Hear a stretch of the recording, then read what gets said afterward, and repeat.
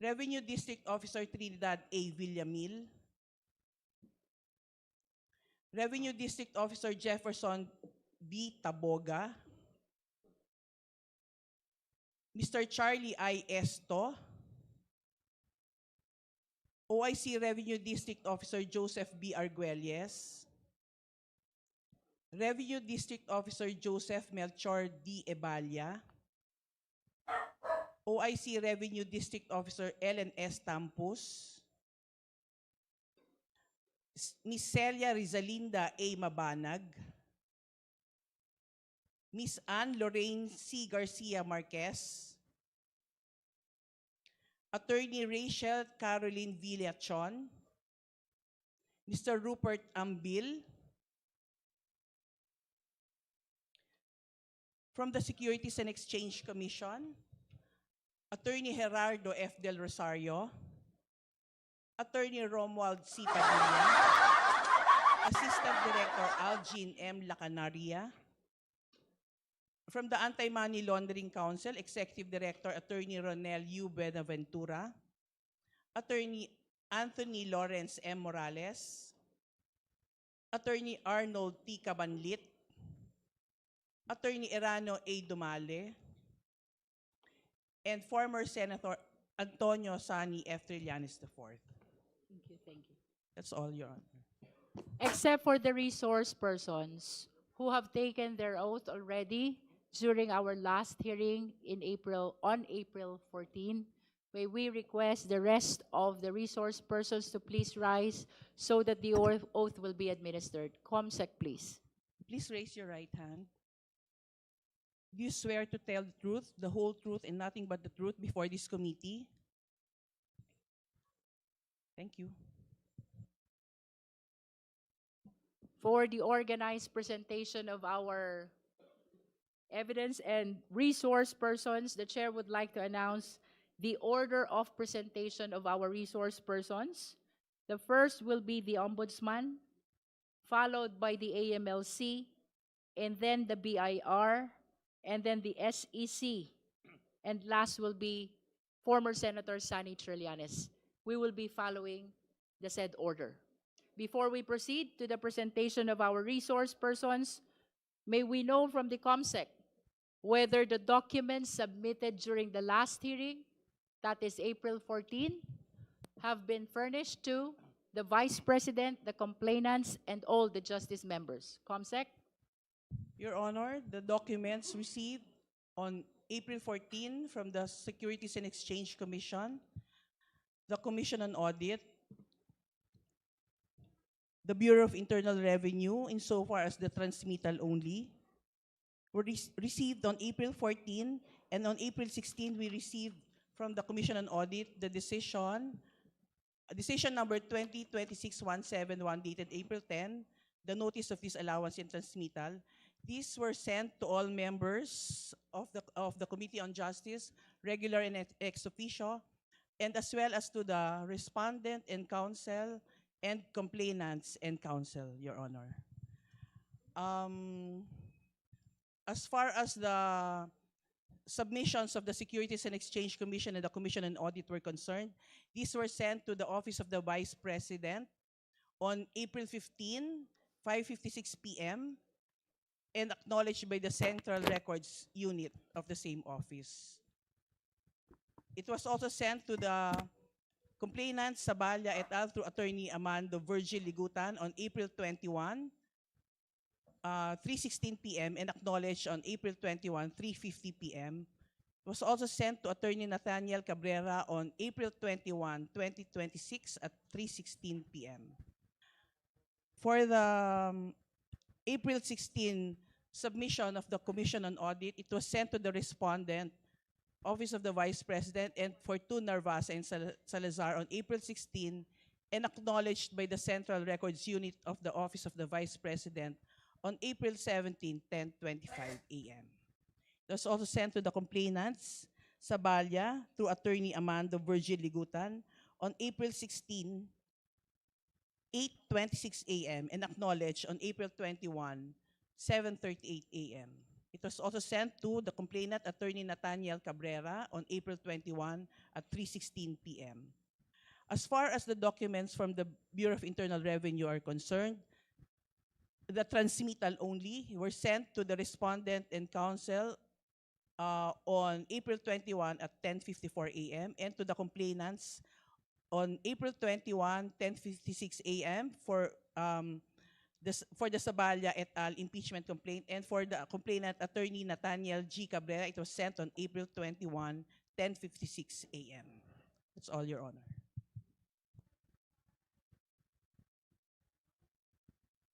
Thank you, Comsec. We shall now commence the presentation of our resource persons, including the documents that they will be submitting to this committee. The floor is now open for clarificatory questions of the justice members. Madam Chair. The Honorable Chua is recognized. Thank you, Madam Chair.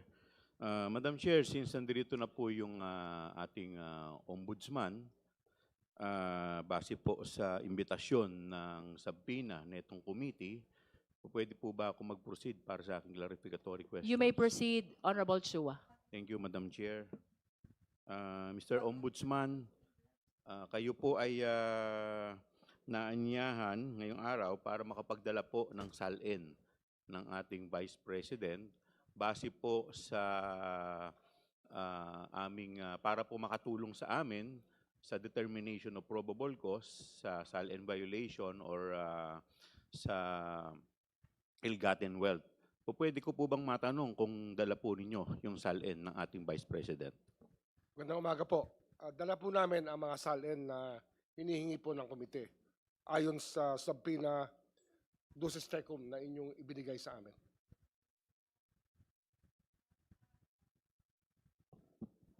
May we direct the committee secretary to receive the copy of the SALNs, which are being submitted by the Office of the Ombudsman, so that the same will form part of the records of our proceeding. Ombudsman? Bago ho nagsimula ang ating pagdinig, ibinigay na po namin ang mga kopya ng subpoena, mga kopya ng mga dokumentong hinihingi ng komite sa amin. The committee notes that the Ombudsman already submitted ahead of the commencement of this proceeding. Honorable Chua? Thank you, Madam Chair. Madam Chair, gusto ko pong tanungin ang ating Ombudsman kasi base po dun sa paragraph 107 ng Saballa complaint, ang ating pong Vice Presidente ay naging Vice Mayor ng Davao noong taong 2007 hanggang 2010.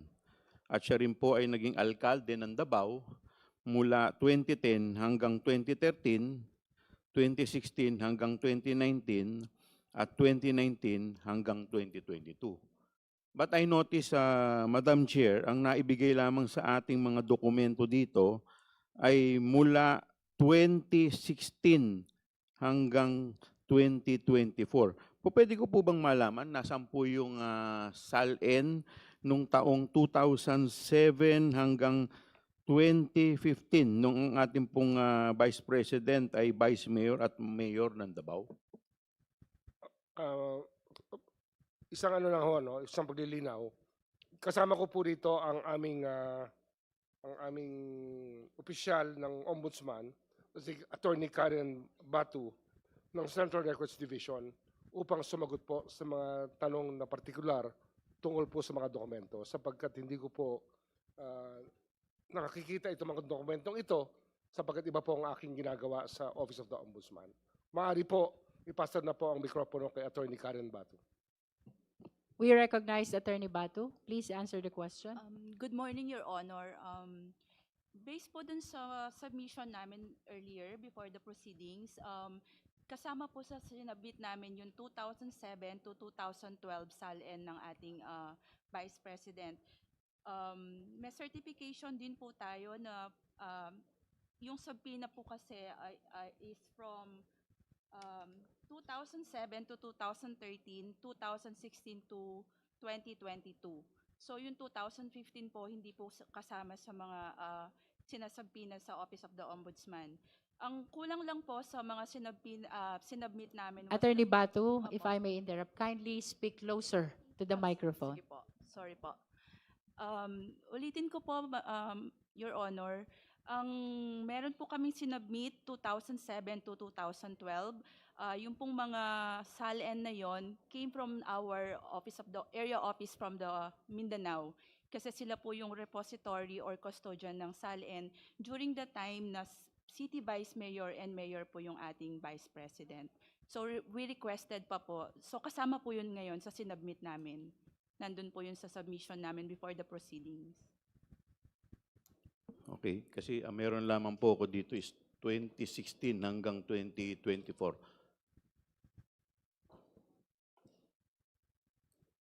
Kasama po yun sa binigay po namin sa COMSEC ngayon. Okay. Anyway, with that, siguro magsisimula na lang akong magtanong from 2016 to 2024 dahil yun lang ang meron akong record dito at hindi po sa akin na ibigay ng...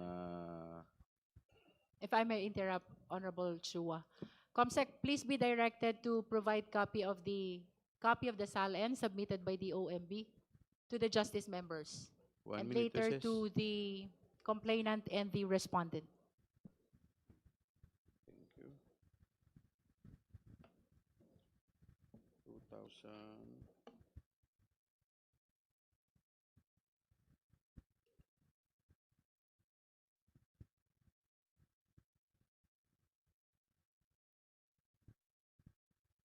Okay. Okay. May I proceed now, Madam Chair? You may proceed. Thank you, Madam Chair. Madam Chair, gusto ko pong tanungin ang ating kagalang-galang na Ombudsman. Base po dito sa SALN no, na isinumiti po ninyo dito sa committee, maaari niyo po bang i-confirm na yung SALN po ng ating Vice President noong taong 2007, habang siya po ay Vice Mayor ng Davao, ay may declared net worth na 7.250 million 497. For the guidance of the justice members, the question is anchored on the 2016 SALN. So 2007. 2007, 2007. COMSEC kindly flash the concerned SALN for the guidance of the members. 2007. Declared net worth. Your Honor, I will just read the content ng 2007 SALN ng ating Vice President. And it is stated here na ang kanyang net worth is 7,250,497. Okay, so kinukonfirm po ninyo. Tama po. Yun po yung nakalagay dito sa SALN thank niya. you po. Can we flash the amount of net worth?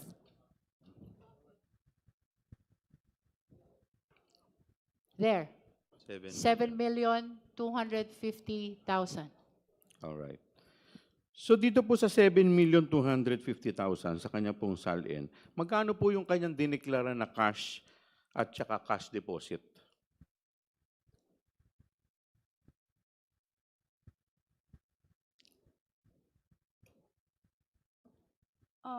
Again, reading from the SALN submitted by the Vice President, yung cash on hand and bank niya for the year, various years acquired is 2 million. 2 million. Okay, thank you po. Doon po sa kanyang 2008, sabi po niya, ang declared net worth po ng ating Vice President at that time, Vice Mayor po siya, noong 2008, is 18.493,616.65. Tama po ba to? Do you confirm this? Your Honor, based on the 2008 submitted SALN, the net worth of the Vice President then is 18,493,616.65. Okay.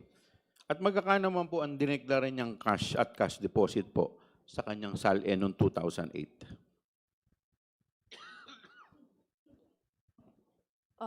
Ang declaration po niya dito sa kanyang 2008 SALN is 2 million din po, Your Honor. 2 million na cash. Salamat po. Punta po tayo sa kanyang SALN noong 2009 habang siya po ay Vice Mayor ng Davao.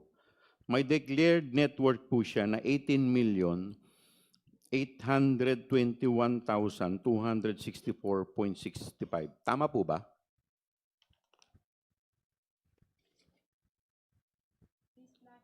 Please flash 2009, SALN. Your Honor, again, reading from the 2009 submitted SALN of the Vice President, ang kanyang net worth then is 18,281,264.65. Ano po? 18 million 281,264.65. at 281, sorry. Okay. At magkano naman po ang kanyang dineclare na cash at cash deposit po dito? Based on the submission of the Vice President, the cash on hand bank was 2,800,000 po. 2,800,000. Maraming salamat po. Dumako naman po tayo sa 2010 na SALN ng ating Vice President habang siya po ay Vice Mayor ng Davao. Meron po ditong nakadeclared na net worth na 16,242,886.65. Kinukumpirma po ba ninyo to? Your Honor, again, based on the submission of the 2010 SALN by the Vice President, her net worth then was 16,242,886.65. Maraming salamat po. At magkakano naman po yung halaga na idineklara niya na cash at cash deposit po sa kanyang SALN noong 2010 SALN? Based on her submission, the cash on hand bank during the time was 3,661,622. Alright, maraming salamat po. Dumako naman po tayo sa 2011 na SALN po ng ating Vice President habang siya po ay Vice Mayor ng Davao.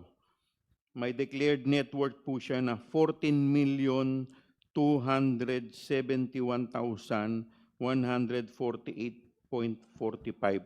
Kinukumpirma po ba ninyo to? Your Honor, reading from the from the 2011 SALN submitted by the Vice President, her net worth then was declared as 14,271,148.46. At magkano naman po ang halaga ng kanya na dineklara po niyang cash at cash deposit sa kanya pong SALN noong 2011? The declared cash on hand bank for the 2011 SALN was 3,931,125.80. Okay. Dumako naman po tayo sa kanyang 2012 na SALN habang siya po ay Vice Mayor ng Davao. Meron po siya ditong declared net worth na 22,116,101.93. Kinukumpirma po ba ninyo to? Again, Your Honor, reading from the submitted 2012 SALN of the Vice President, her declared net worth was 22,116,101.93. At magkano po yung kanyang dineklarang cash at cash deposit po sa nasabing taon, 2012?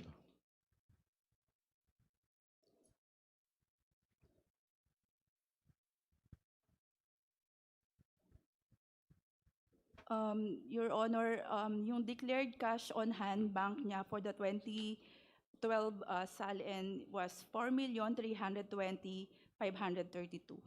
Okay, maraming salamat po. Pumunta naman po tayo sa kanyang 2016 SALN habang siya po ay alkalde po ng Davao. Dito po meron po siyang declared net worth nilang mag-asawa, no? 34,895,997. Ito po ba'y kinukumpirma ninyo? Again, Your Honor, reading from the submitted SALN, 2016 SALN by the Vice President, ang nakalagay po dito na net worth niya is 34,895,997. Maraming salamat po. At magkakano naman po yung kanyang dineklara na cash at cash deposit sa kanyang 2016 SALN? Dito po sa kanyang 2016 SALN, ang nakalagay po na cash on hand bank, 3,750,760. Maraming salamat po. Dumako naman po tayo sa kanyang 2017 SALN. Habang siya po ay alkalde ng Davao City, sabi po sa kanyang SALN, siya po ay nagdeklara ng 44,828,759. Kinukumpirma po ba ninyo to? Your Honor, reading from the submitted 2017 SALN of the Vice President, her net worth then was 44,828,759. Maraming salamat po. At magkakano naman po yung kanyang declared cash at cash deposit noong taong 2017? Based on her submission, Your Honor, the cash on hand and bank was declared to be 6,368,596. Maraming salamat po.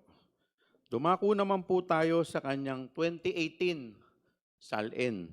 Habang siya po ay alkalde po ng Davao City, tama po ba na ang declared net worth po nilang mag-asawa ay 49,699,728? Kino-confirm po ba ninyo to? Your Honor, again, I'm reading from the 2018 submission, SALN submission of the Vice President. Ang kanya pong declared net worth then was 49,699,728. At magkakano man po dyan yung kanyang declared na cash at cash deposit noong taong 2018? Based on her submission, Your Honor, ang declared cash po niya was 3,795,000. All right. Dumako naman po tayo sa kanyang 2019 SALN habang siya po ay alkalde po ng Davao City. Ang kanya pong declared net worth nilang mag-asawa ay 55,613,051. Tama po ba to? Do you confirm this? Your Honor, I'm reading the 2019 SALN submitted by the Vice President, and it is stated here that her net worth for then was 55,613,051 po. At magkakano naman po yung kanyang cash at cash deposit noong taong 2019?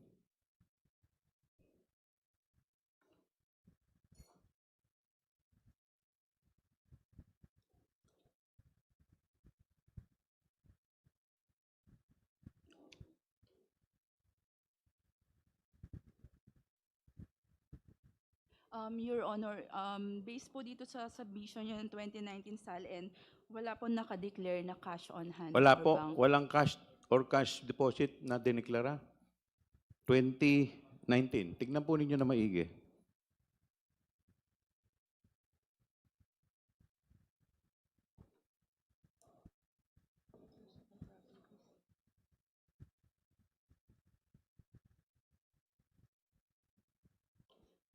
Your Honor, after checking it again, wala po nakalagay na Alright. cash on hand. Wala pong cash Or on bank. hand. Dumako po tayo sa kanyang 2020 na SALN habang siya po ay alkalde ng Davao.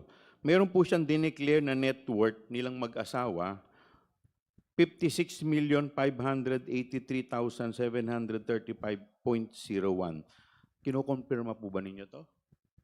Your Honor, again, reading from the submitted 2020 SALN of the Vice President, ang declared net worth po niyan at the time was 56,583,735.1. At magkakano naman po yung kanyang cash at cash deposit noong taong 2020?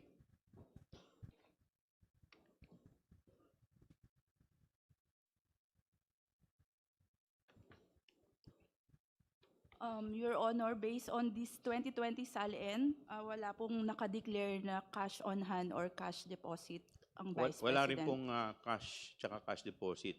Yes, Your Honor. Okay. Paki-double check po ninyo.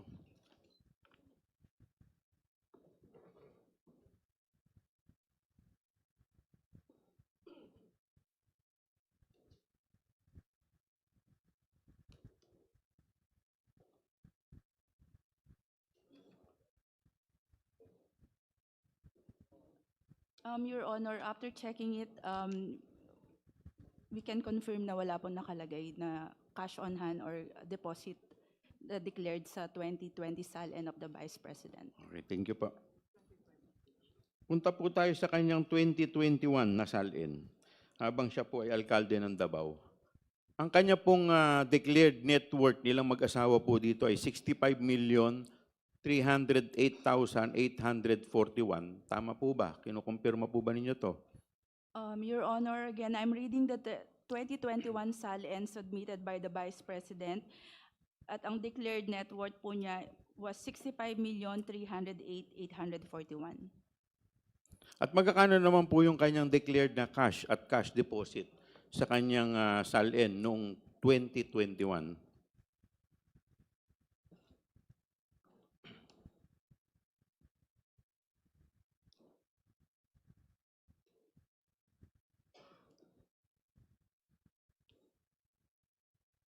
Your Honor, based on the 2021 submitted SALN of the Vice President, wala pong declared cash on hand or bank deposits.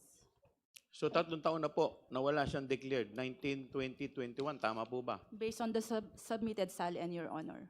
Okay, thank you. Dumako naman po tayo sa kanyang 2022 na SALN habang siya po ay Vice President. Ang kanya pong declared net worth nilang mag-asawa ay 71,058,841. Tama po ba? Do you confirm this? Your Honor, again, I'm reading the 2022 SALN submitted by the Vice President at ang kanyang declared net worth for that year was 71,058,841. At magkakano po yung kanyang declared na cash at cash deposit noong taong 2022?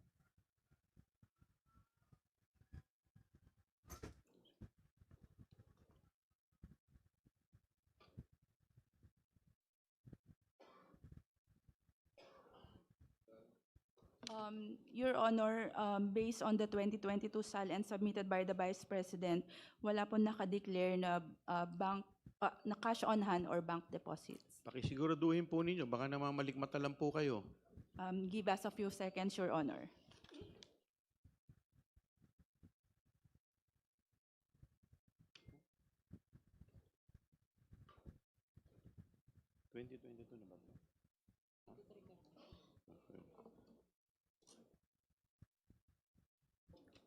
Your Honor, based on our second look for this SALN, wala din po talaga nakalagay na cash on hand or bank deposit.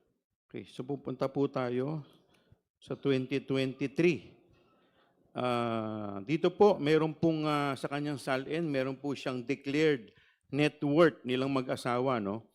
77,508,841. Do you confirm this?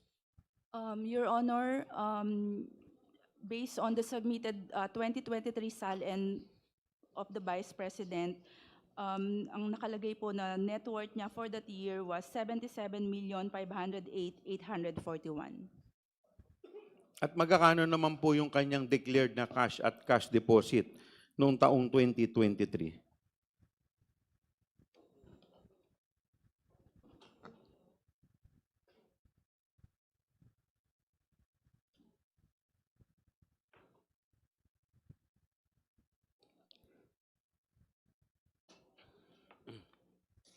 Your Honor, based on the 2023 SALN submission by the Vice President, wala pong nakalagay na cash on hand or bank deposits declared.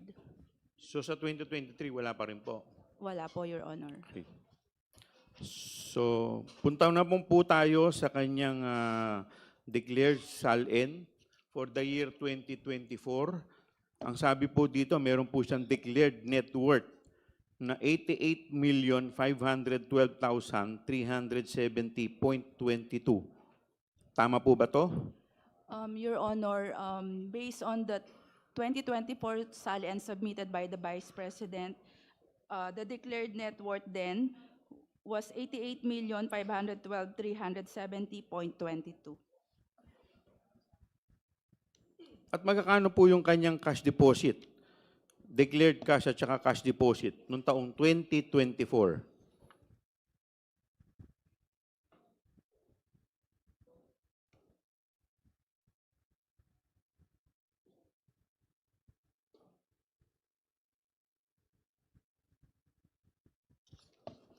Your Honor, reading from the 2024 SALN of the Vice President, wala pong naka-declared na cash on hand or bank deposit for that year. Wala pa rin po. Yes, Your Honor. So sa madaling salita, yung kanya pong cash na dineclare was only from 2007 up to 2018. Tama po ba? Based on our received copies of the SALN, Your Honor, yun po yung lumalabas na years na meron po siyang declared cash on hand and bank deposits. At noong 2019 at 2024, kahit na 5 po, wala po siyang dineklara na cash at saka cash on hand. Tama po ba? Based on the submitted SALN, Your Honor, wala pong nakalagay na cash on hand or bank deposits. Kahit 5 po? Wala pong nakalagay, Your Honor. Edi wow.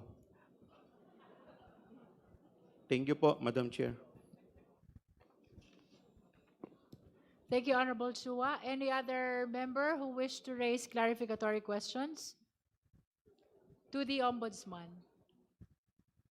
Any other member? Madam Chair, The Honorable Barbers is recognized. good morning, Honorable Ombudsman Remulla. Gusto ko po lamang humingi ng clarification sa inyong tanggapan. Based po sa SALN ng taong 2007, si VP Sara Duterte at ang kanyang asawa na si Attorney Manasseh Carpio ay mayroon pong business interest and financial connection sa mga sumusunod. 1, Davao Emerging Taipan Corporation, Davao Bounty Times Food Corporation, City Hall King Chow Foods Corporation. Kinukumpirma nyo ba ito? Si Attorney Karen Bato po yung pwede sumagot. Yes, salamat. Thank you. Attorney Bato is recognized. Good morning, Your Honor. Again, reading from the 2007 May SALN. we interrupt Attorney Bato? We just like to extend our thanks to Ombudsman Boying Remulla for showing utmost respect to the impeachment process. Thank you for being here. He is soliciting our excuse because of huge amount of work he has to attend to. So with the indulgence of the members, we're excusing Ombudsman Boying Remulla. Maraming salamat po.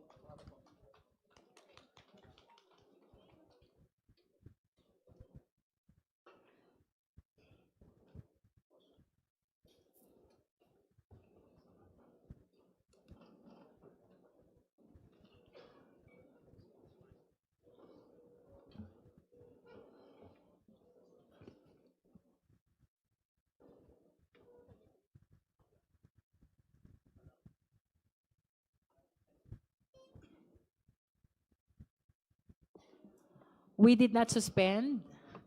So may we request Attorney Batu to address the questions of the Honorable Barbers. Good morning, Your Honor.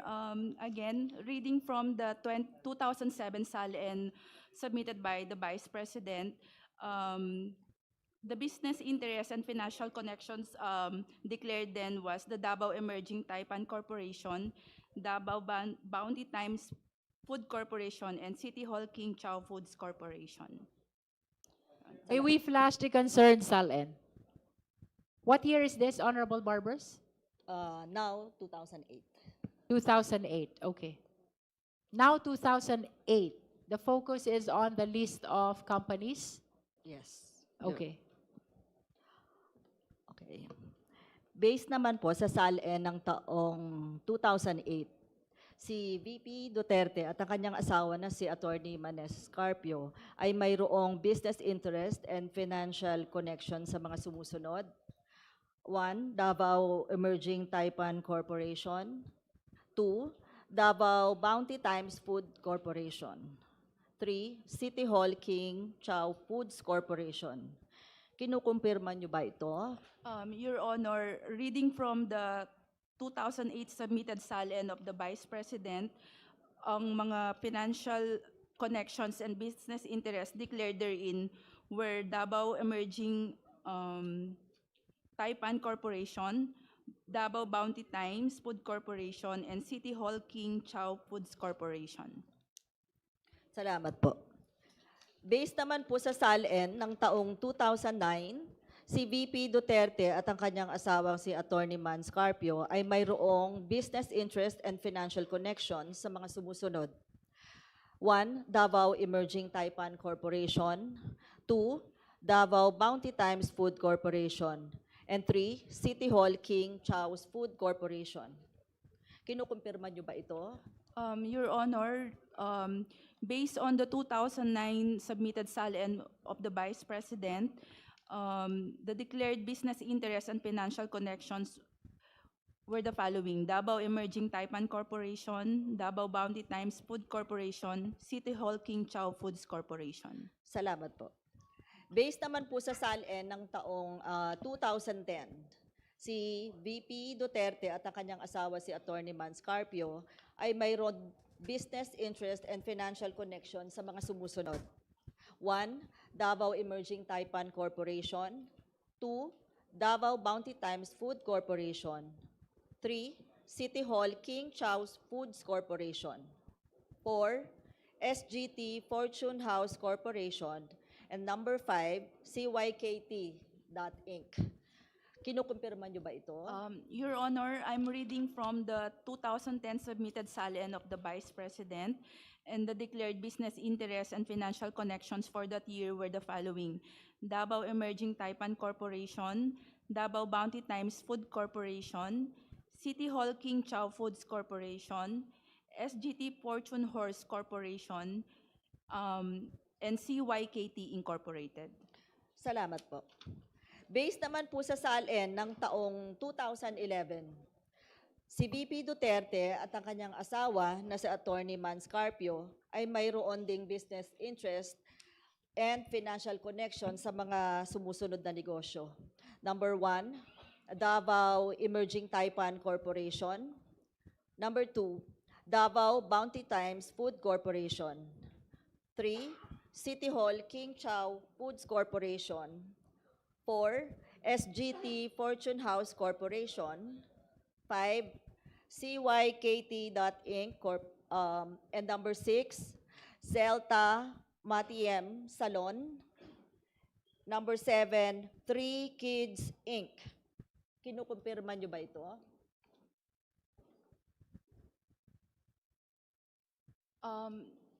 Based on the 2011 SALN submitted by the Vice President, Your Honor, the following were the declared business interests and financial connections.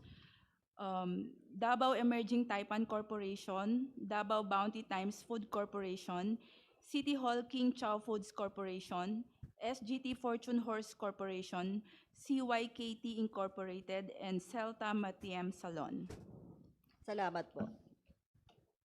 Sa taong 2016, based naman ho sa SALN ni VP Duterte at ang kanyang asawa na si Attorney Mans Carpio, ay mayroong business interest and financial connection sa mga sumusunod na negosyo. Number 1, Davao New Royal Taipan Corporation. Number 2, Davao Bounty Times Food Corporation. 3, Metro City Chow Foods Corporation. 4, Times Square B Foods Corporation. 5, SGT Fortune House Corporation. 6, CYKT Inc. 7, 3 Kids Inc. Tracking Services Inc. And number 8, Zelta Matiem Salon. Tama po ba? Your Honor, I'm reading from the 2016 submitted SALN of the Vice President, and the declared business interest and financial connection for that year were the following: Davao New Royal Taipan Corporation, Davao Bounty Times Food Corporation, Metro City Chow Foods Corporation, Times Square B Foods Corporation, SGT Fortune Horse Corporation, CYKT Inc., Three Kids Inc. Tracking Services, and Celta Matiem Salon. Salamat po. And base naman po sa SALN ng taong 2017, si VP Duterte at ang kanyang asawa na si Attorney Mans Carpio ay mayroon din hong business interest and financial connections sa mga sumusunod na kumpanya. 1. Davao New Royal Taipan Corporation. 2. Davao Bounty Times Food Corporation. 3. Metro City Chow Foods Corporation. 4. Times Square B Foods Corporation. 5. CYKT Inc. And 6. Tapang at Malasakit Alliance for the Philippines Inc. Tama po ba? Your Honor, again, I'm reading from the 2017 SALN submitted by the Vice President. Ito po yung kanyang mga declared business interests and financial connections. Davao New Royal Taipan Corp., Davao Bounty Times Food Corporation, Metro City Chow Foods Corp., Times Square B Foods Corp., CYKT Inc., Tapang at Malasakit Alliance for the Philippines Inc. Maraming salamat po.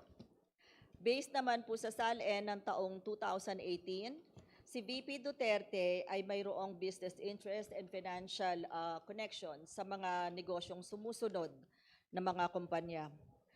1. Davao New Royal Taipan Corporation. Metro City Chow Foods Corporation. 3. Times Square B Foods Corporation. And 4. Tapang at Malasakit Alliance for the Philippines Inc. Kinukumpirma niyo po ba ito? Your Honor, base po dito sa sinumiting SALN ng ating Vice Presidente noong 2018, ang kanyang mga diniklarang business interest and financial connection ay ang Davao New Royal Taipan Corp., Metro City Chow Foods Corp., Times Square B Foods Corp., Tapang at Malasakit Alliance for the Philippines Inc. Salamat po. Based naman po sa SALN ng taong 2019, si VP Duterte ay mayroong business interest and financial connection sa mga sumusunod na kumpanya. 1. Davao New Royal Taipan Corporation. 2. Metro City Chow Foods Corporation. 3. Times Square B Foods Corporation. And 4. Tapang at Malasakit Alliance for the Philippines Inc. Ito po ba ay kinukumpirma ninyo? Your Honor, based on the 2019 submitted SALN of the Vice President, here are the business interests and financial connections declared for that year. Davao New Royal Taipan Corporation, Metro City Chow Foods Corporation, Times Square B Foods Corporation, Tapang at Malasakit Alliance for the Philippines Inc. Salamat po. Punta naman po tayo sa taong 2020. Si VP Duterte ay mayroong business interest and financial connection sa mga sumusunod na kumpanya. 1. Davao New Royal Taipan Corporation. 2. Metro City Chow Foods Corporation. 3. Times Square B Foods Corporation. And 4. Tapang at Malasakit Alliance for the Philippines Inc. Your Honor, based on the 2020 submitted SALN of the Vice President, the following are the declared business interests and financial connections. Davao New Royal Taipan Corp., Metro City Chow Foods Corp., Times Square B Foods Corp., Tapang at Malasakit Alliance for the Philippines Inc. Dito naman po tayo sa SALN niya sa taong 2021. Si VP Duterte at ang kanyang asawa na si Attorney Mans Carpio ay mayroon pong business interest and financial connection sa mga sumusunod na mga kumpanya. 1. Davao New Royal Taipan Corporation. 2. Metro City Chow Foods Corporation. 3. Times Square B Foods Corporation. 4, Tapang at Malasakit Alliance for the Philippines, Inc. 5, Carpio Duterte Lawyers. 6, Kale 88 Foods Corporation. 7, 888 Bistro. And number 8, Mandayaw Fisheries, Inc. May we just request for a confirmation? No need to read again. Okay. Okay, Your Honor, we can confirm from the submitted SALN of the Vice President for the 2021 that those mentioned by the Honorable Congresswoman were the declared business interests and financial connections for the 2021. Okay, salamat po. Bali, 8 ho yun, ano? Based naman po sa SALN ni VP Duterte nung taong 2022 at ng kanyang asawa na si Attorney Mans Carpio ay mayroon din pong business interest and financial connections silang mag-asawa sa mga sumusunod na kumpanya. 1, Davao New Royal Taipan Corporation. 2, Metro City Chow Foods Corporation. 3, Times Square B Foods Corporation. 4, Tapang at Malasakit Alliance for the Philippines, Inc. 5, Carpio Duterte Lawyers. 6, Kale 88 Foods Corporation. 7, 888 Bistro. And number 8, Mandayaw Fisheries, Inc. Bali, 8 po. Your Honor, based on the 2022 SALN of the Vice President, we can confirm that those you mentioned were those business interests and financial connection declared therein. Salamat po. Sa taong 2023, sa SALN ni VP Duterte at ng kanyang asawang si Attorney Mans Carpio, may nakadeclare po ng mga business interest and financial connection sa mga sumusunod na mga negosyo. 1, Metro City Chow Foods Corporation. 2, Davao New Royal Taipan Corporation. 3, Times Square B Foods Corporation. 4, Tapang at Malasakit Alliance for the Philippines, Inc. 5, Carpio Duterte Lawyers. 6, 888 Bistro. 7, Kale 88 Foods Corporation. Number 8, Mandayaw Fisheries, Inc. Number 9, Mati City Ice Plant and Cold Storage, Inc. Number 10, Amyanan Shores, Inc. And 11, Geometry Security and Investigation Agency, Inc. Your Honor, again, basing on the 2023 submitted SALN of the Vice President, we can confirm that those you mentioned were the business interests and financial connections declared therein. Salamat po. Ngayon pong sa taon pong 2024, ang SALN ni VP Duterte at ang kanyang asawa na si Attorney Manasseh Carpio ay mayroon din pong business interest and financial connection sa mga sumusunod po na kumpanya. 1, Metro City Chow Foods Corporation. 2, GenCorp Industries, Inc. 3, Carpio Lawyers. 4, 888 Bistro. 5, Kale 88 Foods Corporation. 6, Mandayaw Fisheries Corporation. 7, Mati City Ice Plant and Cold Storage, Inc. 8, Amyanan Shores, Inc. 9, Geometry Security and Investigation Agency, Inc. And 10, Cable Tow 88 Shipping and Marine Services, Inc. Kinukupirma niyo po ba ito? Your Honor, reading from the 2024 submitted SALN of the Vice President, we can confirm that those 10 business interests and financial connections that you have read were declared by the Vice President in her 2024 SALN. Salamat po. So, tama po ba na base sa mga SALN ni VP Duterte at ni Attorney Mans Carpio ay kada taon ang mga business interest nila ay dumadami? We cannot make any conclusion on the ano po. Basta kung ano lang po yung binasa ninyo, we can confirm na yun po yung nakalagay sa SALN nila, Your Honor. We know Yes, the answer of Attorney Batu. okay. Madam Chair, manifestation. Yes, you may proceed. Sana po ay merong maipakita sana sa atin kung ano ang importansya o reason ng pagdami ng mga interest sa mga negosyo ng mag-asawang Duterte Carpio.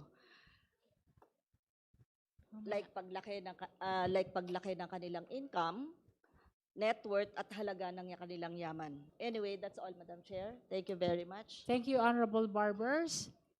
Any other justice member who wish to raise questions to the Office of the Ombudsman?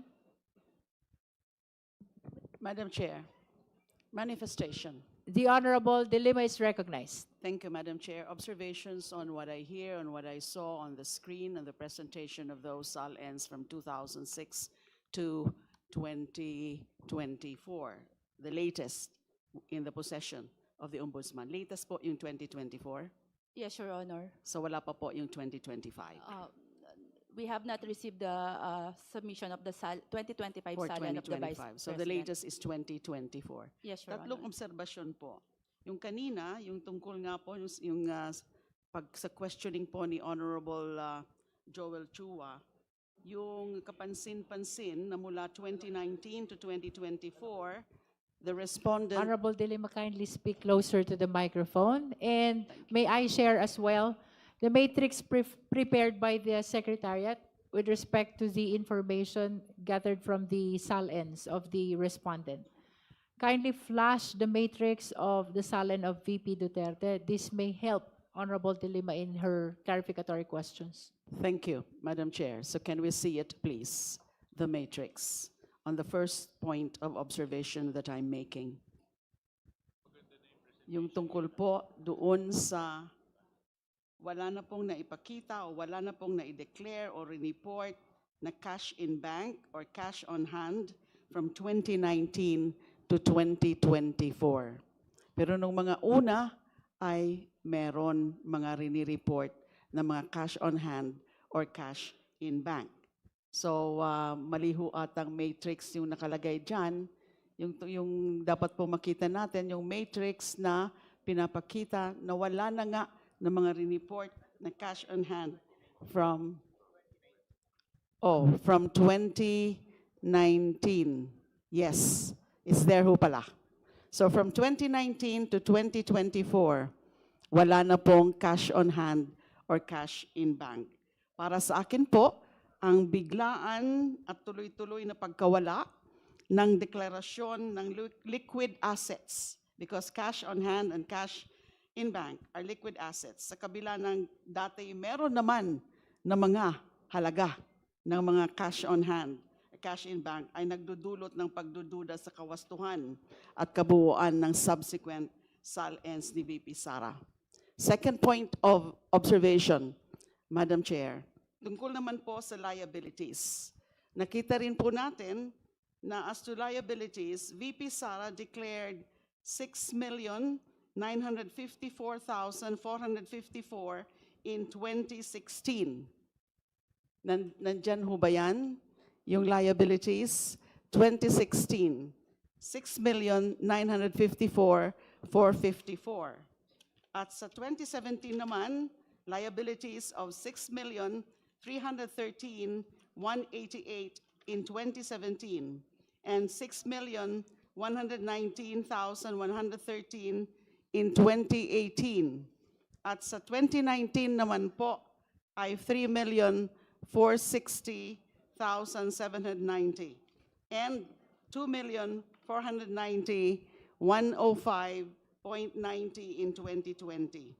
Kapansin-pansin po na mula 2021, tanging ang kanyang asawa na si Meneses Carpio. Nagre-reflect ho ba yan dyan? Na tanging yung kanyang asawa na si Meneses Carpio ang may dineklarang mga liabilities at wala nang iniulat na utang o liability ni VP. Mako-confirm ho ba yan? Your Honor, I'm reading from the 2021 SALN submitted by the Vice President. And it is stated there that the liabilities was a personal loan from various creditors po by Attorney Manasseh Carpio. Yes. How about on the part of VP Sara herself? Meron pa ho ba ng mga report na liabilities in 2016, 2017, no, I'm sorry, beginning in 2021? Meron ho ba report na liabilities? Let me check, Your Honor, with regard to the 2022 SALN of the Vice President.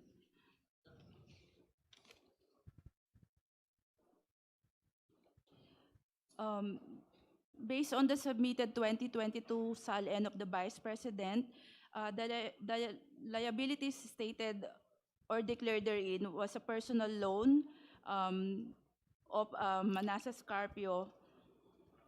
That's all, Your Honor, for the 2022. Manasseh Carpio. How about Opo. 2022? So no VP, no Sara Duterte. For the 2023 SALN, Your Honor, based on the submitted SALN by the Vice President, the liabilities declared therein was a personal loan of Manasseh Carpio, Your Honor. Again, of Manasseh Carpio Opo. and not Sara Duterte. 2024, please.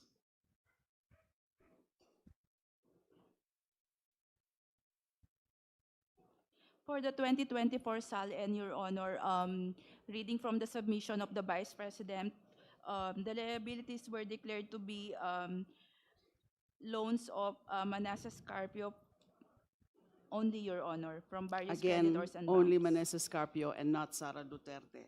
Observation with respect to this, for the record, Madam Chair, ang ganitong biglang pagbabago sa paraan ng pag-uulat ng liabilities ay lubhang kahinahinala at nararapat siya sa atin, as it may indicate reclassification. Louder, Honorable De Lima, please.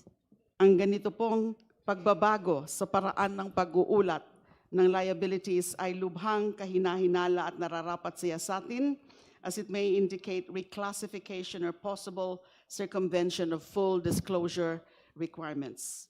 One last point of observation, pagdating naman po sa net worth. So pinakita po kanina, we can again show po the matrix. We can Please flash the matrix.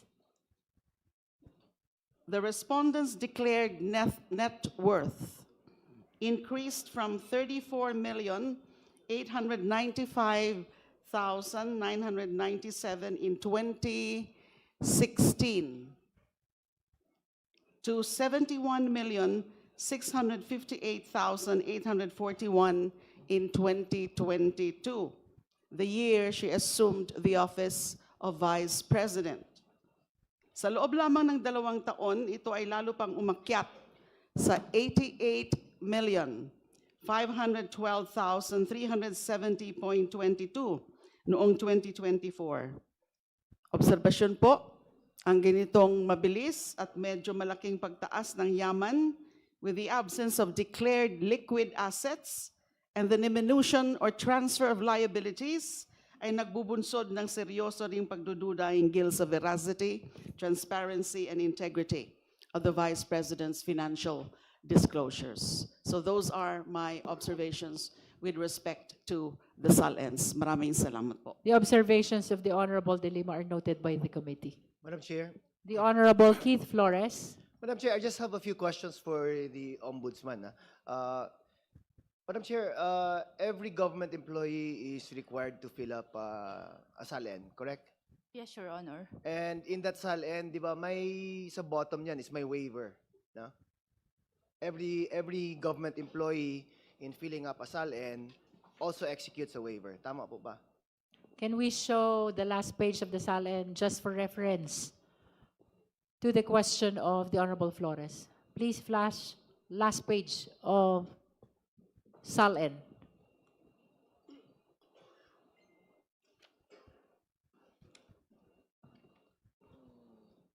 Attorney Batu?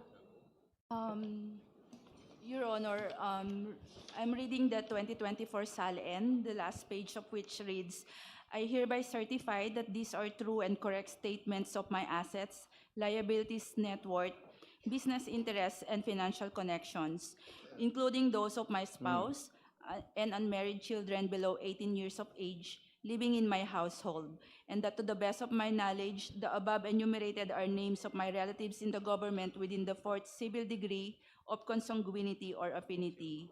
I hereby authorize the Ombudsman or his/her duly authorized representative to obtain and secure from all appropriate government agencies, including the Bureau of Internal Revenue, such documents that may show my assets, liabilities, net worth, business interests, and financial connections, to include those of my spouse and unmarried children below 18 years of age living with me in my household, covering previous years to include the year I first assumed office in government. So yan nga. But that applies to all, di ba? All government employees. Yes, Your Sa Honor. standard siya in all SALNs na Yes. sinasubmit. Yes, Your Honor. Now, yung second paragraph kasi it says na it authorizes the Ombudsman to conduct an investigation or something like that, no? Tama ba? Or to look into. Oo. To gather documents also. Yung second paragraph pa.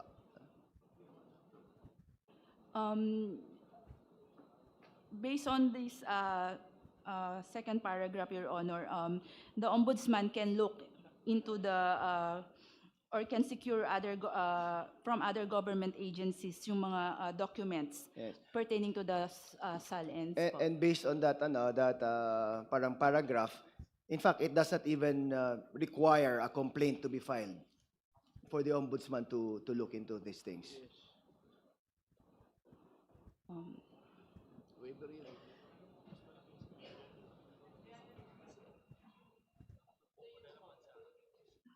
Yes, Your Honor, because it's included in our functions that we can conduct a motu proprio investigation. Who's with you, Attorney Bato? I'm with Assistant Ombudsman Armando Sanchez Jr., Your Honor. Sir, would you be in a better position to answer the questions? Kasi I noticed that our title is parang Central Records ata yung si Attorney Assistant Ombudsman Sanchez is recognized. Good morning, Your Honors. Yes, sir.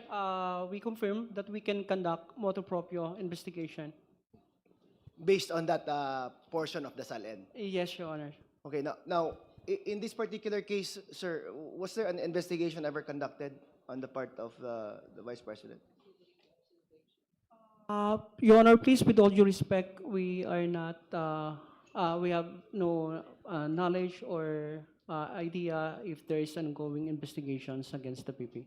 Ongoing or previously wala talaga? Yes, Your Honor. Kasi there were please. reports before, di ba? I've read in the newspaper a long time ago na may investigation na kinonduct. That's not true. You're not confirming it. Honorable Flores is reminded to confine the questions to what appears in the SALN, I subject see. matter of the subpoena. It's just related to the waiver, madam. Anyway, I'll withdraw that question. No? So, ano na lang, sa waiver na yan, you just answered na wala kang alam na investigation being made by the Ombudsman as of now. Your Honor, as far as I'm concerned, I have no idea or knowledge regarding any investigation, Your Honor. So, are you speaking on your personal capacity as an Ombudsman or for the Ombudsman as an office? Your Honor, as Assistant Ombudsman, assisting the records officer of the Office of the Ombudsman, Your Honor. So, not as for in behalf of the entire office of the Ombudsman? Yes, Your Honor. Meaning somebody else might have knowledge or information about it, but not you. I confirm, Your Honor. Okay, so that's all, Madam Chair. Thank you.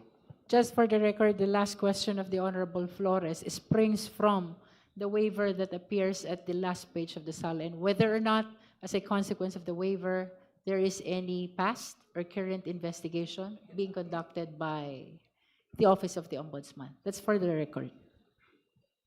Any other member who wish to? Honorable Marcoleta, please understand that you are Madam not a Chair. member of the Justice Committee. You're allowed to manifest, but you cannot raise clarificatory questions to the Yes, ma'am, resource but persons. I'm about to You may proceed. raise a manifestation, ma'am, about the SALN, ma'am. First of all, let me state on record that the SALNs discussed were not attached in the original complaints. Hindi po sila kasama sa original complaints. And using the SALNs as a starting point without necessary predicate evidence supports the position that the investigation of the House of Representatives Committee on Justice is a fishing expedition. And if I may add, Madam Chair, on the SALN issue, the complaint asks this committee to obtain bank records, SALNs, coordinate with the AMLC, and forensic accounting. If so, it is an acknowledgement that the complaint is still seeking the very facts it needs to conclusively prove its SALN theory. Ma'am, malaki po kasi yung pinagkaiba ng isang complaint that already alleges ultimate facts supported by evidence, and a complaint that substantially requests this committee to authorize this committee to investigate, and perhaps we will later find the proof.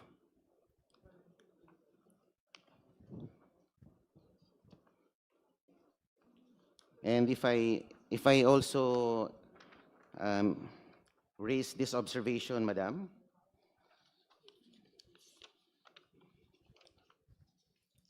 regarding the Ombudsman, the independence of the Ombudsman may be put to question before this body. The House of Representatives Committee on Justice summons the Ombudsman before the members of Congress and the public to present the statement of assets, liabilities, and net worth of the Vice President. While the Ombudsman has an ongoing investigation before its office, the Ombudsman is mandated to have the primary duty to conduct investigations over the misconduct of public officers. Madam Chair, point of order. There's a point of order, Honorable Marcoleta. Just would like to Honorable clarify. Bishop Abante. I would like to clarify, to ask Congressman Marcoleta. Sinabi niya kanina, hindi kasama yung SALN sa original complaint. Yes, he mentioned that. Oh, I'd like to clarify. Paano niya nasabi yun? Kasama eh. Ito, basahin ko. Vice President Sara Duterte committed culpable violation of the Constitution and betrayed the public trust in amassing unexplained wealth and failing to disclose all her properties and interests in properties in her SALN. Nagalagay po sa complaint eh. Anong sinasabi niya na hindi kasama sa original complaint? I'd like to find out from him. Honorable Kaya ang hirap Marcoleta. noon, Chair, salita siya ng salita dito. Kinakailangan maging sure tayo na hindi nabanggit. And if I may add, for the guidance of the honorable members and in response to the manifestation of the Honorable Marcoleta, I will be reading the specific paragraph where matters concerning SALN was mentioned in the complaint. With regards to Sabala complaint, there are allegations in paragraph 107, 108, 109, and paragraphs 285 to 290. And for Cabrera complaint, may we refer the Honorable Marcoleta as well to paragraph 20.3, paragraph 76, paragraph 77, paragraph 232, paragraph 233, 234, 235, 236, 237, 238, 239, 240, 241, 242, and even from paragraphs 244 to 246. For the information of the Honorable Marcoleta, Yes, the ma'am. mentioned Binanggit po ang... paragraphs contained allegations which are relevant to the SALNs of the respondent. Yes, ma'am. It was mentioned, I think, very adequately, the word SALNs, but they were never attached to the original complaints. Parang this complaint is just merely requesting the committee to produce evidence. Ibig sabihin, wala pang ebidensya, nakikiusap sa committee na ito para mag-produce ng ebidensya na wala, hindi nakakabit sa original complaints. Yun lang po ang sinasabi ko, ma'am. In other words, you admit that there were a lot of times that SALNs were mentioned in the impeachment complaint. However, They were never they were not attached. attached in the Opo. impeachment Wala pa complaint. pong ebidensyang nakalakip doon po sa complaint. At ngayon pa lang po natin binubuksan dahil ito po ay kumbaga request ng complainant. Please understand as well that the compulsory process that was granted to the Justice Committee is for the purpose of testing the sufficiency of the allegations in the complaint, whether the same constitute probable cause, which is the mandate of this proceeding. So, with all due respect, Honorable Marcoleta, it is our humble position that all the actions of this committee, including the issuance of subpoena of all these questioned SALNs by Your Honor, is in accordance with the rules of impeachment, the Constitution, and even with the decisions of the Honorable Supreme Court. Ma'am, the court will be the better judge of that. And that is why you should elevate that before the Honorable Court. Maybe not me, but some other parties. Thank you, Madam Chair. Any other member who wish to raise clarificatory questions to the Ombudsman? Hearing none, may we direct the committee secretary to call the Vice President Madam in Chair, order just, to extend to her Madam Chair. the opportunity to present evidence, including those which will counter the testimony provided already and the documents provided already by the Office of the Ombudsman. Madam Chair. The Honorable Garbin is recognized. Thank you, Madam. Just a few questions to the representatives of the Ombudsman. Kayo ho'y nagpresenta ng SALN, and what was presented by your office are those SALNs under your custody and the entries, the official entries in those SALN. Tama po ba? Yes, Your Honor. But that entries does not say whether there is a misdeclaration, untruthful declaration, or willful non-disclosure that will lead to unexplained wealth. Tama po ba? Your Honor, binasa ko lang po kung ano yung, at kinonfirm ko lang po kung ano yung nakalagay sa SALN. Honorable Garbin, I'm afraid, but we are not allowed to raise questions which will go beyond what appears in the SALN. That's why, Madam Chair, I just need confirmation whether that Yes. presentation Issues concerning yields to the misdeclaration. yields in support to the complainants. First of all, Madam Chair, wala yung complainant dito eh. I understand, but please limit your questions to And that's why I the want to ask contents of the sana yung affidavit. complainant Contents of the as SALNs. to his allegation, because it was pointed out that the SALN was only part of a broader allegations of unexplained wealth. But as correctly pointed out by Mr. Marcoleta, or Congressman Marcoleta, those SALN that was, or that we want to specifically pinpoint that have material misdeclaration or untruthful declaration was never attached in the first place We are in the not complaint. yet on that, Honorable Garbin. We are were only on the existence of the SALNs. We were already through on that. We already approved, voted on the ultimate facts and the sufficiency in substance. And the annexes provided in the complaint, Madam Chair. So what we have here is an improvement of the complaint, of the complainant's evidence.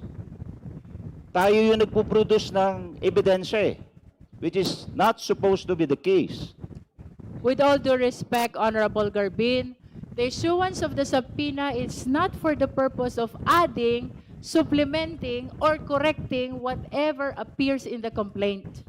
The purpose of the issuance of subpoena is to test whether the complaint is sufficient already for the existence of probable cause. To aid the justice members in judging whether or not probable cause exists on the basis of the allegations in the complaint, including the attached documents. If I may, Madam Chair. The Honorable Chua. Thank you, Madam Chair. Madam Chair, let me walk you through Section 7 of our Rules of Procedure in Impeachment Proceedings. Sabi po dito, the committee shall conduct a hearing. The committee, through the chairperson, may limit the period of examination by members of the committee. The committee shall have the power to issue compulsory processes for the attendance of witnesses and the production of documents and other related evidence. So, yun po yung ginagawa po natin dito.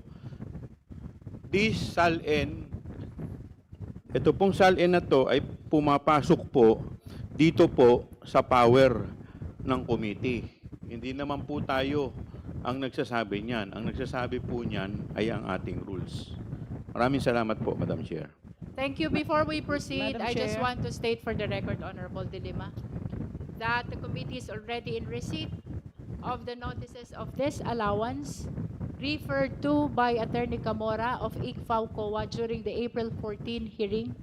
This pertains to the disallowances of the first 3 quarters of the OVP Confidential Fund of 2023, the first, the second, and the third. The total amount of these notices of disallowances is 375 million pesos. So the COMSEC is directed to provide copy of this notices of disallowance to the Vice President, the complainant, and all the members of the Justice Committee. The same is true with respect to the decision referred to as well by Attorney Camora of ICFAO COA. This is to prove that the appeal pertaining to the last quarter of 2022 confidential fund of OVP has been denied, which means that the notice of disallowance for the last quarter of 2022 was affirmed by the Commission on Audit. Likewise, the committee secretariat is directed to provide copy of the same to the Vice President, the complainants, and all the justice members. Honorable Dilima is recognized. Thank you, Madam Chair. Just wish to put forth additional counter-arguments on the points raised by the Honorable Marcoleta and also certain points raised by the Honorable Garbin. Okay, first, we have determined already sufficiency in substance of the complaints. Sufficiency in substance, both in form and substance, and that includes the annexes. Pangalawa po, hindi po required na lahat ng mga pwedeng ebidensya ay dapat na produce na ng complainants at the time of the filing of the complaint. And that's why we have these processes of subpoena para makalakap ng mga ebidensya na nakasabi sa complaint tsaka yung mga related evidence. Ang importante po dito, especially in the issuance of subpoena, yung requirements of specificity or sufficiently describe yung mga dokumento na pinapaproduce at yung relevance to the issue. Wala pong duda dun sa mga subpoena po natin ng production for the production of specific documents like respondent SALNs, the AMLC records of the flagged bank transactions of the respondent, the records of her corporate holdings, records of her financial transactions. These are all relevant to the grounds alleged in the complaint. Directly, they directly relate to the issues actually and specifically raised in the 3rd and 4th impeachment complaints, the Saballa et al. And Cabrera complaints, particularly that respondents were purportedly engaged in culpable violation of the Constitution, graft and corruption, bribery, including the accumulation of unexplained and or ill-gotten wealth and her ownership of secret bank accounts worth millions, if not billions of pesos, all of which she did not declare in her SALNs. Doon sa punto na ini-improve daw po natin. Actually, there's nothing wrong about that, improving the evidence that are sought to be presented by the complainants kasi tayo nga po ang magiging prosecutors later and we are determining at this point the existence of probable cause and therefore we need the guidance of any other relevant evidence para makarating po sa determinasyon na yan ng existence of probable cause. We develop, we improve, we ask for other additional evidence as long as they are relevant to the issue or issues as alleged in the complaints. So wala pong mga linalabag dito na mga principles pagdating po sa tungkol doon sa kailangan ba na linalagay lahat o pinipresenta na lahat sa complaint pa lang. So malinaw po yan, Madam Chair, hindi po kailangan. Thank you. Madam Chair. The Honorable Chel Jokno is recognized. Yes, thank you, Madam Chair. Wala naman pong pinagkaiba ang ginagawa ng Committee on Justice dun sa ginagawa ng isang prosecutor na nagko-conduct ng preliminary investigation. Just like a prosecutor under the rules of the House, we have the power to issue subpoena to determine what used to be called probable cause, although what is now called certainty of conviction. And para sa akin, mas mahalaga pa nga yung tungkulin natin na yon dahil wala pa naman po tayo sa adversarial stage. We are very clearly in the inquisitorial stage where we are meant to inquire whether there is sufficient probable cause. Kaya po tayo binigyan ng ngipin ng House rules para makapagsabpina ay para nga makita ang ebidensya. And I'm very disappointed at any attempts to remove that power from us, because that is precisely why the Constitution requires that we conduct a hearing. Yung hearing naman natin, hindi para marinig natin yung salita ng iba't ibang mga nandito ngayon, kung hindi makita mismo yung ebidensya. Thank you, Madam Chair. Thank you. Chairman. Madam Chair. My The last Honorable Garbin. Madam Chair. At the outset, Madam Chair, let me state that I am for the truth and for knowing whether there's material or misdeclaration on the SALN. What I'm saying here, the observance of procedural due process. Going back to the complaint, as stated, this specific SALN were not attached. And when you say observance of procedural due process, ang tinatawag po doon, paano makakapagsagot yung isang respondent kung wala naman specific allegations doon sa mga iprinisintang SALN? We agree that we have compulsory processes to produce those documents relevant to this hearing, but the absence of giving opportunity to the respondent the right to be heard or to answer, and those specific allegations, it's not even a specific allegation because it was part of a broader allegations of unexplained wealth. Ako po ay isang abogado bago mambabatas. Ako po ay dumaan din sa napakaraming preliminary investigation. And kung magpipresenta tayo dito ng dokumento na hindi natin bibigyan ng oportunidad yung inaakusahan dito, then where is the procedural due process? That's why I'm saying, are we Honorable improving Garbin. the complaint? Or Honorable it is Garbin. better left to the impeachment court to present all these documents so that the respondent will also have the right to confront those evidence presented against her Oh, this is being given to her. and the right also to examine those specific SALN that allege misdeclarations of unexplained wealth. Honorable Garbin, I just want to state for the record that since the start of the presentation of witnesses and evidence, we've been sending notices to the Vice President, to the respondent, and as a matter of fact, even after every resource person, we are calling the Vice President to check if she is present so we can cater the opportunity to be heard that you are mentioning. Honorable Garbin, in as far as due process is concerned, I honestly believe that this committee has been amply complying in providing the same to the respondent Vice President. And let us all be reminded that this issue raised by the Honorable Garbin is already pending before the Supreme Court. So with the indulgence of the justice members, perhaps we should leave this to the judgment of the Honorable Supreme Court. With that, can we proceed to the presentation of our resource persons?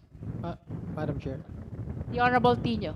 may I ask some clarificatory questions regarding from the Ombudsman? The Ombudsman. Yeah. Yes, please. Could we have the summary table of the SALN of the VP? Can we on flash the again the screen? matrix? You need the matrix? Opo, opo. Kindly flash the matrix, Secretariat.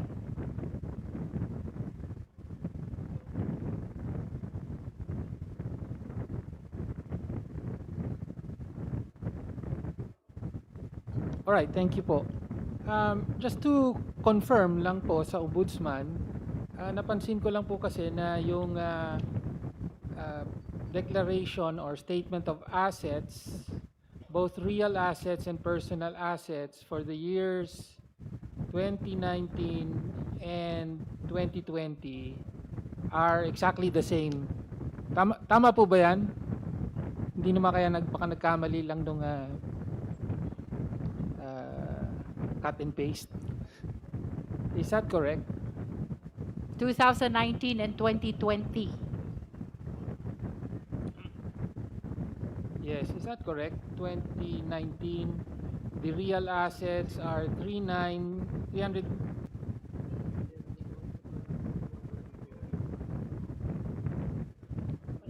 39,798,891, and that is the exact same figure for 2020. Tama po ba?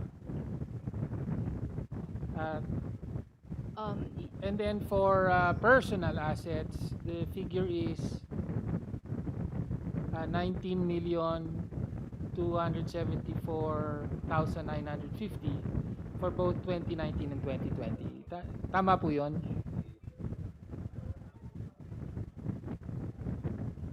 Your Honor, based on the 2019 and 2020 SALNs submitted by the Vice President to the Office of the Ombudsman, we can confirm that Exactly the the same. real assets and personal assets were the same for those 2 years. Okay. And for the years 2021 to 2022, the personal assets are exactly the same. Tama po ba? 20 Please show the matrix. 23,849,950 personal assets. Tama po na pareho. Sakto. That is 2021 and 2022 personal assets. Your Honor, reading from the 2021 and 2022 submitted SALNs of the Vice Presidents, we can confirm that for the personal properties declared therein, it's the same amount po. Okay. Thank you. So, again, and of course, yung sa real assets in the years 2009 to 2011, pareho, no? And also for 2016 and to 2009 to 2011 real assets. Closer to the microphone, Kong Tino. Well, siguro, Madam Chair, thank you for the confirmation. So I just wanted to check whether tama yung matrix, no? So Can we mark also 2009 to 2011 real assets? 10 million. Exactly the same as well. May we see confirmation from the OMB? Give us a few seconds, Your Honor. Give us a few seconds, Your Honor. Yes, please. 09, 10, and 11.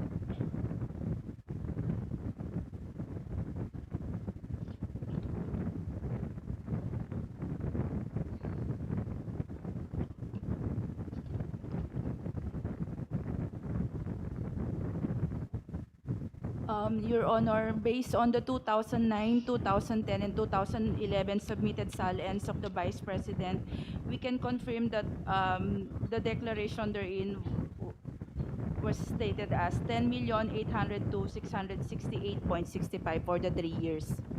That's Okay. the same, exactly the Thank same you. amount. Yes, Your Honor. Please flash the matrix, please.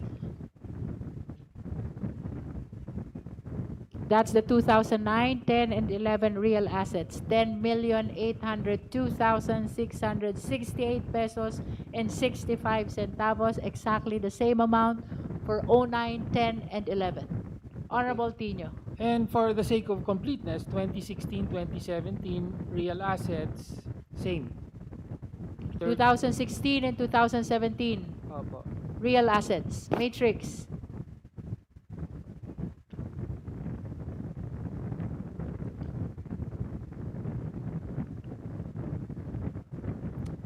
So for the record, 2016 and 2017, based on the matrix, the amount is exactly the same. That's 30,548,089,891 pesos. May we request confirmation from the OMB? Your Honor, basing from the 2016 and 2017 SALN of the Vice President, the real properties declared therein is at 30,548,891 for the 2016 and 2017 So year. you confirm? Yes, Your Honor. All right. Uh, Honorable th- th- Tino? Thank you for that. Just a few observations, Madam Chair. Yes, you may proceed. Opo. So I suppose for the real assets that can be explained, no, kasi mga lote ito. So perhaps from year to year hindi magbabago. As to the personal assets, I don't have a copy of all of the SALNs. Could the Ombudsman maybe just name the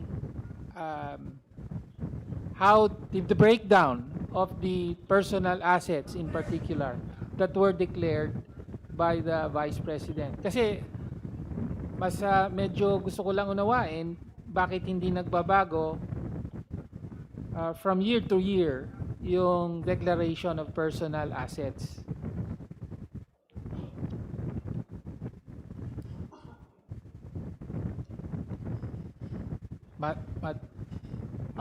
Your Honor, may I clarify kung anong year po ng SALN? Okay. So for example, yung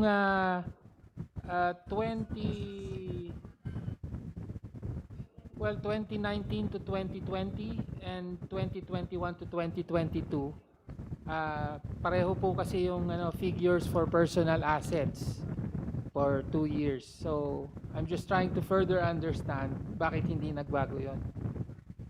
I don't think, Honorable Tino, that Attorney Bato is competent to answer your question.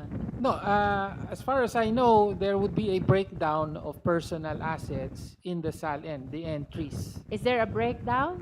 You can confine your answer to what appears in the SALN.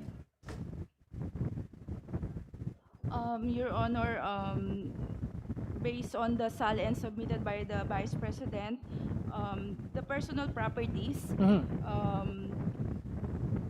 were described therein. May description po. So can you confirm if the personal properties enumerated in the two concerned calendar years are exactly the same? That's Your- 20 and 21. Yes.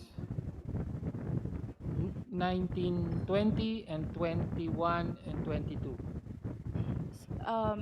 Just to confirm, Your Honor, so we're speaking of the SALNs from 2019, 2020, 2021, and 2022.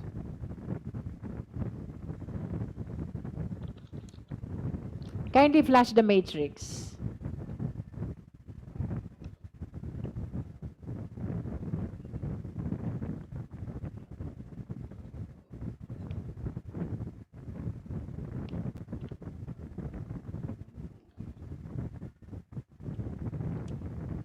The question of Honorable Tino is whether there are changes in the properties, personal assets of the respondent which generated the total exact amount for 2019 and 20, and then for 2021 and 2022.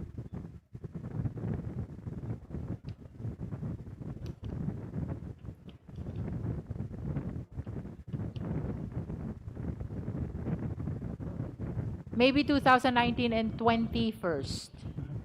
For the 2019 and 2020, Your Honor, based on the SALN submitted, we can confirm that the Vice President declared the same personal Exactly the properties. same personal assets. How about Could 21 and 22? Could we ask what assets were declared?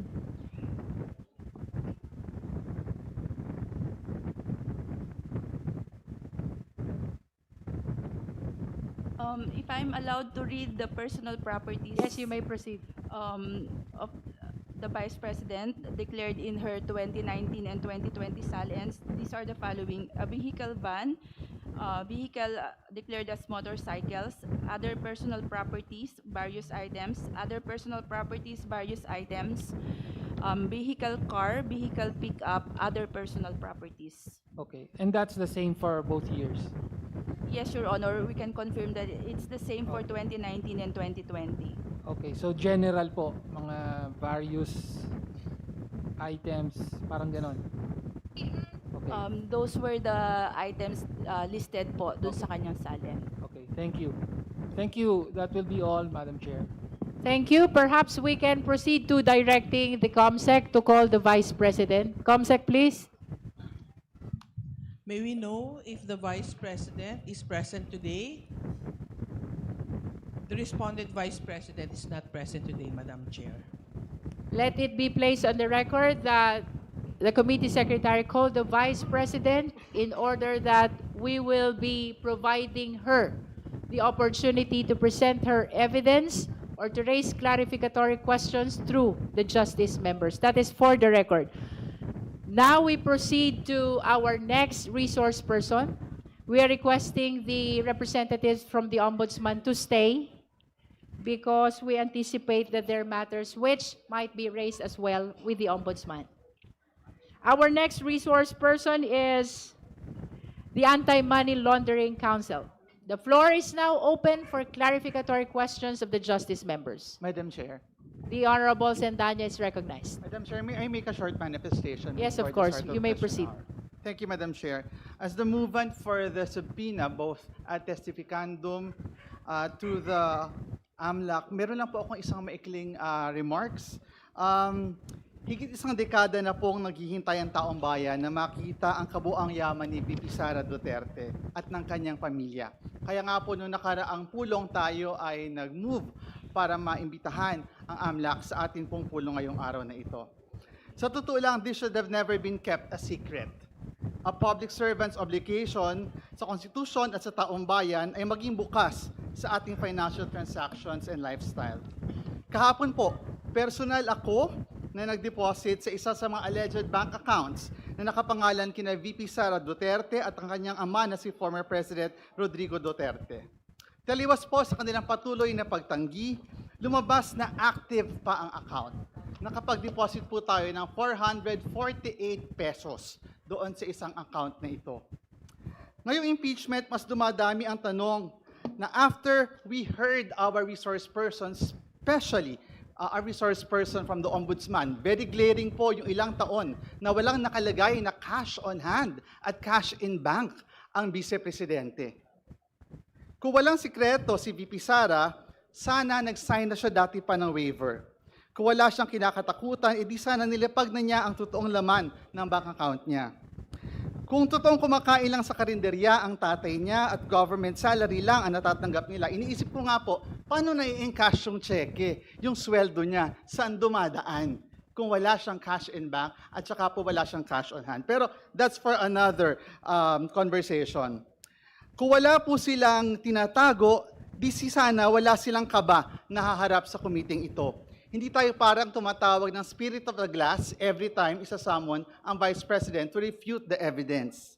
Sa pagpresenta po ng report ng AMLC, ang tanong po ng taong bayan, sana masagot na ang maraming matagal ng mga pressing questions. And I hope that the AMLC will be able to shed light on these very important issues. Dito pong nakaraang mga sessions, may mga baon akong Medigrace Piatos. Pero ngayon po ang baon natin, yung maraming tanong ng taong bayan, at sana po masagot ito ng AMLC. Salamat, Madam Chair. Thank you, Honorable Sendanya. Madam Chair, Madam Chair, Madam Chair, Honorable Chel Jokno. As a movant as well of the subpoena that was issued to the AMLA, may I just make a brief manifestation? You may proceed. Thank you, Madam Chair. Para magampanan po natin yung ating tungkulin na malaman kung mayroong probable cause o hindi dito sa impeachment case na ito, mahalaga talaga na makita natin yung ebidensya. Kaya po natin hinimok ang Committee on Justice na maglabas ng subpoena dito sa Anti-Money Laundering Council. Ito po ay talagang hindi magiging imposible ang gawain natin ngayon kung hindi natin makita mismo galing sa AMLA kung ano yung hawak nilang records. Kaya this is, to me, one of the most crucial stages in our proceedings at the Committee on Justice. The evidence will speak for itself. Wala naman sa atin na magsasalita kundi mismo ang records ng AMLA. And through this procedure, the money trail will lead us to the truth. Thank you, Madam Chair. Thank you. Madam Chair, The Honorable Joboy Aquino is recognized. I would like to direct my clarificatory questions to the representative of AMLA. Attorney Buenaventura, Is that Attorney Buenaventura? the Executive Director of Anti-Money Laundering Council. Okay. For the record, Attorney, the AMLA received a subpoena coming from this committee for the production of documents, records. Am I correct? Yes, Madam Chair. We received a copy of the subpoena. Okay. Did you bring the subpoena documents today? Yes, we have it with us. Is it possible for us to tender it, to transmit it now? The committee secretariat is directed to approach Executive Director Buenaventura to receive the subpoenaed documents from the Anti-Money Laundering Council. The same will form part of the records of this proceeding. Honorable Joboy Aquino. Madam Chair, may we ask that all the members be provided a copy of the report from The AMLA? COMSEC is directed to reproduce the documents and provide the same to the respondent vice president, the complainant, and all the justice members. Madam Chair, the same Honorable request, Adjong. the same request is asked of the committee secretariat to provide the SALNs as we have already requested earlier, Mr. Chair. We still haven't gotten the As far as the copy of SALNs is concerned, I understand that we have directed the COMSEC already to provide the same to all the parties, including the justice members. That is correct, Madam Chair. So we reiterate our request, Madam Chair. Thank you. Madam Chair, can I continue? You may Madam Chair? proceed, Honorable Joboy Aquino. Thank you, Madam Chair. Attorney, I understand that you have a cover letter which describes the documents that you have submitted. For the record, please tell us about these documents. Did you mention a cover letter? Do you confirm having submitted a cover letter among the documents? Yes. Yes. May we direct the Yes, COMSEC? Madam Chair. Please find this cover letter and flash this in the screen for the guidance of the justice members.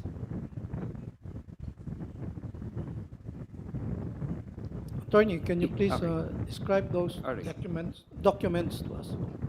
So we are submitting two sets of documents. Number one is covered transaction reports and suspicious transaction reports from the years 2006 to 2025 as subpoenaed.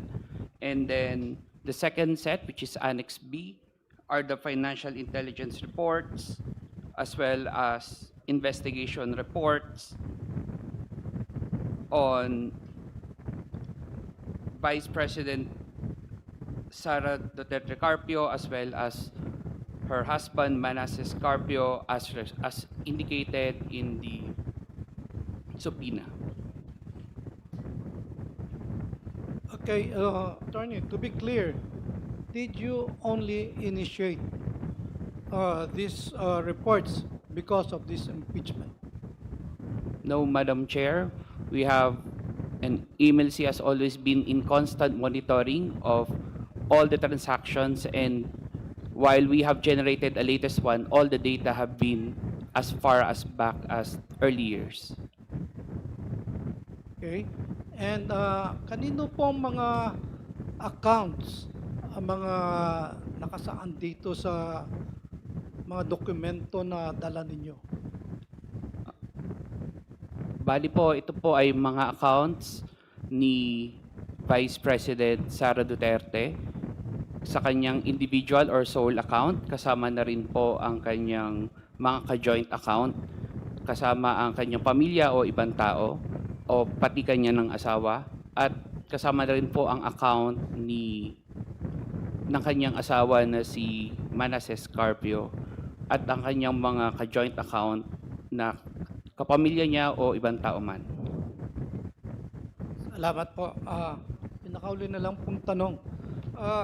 Sa simpleng tanong lang po, no, Attorney, makikita po ba rito sa mga dokumentong dala nyo kung meron mga perang pumasok o lumalabas dito sa mga accounts na to? Maaari po. Maaari makita dahil yung pong report na covered transaction at suspicious transactions ay may makikita po tayo doon na mga transaksyon na maaring palabas at papasok po. Madam Chair. The Honorable Keith Flores. Madam Chair, medyo... Is this a point of order? Yes, point of order, Madam Chair. Madam Chair, I'm concerned with where we are going right now. We will now be discussing from the statements of the AMLC representative bank accounts. And I'm worried that the discussion might lead somewhere na pinagbabawal ng bank secrecy law. If that is the direction that the questions have been going and from the answers of the AMLC. Are we not, in effect, violating the bank secrecy law, Madam Chair? Or the guidance of the members, before I recognize the Honorable De Lima. The subject matter of the subpoena issued by the Justice Committee are not bank records. Instead, it is AMLC report uncovered in suspicious transactions. Likewise, the person who is subpoenaed are not bank officials and employees. The person who is subpoenaed is, of course, no less than the head of the Anti-Money Laundering Council. For the record, the coverage of bank secrecy law and for the guidance of the members are bank officials and employees and bank records. And the chair is of the opinion that the subject matter of our subpoena is apparently not covered by the protection of the bank secrecy law. The Honorable De Lima is recognized. Before the Honorable De Lima answers, Madam Chair, I just want to, from your statements po, well, it is true na, yun nga, hindi nga banks ang sinupina natin, hindi din bank employees ang sinupina natin. But parang yung, from the answers kasi kanina, it would deal with certain bank accounts already, Madam Chair. So wouldn't that, in effect, be parang circumventing also the bank secrecy law? The observation of the Honorable Keith Flores. Nonetheless, we are strictly compliant with the letters of the bank secrecy law. The Honorable De Lima is recognized. Thank you, Madam Chair. Tama po yung sinabi ng ating Chair na hindi po tayo sakop ng prohibition. Yes, meron ho tayong secrecy of bank deposits law na sinasabing sikreto, confidential, yung mga bank deposits, pero hindi po naman yan absolute rule na wala na siyang exception. Ang exception dyan, isa sa mga exception na yung cases of impeachment. Pero bago po ako to dwell on that, ay tungkol naman po dun sa sinasabing pwedeng may prohibition. Kasi nakalagay po sa Section 3 of the law itself. Louder, Republic Honorable Act, De Lima, louder. Republic Act number 1405 or the secrecy of bank deposits law, it is explicit. It applies only to officials and employees of banking institutions. Nakasabi po sa Section 3, it shall be unlawful for any official or employee of a banking institution to disclose to any person other than those mentioned in Section 2 hereof any information concerning said deposits. So, ang pinasabina po, kagaya nung sinabi ng ating chair, ay yung AMLAC, AMLC, at hindi po bangko at hindi po mismong bank accounts ang pinasabina natin. Ang pinasabina po natin ay yung record, if any, of suspicious or covered transactions. And let's note also na meron na rin tayo yung batas na Anti-Money Laundering Act or Republic Act number 9160. It further reinforces the position na wala tayong violation dito na nagaganap. It embodies the state's more recent and more specific policy that financial secrecy cannot be used to conceal unlawful activity. Sabi po sa batas na yan, Anti-Money Laundering Act, covered institutions, lalo na yung mga bangko, most notably the banks, are required to report suspicious transactions to the AMLC, and such reporting is expressly declared as not violative of the Bank Deposit Secrecy Law. Hindi po siya violative. So ang pinaproduce po natin based on the subpoena ay yung any record of suspicious or covered transactions affecting nga po si VP Sara. At nasabi po ng ating Executive Director ng AMLC na ang daladala niya ay precisely dalawang klase ng dokumento. Yung reports mismo on suspected or covered transactions sa mga accounts ni VP Sara, either singly, siya lang, o jointly. Meron siyang mga ka-joint account sa ibang tao, katulad ng kanyang asawa, katulad ng kanyang ama, katulad ng ibang miyembro pa ng kanyang pamilya. At ang pangalawa ay financial intel reports. At sakop po yan ng mandato. Kaya nga, rini-require yung pag-submit ng mga transactions na yan para i-report kung covered ang transactions at dinidetermine kung suspicious, kung may mga red flags yung mga transactions na yan na pwede makapagsabi na meron ditong gumagamit ng pera sa illegal o kaya sa money laundering. So I submit, Madam Chair, and going back, by the way, to I almost forgot, yung exception po yung cases of impeachment dyan sa Bank Secrecy Deposit Law. Cases of impeachment. So sakop po tayo dito. Kasi remember, the impeachment proceedings have been initiated already by the acts of the filing of the complaint and the referral of those multiple complaints, the original four complaints sa Justice Committee. And that initiated the impeachment proceedings. And so there is now a case of impeachment. The exception does not say in case of impeachment trial in the Senate. It says it's broader, it's more encompassing. In cases of impeachment. Yung nagaganap po sa atin ngayon, ito po ay impeachment proceedings na validly initiated complaints because they were referred and acted upon by the Committee on Justice. For those reasons, Madam Chair, ang aking pong position, firm position, wala po tayong linalabag na batas dito, lalo na yung Bank Secrecy Deposit Law or Republic Act 1405, 36 years later, ay meron ng amendment yung Anti-Money Laundering Act or the Republic Act number 9160. Maraming salamat po. Madam Chair. Madam Chair. May I be The Honorable recognized? Jokno, Madam and Chair. then the Honorable Marcoleta, and then the Honorable Ko. Thank you, Madam Chair. Napakalinaw po ng Bank Secrecy Law. May exception po siya para sa impeachment. Pero tanungin natin, bakit ba? And I think the reason is very clear as well. We cannot use the Bank Secrecy Law as a shield to allow public officials to hide behind. Klarong-klaro po ang pinag-uusapan natin sa isang impeachment case ay pananagutan at kailangan maging transparent ang lahat ng mga public officials. Public office is a public trust. That's why it's very clear to me that this is not one of those cases where we cannot inquire into those deposits. Thank you, Madam Chair. Honorable Marcoleta.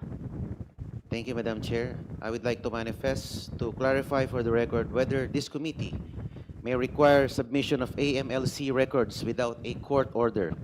Under the Anti-Money Laundering Act of 2001, suspicious transaction reports and covert transaction reports are confidential and may only be disclosed upon order of a court. Maliwanag po na wala pong clear statutory authority allowing disclosure of AMLC data to a congressional committee without judicial authorization, notwithstanding subpoena powers as guided by Sabio versus Gordon. For the record, I respectfully seek clarification of the committee regarding this matter. And if I may also cite, Madam Chair, the Anti-Money Laundering Act provides the state with the means to investigate suspicious financial transactions within a framework of judicial supervision. The Anti-Money Laundering Council is authorized to inquire into bank deposits even without the prohibition within the bank secrecy law, provided that the court order is issued by the courts. At may tanong din po ako. I will just paraphrase it into a manifestation since I'm not allowed to raise questions. I take it to mean na pag suspicious yung transaction, ibig bang sabihin na ito ay illegal na or unlawful na? Para kasing ganun lumalabas. Pag ito ay tinag na suspicious, agad-agad itong piniprejudge na as if it's an illegal or unlawful transaction. I want to be clarified on that, Madam Chair. That Thank is you. a manifestation which does not require any answer. The Honorable Ko is May recognized. I ask, ma'am, why does it not require an answer? Because you are not a member of the Justice Committee and It therefore, was paraphrased, ma'am, into a manifestation. and that is why answer is not required. It is just a manifestation. If I require an answer, then I'm allowing you already to raise a clarificatory question. As simple as that. The Honorable Ko is recognized. My point is, madam, it's pag sinabi bang suspicious account o suspicious transaction, ito ay nangangulugan na ito ay agad unlawful or illegal. That is your manifestation. We end there. Honorable Ko is recognized. And the Filipino people heard my manifestation. Chair. Thank you, ma'am. Madam Chair, I'd just like to also manifest my agreement to the discussions on the applicability of the proceedings here and the authority of the House Committee on Justice to subpoena existing government records supposedly in possession of the Anti-Money Laundering Council in aid of the investigation for probable cause being done validly by the House Committee on Justice. I'd also like to second the manifestation that the exception as provided in the bank secrecy law, while the position of the committee and the chair ay hindi naman applicable kasi ang nandoon at ang covered nun ay bank employees, nonetheless, there is a textual exception doon says, quote-unquote, in cases of impeachment. And may standing question kasi na dapat mag-apply lang tong exception na to sa Senate kasi yun na yung quote-unquote case of impeachment. Pero the 1987 Constitution is clear. Under Section 3, Article 11, the House of Representatives shall have the exclusive power to initiate all cases of impeachment. So what we're doing now is under the coverage of cases of impeachment. So clear naman po yung pagka-fit ng words ng 1987 Constitution and the Bank Secrecy Law. And siguro, Madam Chair, I'd also just like to raise a general comment for the benefit of the public and not specifically to answer any specific comment by members, but also para ma-enlighten yung public. Yung nakalagay po sa Section 11, na quote-unquote, bank inquiry power requiring a court order, hindi naman po nakalimit doon yung kakayahan ng AMLC to produce documents. Lalo na if the AMLC reports or information is already in possession of AMLC prior to the starting of the impeachment proceedings, as confirmed by AMLC earlier. Any reports of transactions, hawak na nila. And under the valid processes of this government agency, kinakausap yung kapwa government agency na i-produce yung information na hawak nila, rumirespondi po sila accordingly. May lawful authority po ang government agency na ito na gawin yon, i-ask yun from a different government agency. So yun po, fully covered yung lahat pong ginagawa ng House Committee on Justice on these impeachment proceedings. Thank you, Madam Chair. Madam Chair. Now, can we proceed to the report of AMLC? Madam Chair. The Honorable Adjong is recognized. Madam Chair, if Congressman Joboy Aquino is done with his questioning, I'd like to ask AMLC. Honorable Joboy Aquino, are you done with your clarificatory questions? Finally, I'm done. Yes, Madam so Chair. we can now proceed to Honorable Adjong. Thank you, Madam Chair. Bismillahirrahmanirrahim. Assalamualaikum warahmatullahi ta'ala wabarakatuh. Magandang hapon na po. Magandang hapon po sa atin lahat. I'd like to direct my questions to AMLAC. Brad, magandang hapon. Your position as Executive Director of AMLC is not an ordinary opinion, no? It's actually created and governed by a certain law. Can you confirm to me that this law is the RA 9160? Yes, Madam Chair, it is governed by the Anti-Money Laundering Act, which is RA 9160 as amended. Thank you. And Section 8 of that law mandates, the law that mandates your position demands a certain qualifications, no? Just to be brief about it, I would like to enumerate to you the qualifications by which you are entitled, or you are allowed, or qualified at least, to hold that position that you're occupying right now. Number one is you must be a lawyer, at least 35 years old with it. You have of course, unquestionable integrity, and possess at least 5 years of experience in financial regulatory institutions like the BSP, Securities and Exchange Commission, or any insurance commission. In your professional view, Madam Chair, Executive Director, bakit kinakailangan mag-set ng ganitong klaseng standards for an Executive Director of AMLC?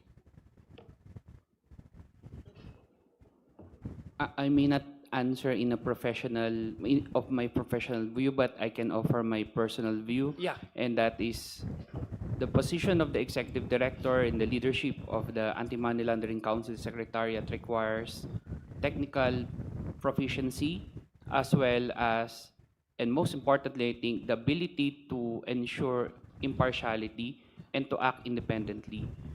We are navigating, or the work of the AMLC navigates a lot of complex financial structures, financial systems, and it is our duty to make sure that we are always impartial in the things that we do. Okay, very good. So, ibig sabihin, the work that your position demands that you have to have a deep understanding, no, of, sabi mo nga, of complex financial systems, no, and high level of probity to handle sensitive information impartially. Tama ba? Yes. That you said, you mentioned earlier that you have to work independently. Does that also mean that you have to be impartial? Yes. When doing your work? Tama po ba? Yes, Madam Okay. Chair. Para po for the benefit of the public, because Madam Chair, I'm sure a lot of our kababayan now are watching, no? Marami kanina, I was listening to the exchanges of some of my colleagues here, and Representative Laila De Lima mentioned the phrase money laundering, no? Parati ho natin ito naririnig, Madam Chair, no? In simple terms, no, for the benefit of our ordinary kababayan, ano ba ibig sabihin ng money laundering? Kasi you can be technical in your explanation, or you can be, sabi nga ni Congressman Garin, laymanize it. Honorable understanding Adjong of is our- just requesting for an explanation as to the nature of money laundering as an offense. Yeah. The money laundering, Mr. Chair, because my questions premised on the mandate of the AMLC so that we can fully understand For the what- benefit of the viewing public. Yeah. That's So- correct, Madam Chair. So, To put it simply, money laundering is a process whereby proceeds from illegal activities are concealed or cleaned and make them appear as coming from legitimate activities. So the term itself is laundering or cleaning of dirty money, and hence we have that term money laundering. So ibig sabihin, Madam Chair, kung I will attempt to translate it into Tagalog. Hindi po ako Tagalog, Maranao po ako, pero ito po yung pagkaintindi ko based on your explanation. Ibig sabihin, yung mga possible na pumapasok halimbawa na pera na hindi sa mabuti o sa illegal ang source ay kumbaga ano yung launder sa Tagalog, nilalaba, no? Nilalaba, tama ba? I beg the indulgence of the committee. Nilalabahan para it would appear as if nasa yung source ng pera na ito ay nasa illegal at tamang sources. Tama po ba yung aking pag-interpret or pag-translate into Tagalog? Agree po ako. Tama po. Ang layunin po ng paglaban sa money laundering ay maiwasan na itong mga pera na galing sa illegal ay maitago sa otoridad o maipakita na galing di umano sa malinis sa paraan when sa totoo hindi naman talaga. Okay.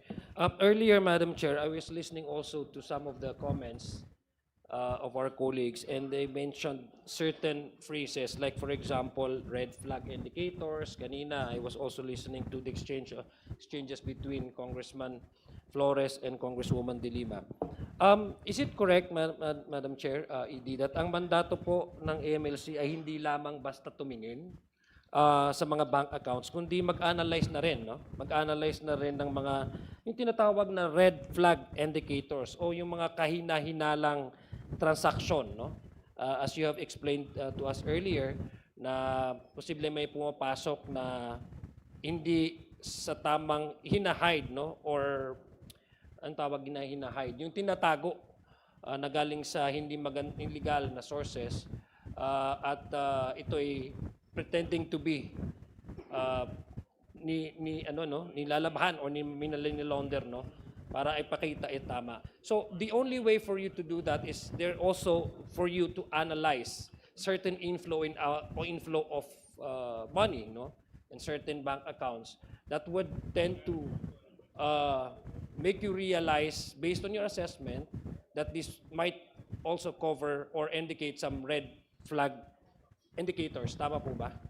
Tama po. Nabanggit niyo po yung mandato ng AMLC and ang mandato po niya ay panatilihin ang integridad ng financial system natin, na dapat malinis ang financial system natin. At isa sa pinakamahalaga o hindi man pinakamahalaga sa gawain namin ng AMLC ay ang mag-analyze ng mga transactions at aksyonan kung ano man ang makita tungkol dito. Okay, so when you do the analyzation of the red flag indicators, kasi mayroon din kayong sinasabing, may terms na sinasabi na covert transaction and yung sinasabi nating suspicious transactions. And this is by way of analyzing yung sinasabing kung may red flag indicators ba at kung wala, no? So can you, no, for the benefit again of this committee and perhaps the general public, can you try to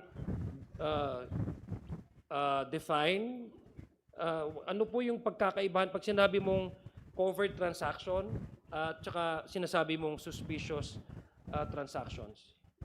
Am I allowed to speak na lang po in Filipino sa mas Yeah, madali po naman. maipaliwanag?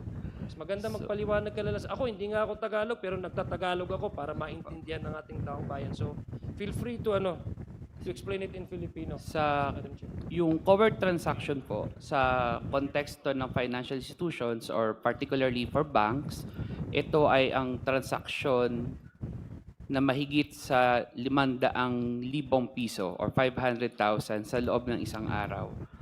Automatic po itong nire-report ng mga bangko sa AMLC.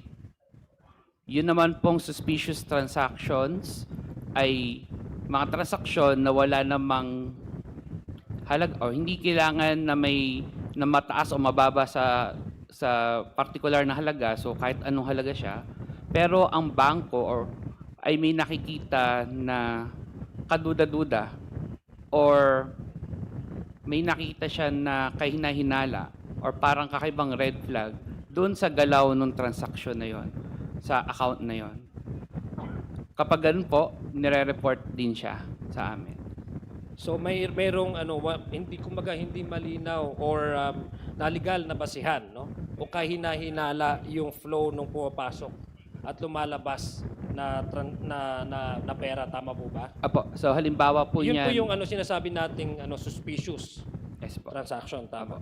Yeah, would you like to further explain? Opo, magbigay lang ako ng halimbawa kasi sa Section 3 ng batas, mayroong mga enumeration po doon. Isa doon ay kapag meron kang pumapasok o lumalabas na pera sa account mo, pero hindi malinaw kung ano ang pinanggalingan or saan nanggaling. Okay. So when you do the analyzation, para ma-determine nyo whether this transaction covers yung sinasabing suspicious transaction, do you analyze it based on certain personalities? Halimbawa, na involved doon sa, let's say, in certain bank deposits? Do you rely on personality or do you simply just analyze these transactions based on, based on the inflow of the money and the outflow of the money, based on the data and the number of the transactions involved? So, hindi po kami namimili ng personality. Ang tinitignan po namin dito ay yung data at yung numbers. So, ang titignan namin more than the people behind is ano ba yung movement, flow, frequency nung daloy ng pera. At kung meron bang kakaiba dito sa daloy na to. So, hinahabol po namin yung pera, hindi yung tao sa likod ng pera. So makatwid, you do not bother yourself with personality, no? Who may be involved in this suspicious transaction na sinasabi mo, whether the account is an account of a high-ranking official or a clergyman or anybody for that matter, no? Hindi kayo doon nagbabase doon sa kung sino yung holder ng bank account na ito, but rather you are actually following the inflow and outflow of these transactions, particularly the bank deposits in the outflow of this money, that actually has a certain, that gives you question that has no legal basis whatsoever, and this could probably be part of the suspicious transaction kasi walang ma-explain na po pwedeng pagkunan. Tama po ba? Tama po. We apply our processes uniformly. Hindi po kami tumitingin sa personality or sa kung sino man. Ang tinitingnan lang namin dito is, meron bang kakaiba dito na dapat pagtuunan pa ng investigasyon? So you don't direct actually your examination based on a certain political direction, but you follow where the money trails, where it will direct you. Tama ba? Tama po yun. Okay. So ibig sabihin, Madam Chair, it is very clear to say that your participation here does not dictate any political consideration, no? But you are actually here by virtue of the invitation of the committee, would also like to, explain to the committee some certain transactions that are in question that are covered by the complaints filed before the Committee on Justice. Would that be correct? Tama po. Tama po. Okay, sige. So, very clear po, Madam Chair, just to lay the premise na baka itong hearing natin na ito is just we are dealing with a certain personality kasi ang respondent natin, ang Vice Presidente, ay baka sabihin ng iba na we are doing this precisely to, to direct towards a political objective, no? But based on the explanation of AMLA, with their participation in this committee, they are not, number one, they are not confined with, boxing their investigation whenever there's a suspicious transactions on personality, whether it's high-ranking or whether anybody, for as long as that number covers or that number determines a certain suspicious transaction, AMLA would really dig into the matter. Tama po po yan? Tama po. Ang aking analysis. Okay, Babase lang po kami sa evidence po. At okay, saka kung based ano on yung the nasa evidence, records. tama. Opo. So, Madam Chair, finally, for my last question, kung wala po kayong nakitang anomalya o red flag sa inyong opisina, wala po sana kayo dito, no? Tama po, as you have indicated earlier. Ang inyong pagpunta po dito at pagsumite ng mga dokumento ay patunay na may red flag indicators. Would that be correct? Meron pong mga Red flag indicators. SDR, CTR. And the documents that were subpoenaed by this committee ay meron pong mga red flag indicators. As you have explained earlier, no? Na yung transaction is very suspicious, no? Yun nga, would you confirm also that these red flag indicators covers now the respondents that we are being that is now being heard by this committee? Tama po. Thank you, Madam Chair. Thank you. Any other member who wish to Madam raise Chair. clarificatory questions? Madam Chair. Madam Chair. The Honorable Suntay and then the Honorable Marcoleta. Thank you, Madam Chair. Through the AMLA, may I know what are the instances when the AMLC can provide or inquire into bank deposits? What are the instances?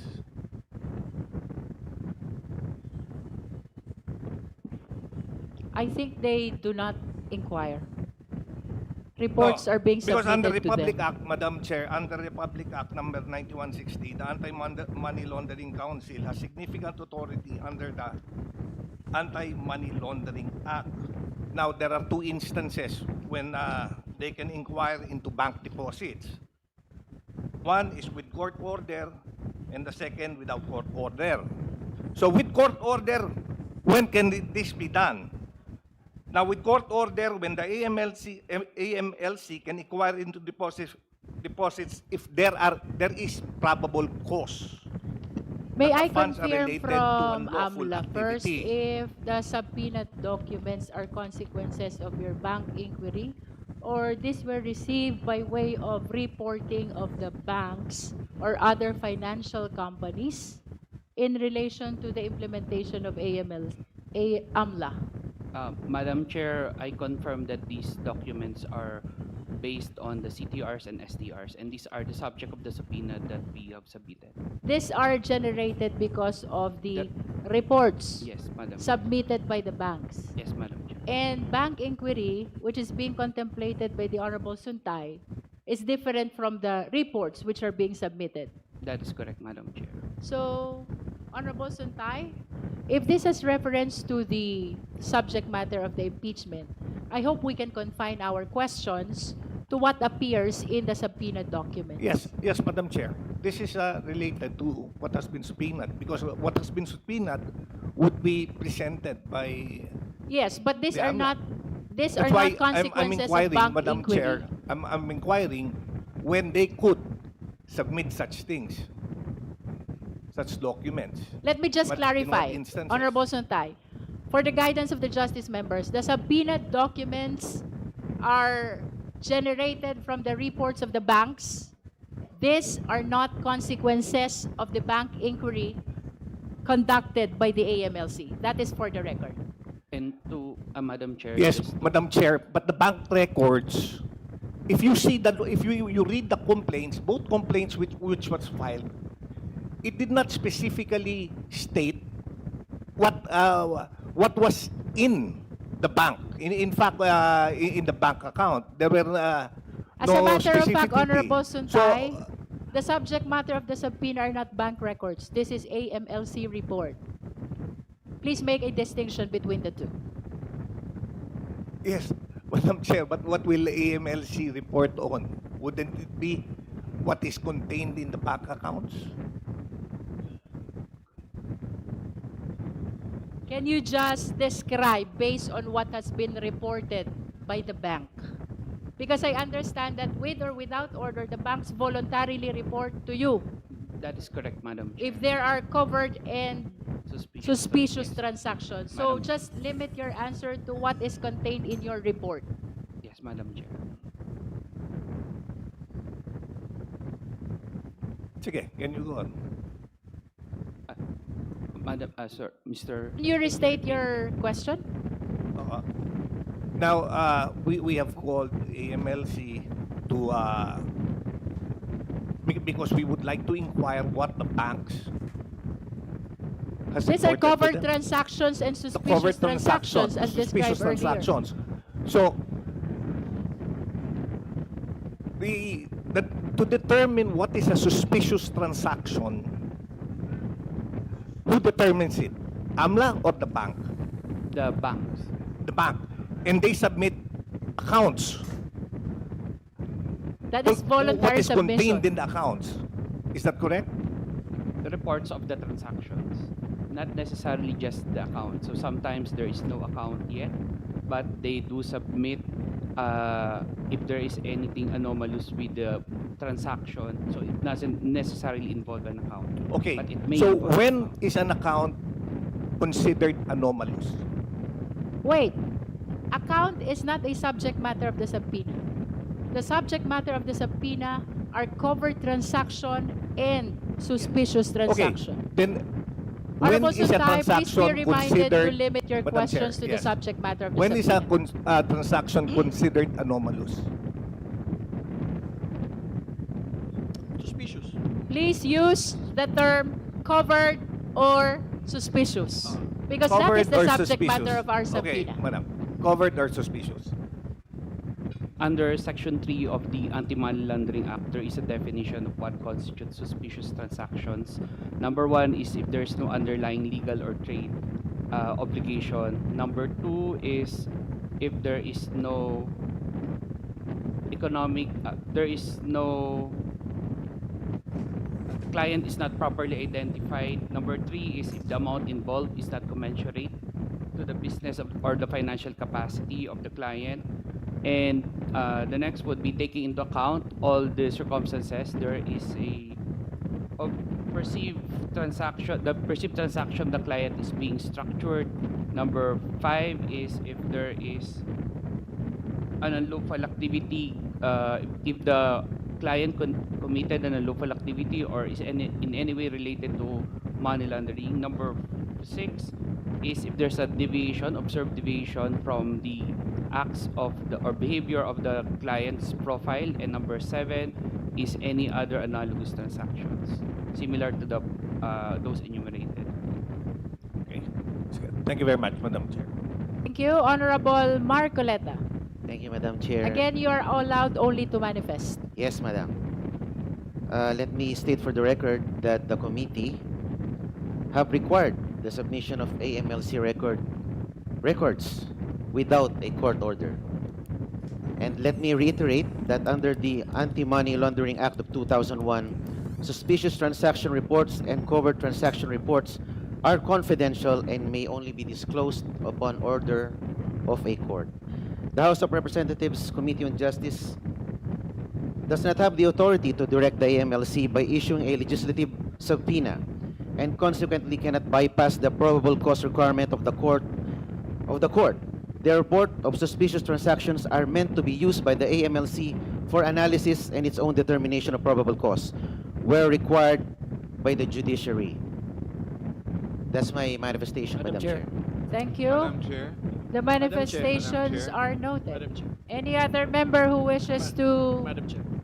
manifest or raise Madam clarificatory question? The Honorable Jokno and then the Honorable Ko. Madam Chair. Just the counter manifestation, Madam Chair.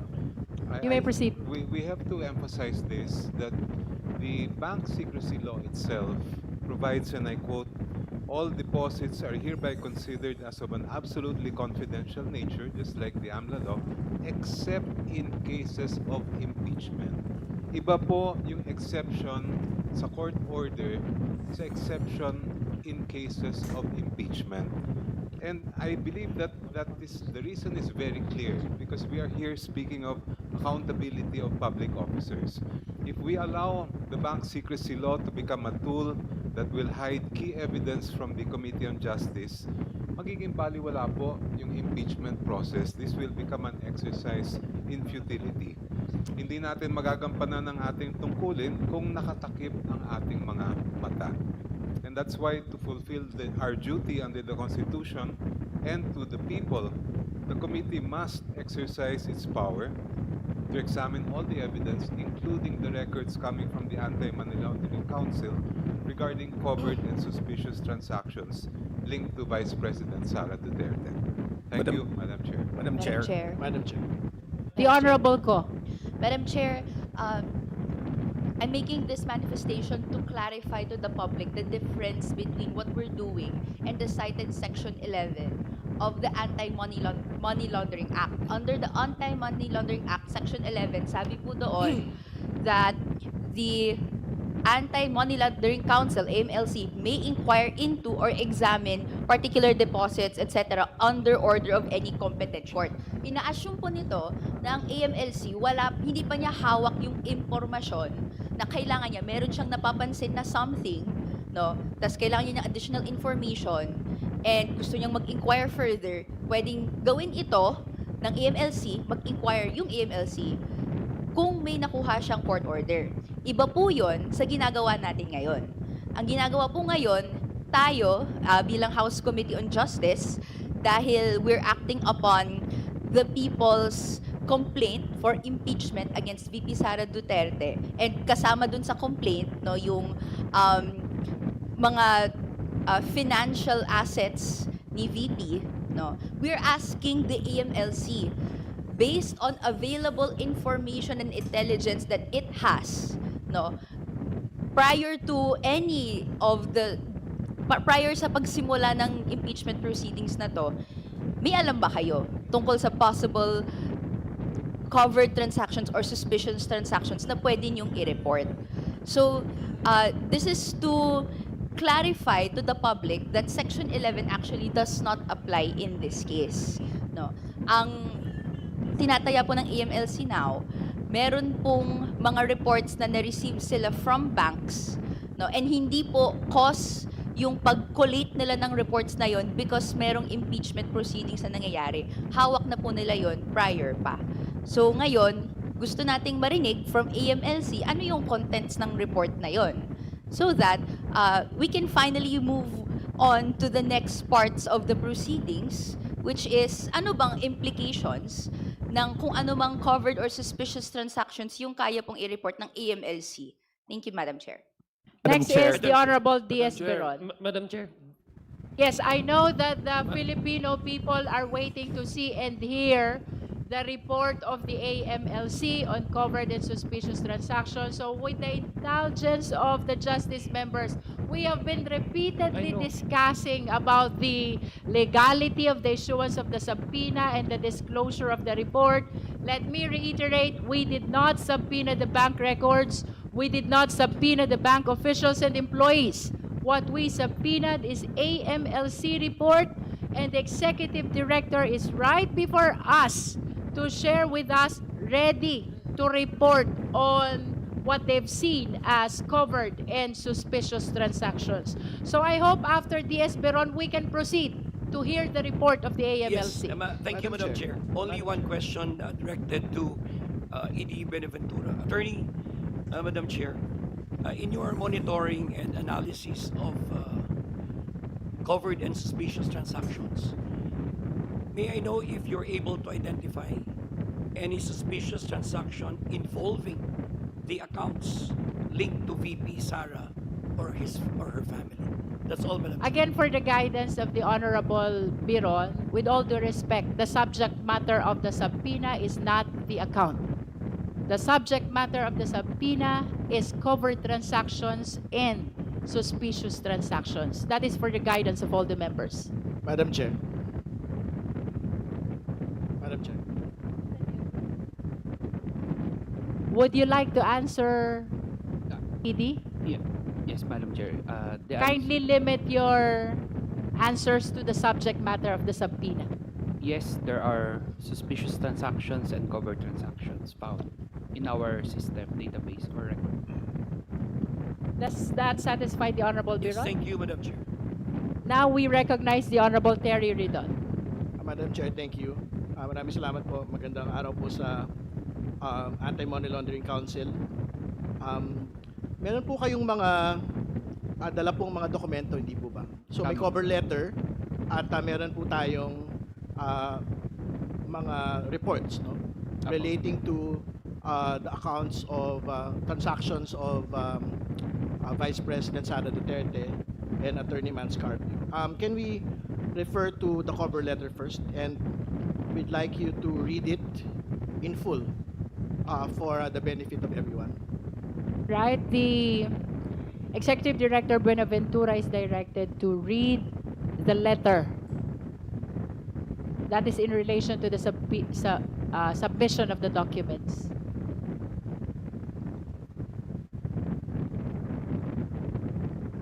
Subject subpoena ad testificandum et ducestecum issued by the House of Representatives, Committee on Justice, in relation to the impeachment proceedings against Vice President Sara Z. Duterte.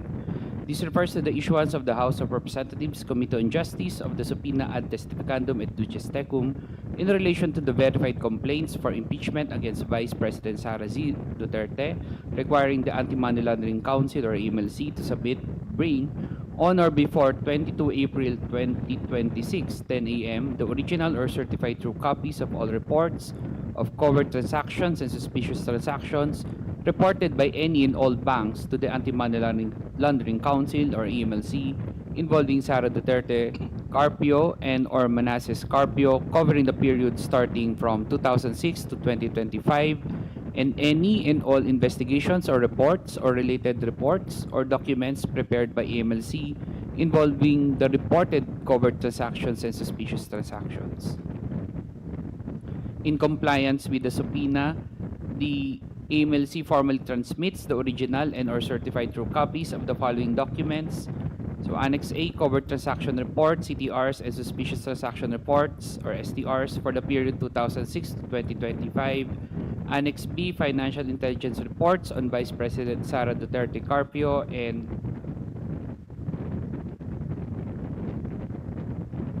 Annex C, investigation reports on A, Manasseh Carpio, and B, Sara Duterte Carpio and Manasseh Carpio.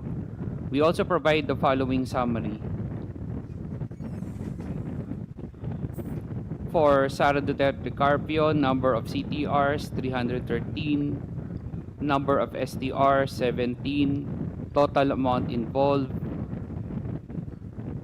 3,772,760,972 pesos and 48 centavos.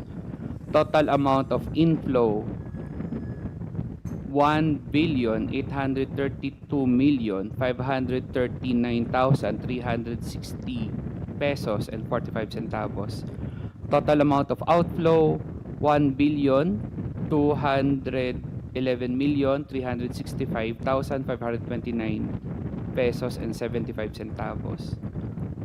For Manasseh Carpio, number of CTRs 317, number of STRs 16, total amount involved 2,998,466,740 and 47 centavos. Total amount of inflow 2,592,904 2,592,904,434 pesos and 24 centavos. Total amount of outflow 343,315,781 pesos and 7 centavos. Total for both 630, number of CTRs 630, number of STRs 33, total amount involved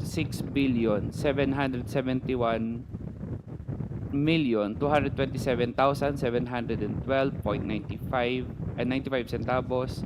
Total amount of inflow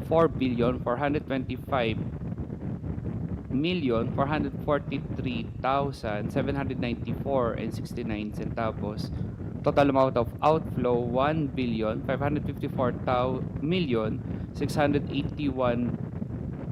1,554,681,310 and 82 centavos. There are undetermined inflow or outflow transactions based on our system, but we see transaction movement, so we categorize it as undetermined. So that is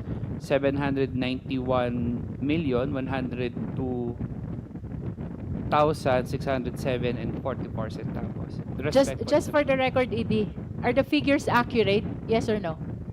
as of we submitted today, yes. Are Based they on our accurate? record. Based on our records, yes. You're saying yes. Based on the records, That's yes. for the record. Madam Chair, wala po yan sa SALN ah. Honorable Shua, do you want to be recognized?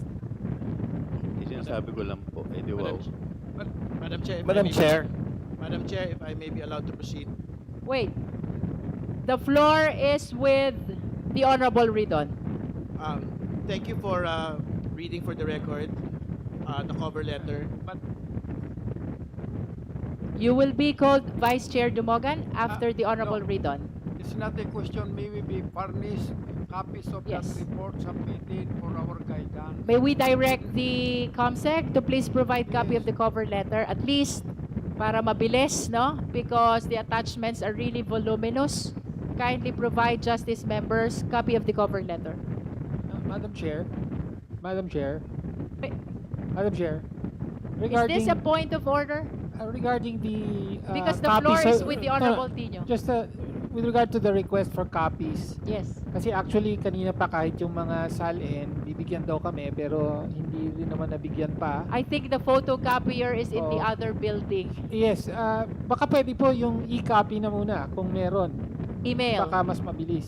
Okay. Opo. COMSEC, Para may reference kami. kindly send soft copy to the corresponding email accounts of the Justice members of the available documents already. Honorable Ridon, you may proceed. okay, ngayon naman po pag-usapan po natin yung mga detalye. Nito po nga mga transactions po na ito. I have a document with me which is titled Confidential Information Sharing, subject Vice President Sara Duterte and Manasseh R. Carpio. Do you have the same copy, Executive Yes, Madam Director Chair. Benaventura? Yeah. Can we flash the document on the screen, please, Secretariat?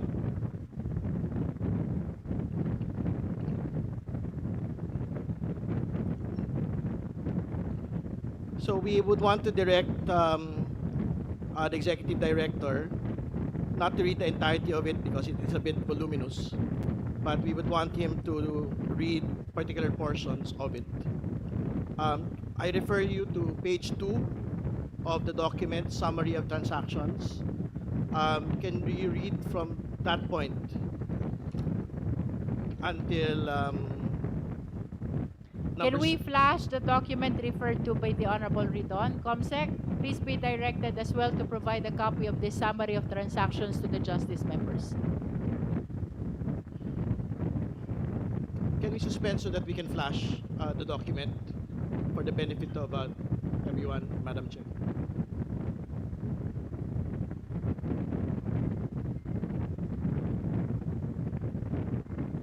COMSEC, please flash the document summary of transactions.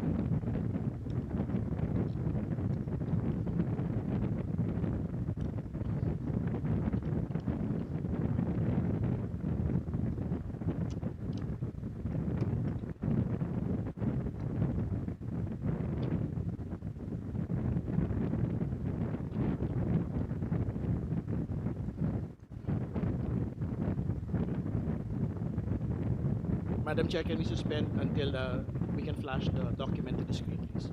Hearing is temporarily suspended. Wala ba kayo?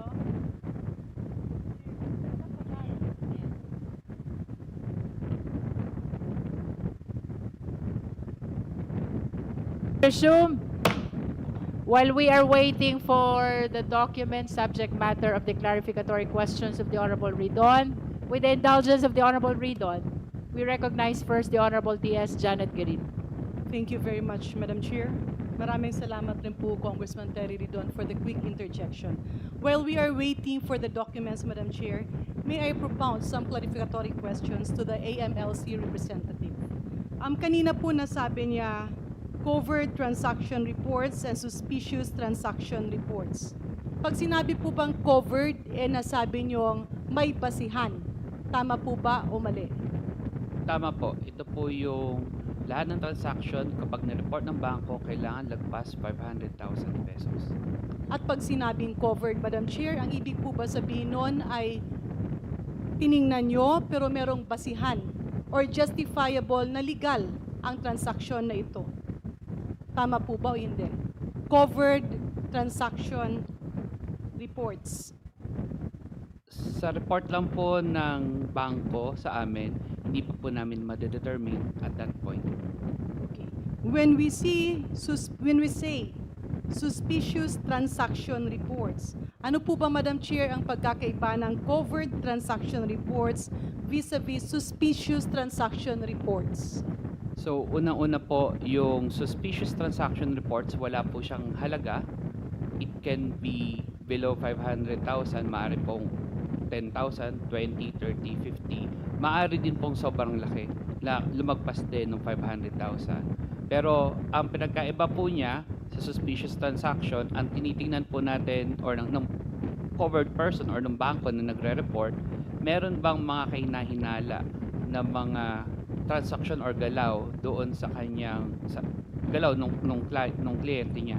So kasama na po dito yung mga nabanggit ko kanina na enumeration na nabanggit po kanina nung tanong po. Pero nagbigay rin po ako ng halimbawa na medyo madali masundan. Halimbawa nga po yung kung meron pumasok o lumabas na pera pero walang malinaw na basihan or pinanggalingan or fondasyon kung bakit meron kang ganitong transaksyon. If the Secretariat is not yet ready, Madam Chair, may I proceed to my next clarificatory question? Nakasaad kanina sa cover letter nyo ang sinabi nyong financial intelligence reports. Can the Honorable Representative from AMLAC define what a financial intelligence report means? Ang Financial Intelligence Report po ay isang report na ginagawa ng aming mga analyst na kinukuha nila ang mga transactions na na-report sa amin, tinitignan, ina-analyze, meron bang patterns, meron bang galaw na kakaiba, o normal lang ba ito? So, meron po silang mga points of analysis. So, they will prepare this financial investigation report based solely on the reports provided and reported to us by the covered persons like banks. And these are included in the documents that you have submitted, sir? Tama Madam po. Chair. Meron po kaming naisabit po. Madam Chair, maybe the Secretariat is already ready? May we know if the Secretariat is ready to flash the summary of transactions? Comsec?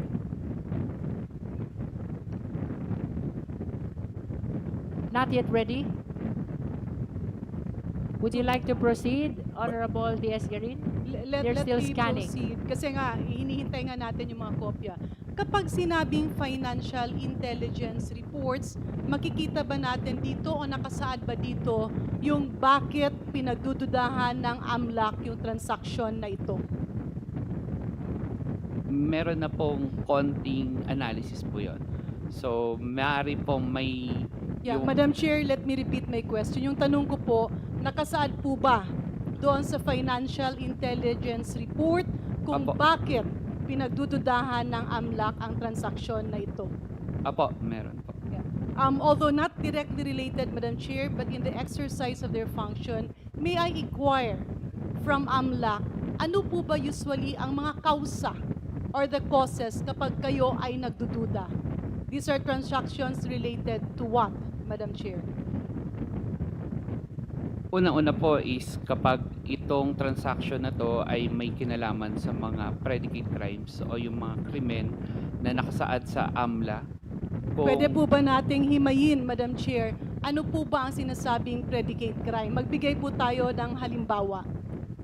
Sa batas po, may sa Anti-Money Laundering Act, may nakalagay na mga krimen na pinanggagalingan nitong mga proceeds ng mga illegal na activity.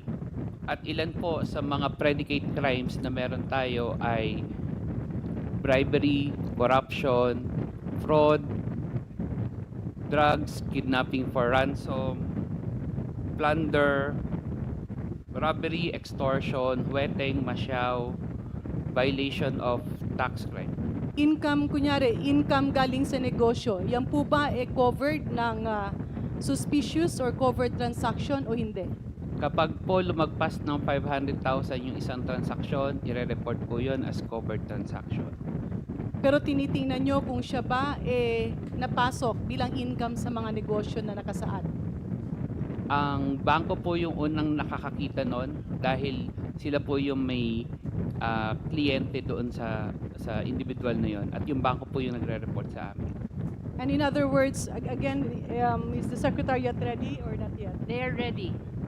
Okay, I submit, Madam Chair.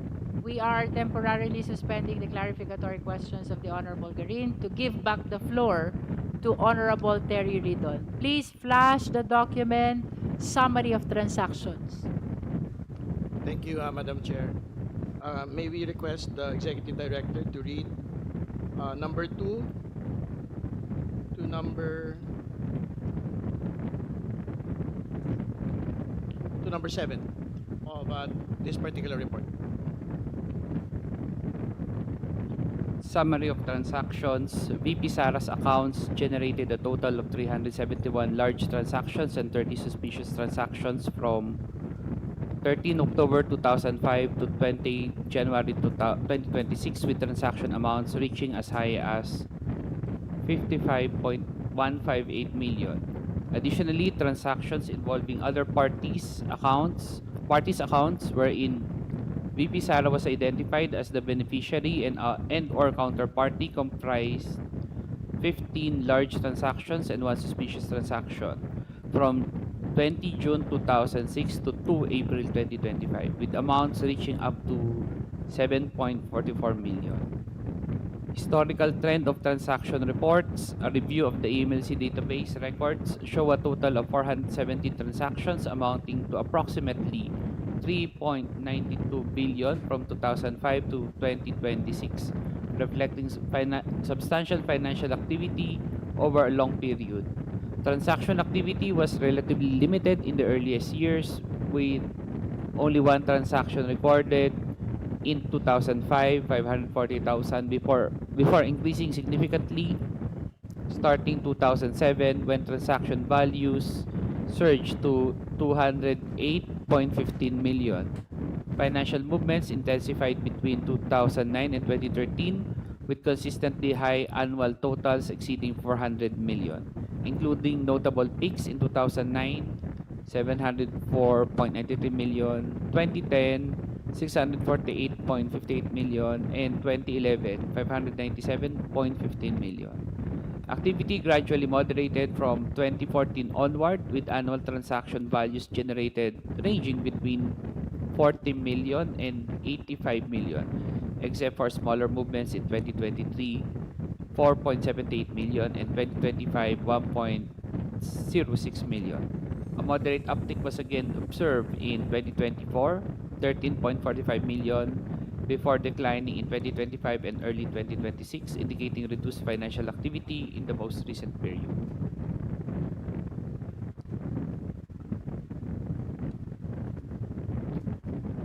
Kindly read the year-on-year amounts and number of transactions from 2005 to 2026, and also the grand total before proceeding. Year 2005, number of transactions 1, amount 540,000. 2006, number of transactions 12, 185,485,299.4 pesos and 42 centavos. 2007, number of transactions 14, 208,154,545 pesos and 99 centavos. Before proceeding, I'd like to state for the record that the net worth of the Vice President, as stated in the SALN for 2007, is only 7.250 million. Please proceed. 2008, number of transactions 7, 46,901,376. 2009, 27 transactions. Before proceeding, I'd like to state for the record that for 2008, the net worth of the Vice President, as stated in her 2008 SALN, was only 18.493 million pesos. Please proceed. 2009. 2009, number of transactions 27, amount 704,928,792 and pesos and 32 centavos. We would like to state for the record that for 2009, the net worth of the Vice President then was 18.281 million, as stated in her 2009 SALN. Please proceed. Both manifestations are noted by the committee. 2010, number of transactions 34, amount 648,582,662.40. Before proceeding, I'd like to state for the record that for 2010, the net worth of the Vice President then was 16.242 million, as stated in her 2010 SALN. Please proceed. Manifestation is noted. 2011, number of transactions 26, 597,152,536 pesos and 97 centavos.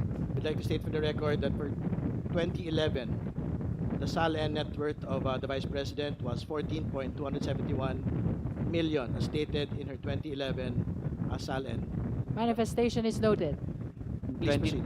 2012, number of transactions 15, the amount 407,875,524 and 23 centavos. Before proceeding,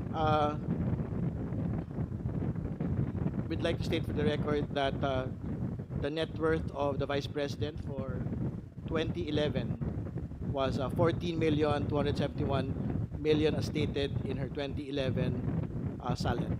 Please proceed. Manifestation is noted.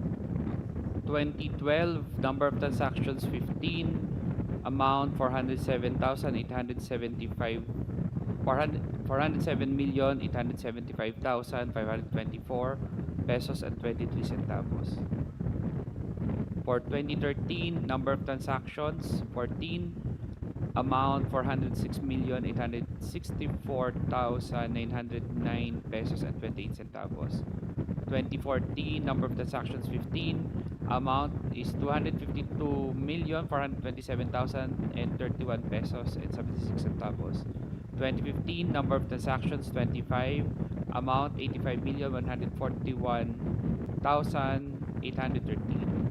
2016, number of transactions 13, amount 46,407,353 and 81 centavos. 2017, number of transactions. Before proceeding, we'd like to state for the record that the net worth of the Vice President in 2016 was 34,895,000, as stated in her 2016 SALN. Please proceed.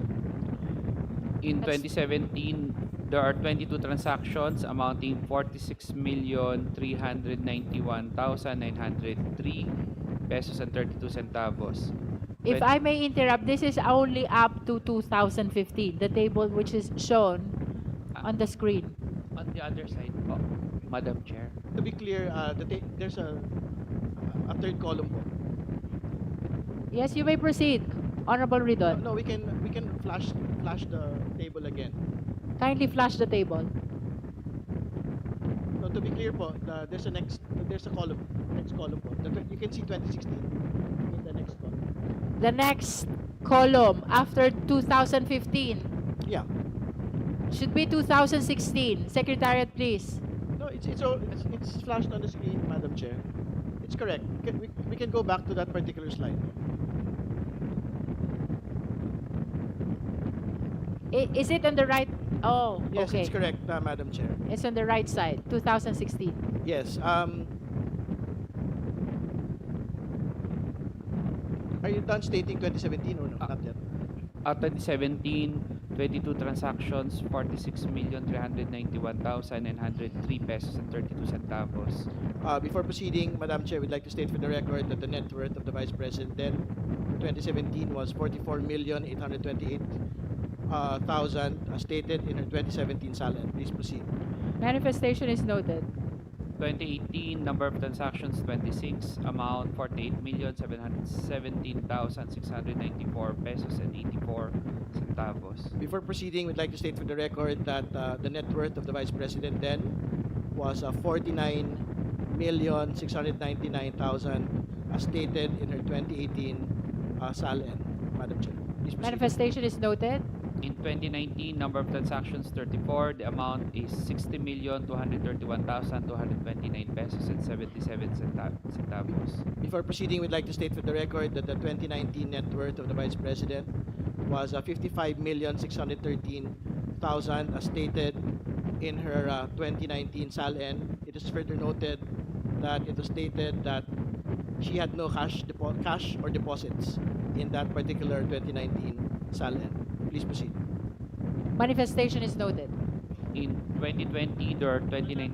Madam Chair, can I... Honorable Diaz Suarez. I just didn't catch the manifestation of Kong Terry. Can you repeat that statement again? Honorable Ridon. Further, we state for the record that for 2019, it was stated there that there was no cash on hand or there was no cash deposits in our 2019 SALN. Madam Chair. Am I right to hear no cash deposits? No cash deposits. In No her cash on SALN. hands in the SALN. Thank you Madam very much Chair. for that clarification, Madam Chair. Please proceed, ED, for 2020, please. For 2020, number of transactions 29, the amount is 58,443,465 pesos and 89 centavos. Before proceeding, we'd like to state for the record that for 2020, the SALN of the Vice President stated a net worth of 56,583,000 as stated in her 2020 SALN. Further, the SALN does not state cash on hand and cash deposits, Madam Chair. Manifestation is noted. Please proceed. 2021. Quick interjection, Madam Chair. Honorable Diaz-Garin. Just to be clarified, to compare the statement of our AMLAC Executive Director vis-a-vis the question of the Honorable Ridon, ang ibig po ba sabihin dito base sa dokumento ng AMLC or ng AMLAC, merong transaksyon or merong kaperahan at ito ay dumadaan sa bangko? Tama po. It's a yes. Yes. So hindi po pwedeng itong datos nyo ay hindi dumaan sa bangko. Tama Does po. it necessarily mean a bank or any financial company? Banks po. And Madam Chair, Congressman Ridon was earlier saying that in the SALN, it was mentioned cash deposit zero or walang laman. Did I hear it right, Madam Chair, from Cong Ridon? Honorable Ridon. There is to be very clear, there is no line item that there is cash or cash on hand or cash deposits. So my in the question, Madam SALN. Chair, to AMLAC, sigurado po ba kayo dun sa pinapakita nyong datos? Dahil sa SALN nakasaad na wala, tapos dito may sinasabi kayong meron. Are you sure of the figures? Sure po. This Thank is you, based Madam on records, Madam Chair. We may proceed to 2021. ED, please state the amounts. For 2021, there are 30 transactions amounting to 52,893,074 pesos and 94 centavos. Before proceeding, we'd like to state for the record that the net worth for 2021 of the Vice President was 65,308,000 as stated in her 2021 SALN. There's also no line item for cash and cash on hand cash deposits in this particular SALN, Madam Chair. The manifestation is noted. Please proceed with 2022 ED. 2022 number of transactions 25, amount 41,668,247 and 94 centavos. We'd like to state for the record that the net worth of the Vice President for 2022 as stated in her SALN was 71,058,000. Further, we note that there is no line item that states that she had cash on hand or cash deposits in the 2022 SALN, Madam Chair. Manifestation is noted. Proceed to 2023, ED please. 2023 number of transactions 4, amount 4,778,500 pesos. Madam Chair, for the record,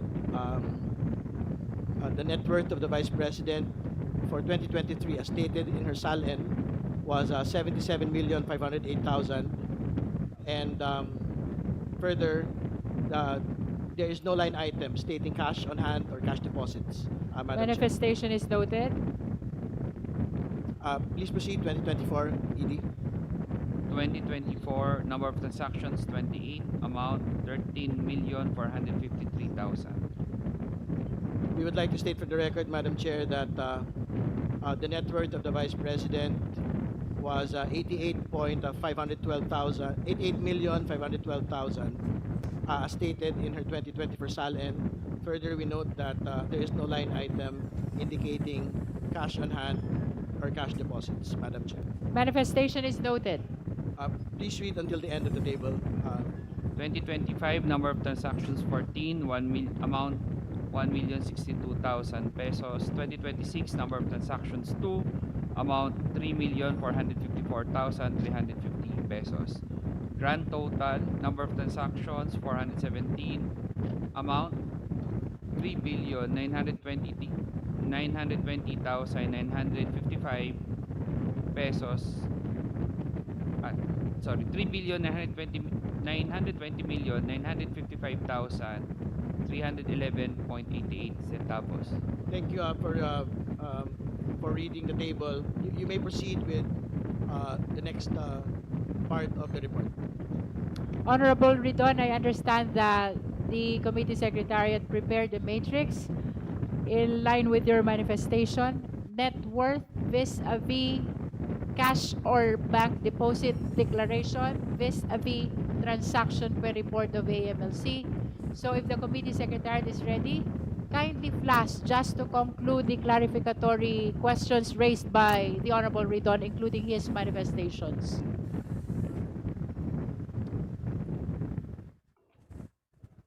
May we know if the secretariat is ready?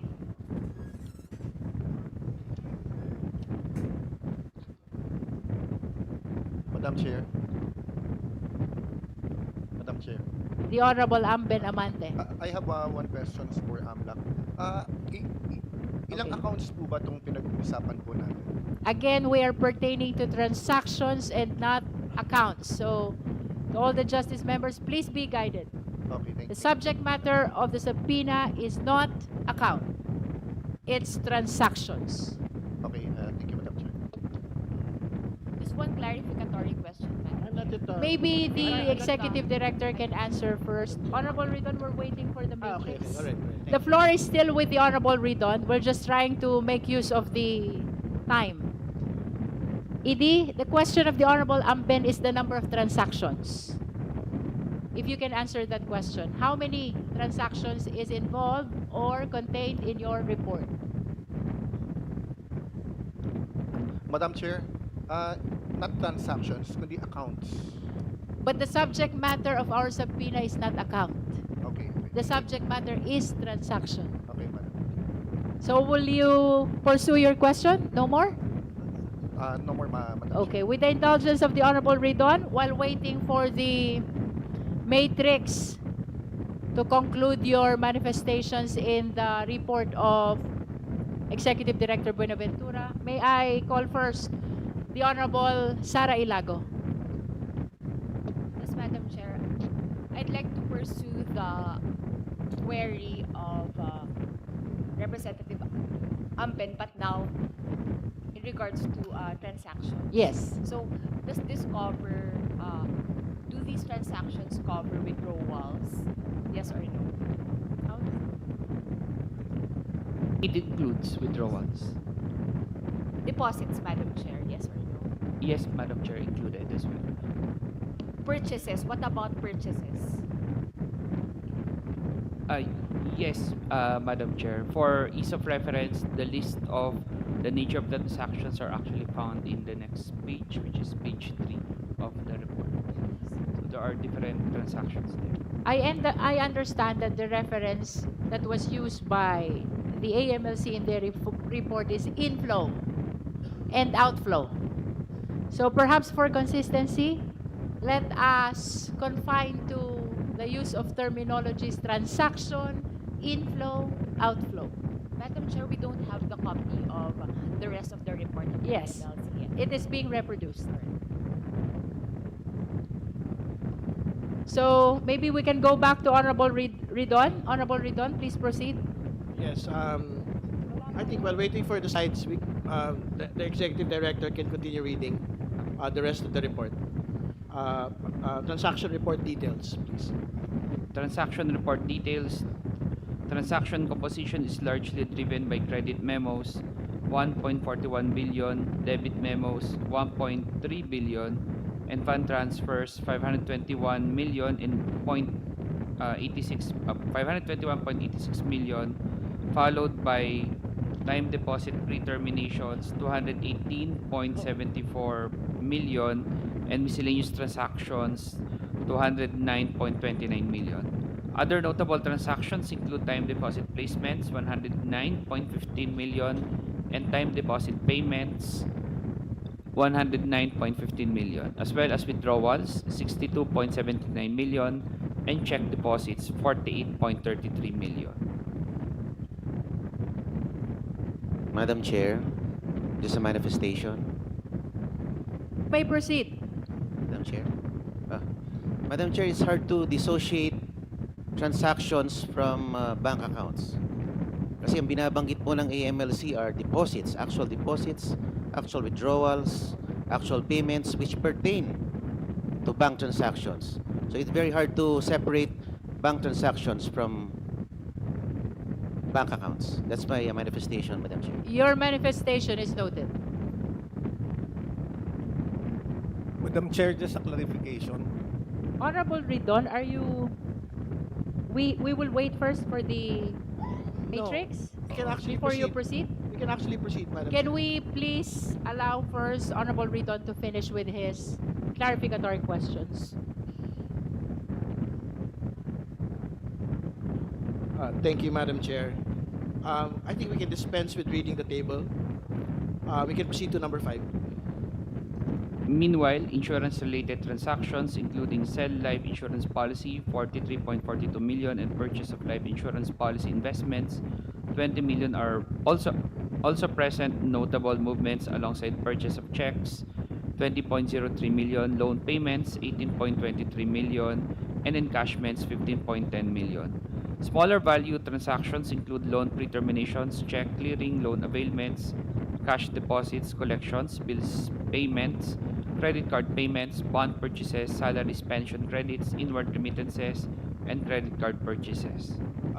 Before proceeding with number 6, can you clarify po yung difference ng inflow transactions, because this is the subject of the next paragraph, versus the total transactions, which you had previously read for the record?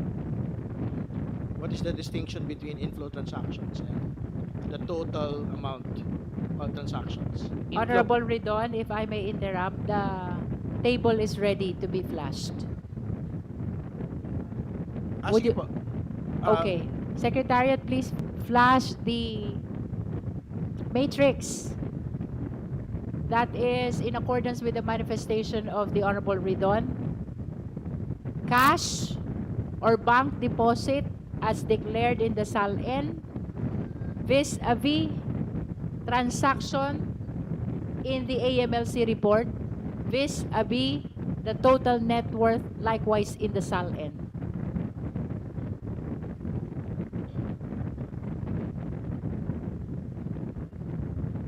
Yes, just before proceeding, Madam Chair, I think we would want to particularly note that from 2007, when we had received copies of the SALN, the net worth of the Vice President was just 7,250,000. But there were transactions that had gone through her accounts, amounting to 208 million pesos. I think the same is clear in the other years. No, we'd like to highlight, for example, 2009. She had a SALN of 18.8 million, but 704 million had gone through her accounts.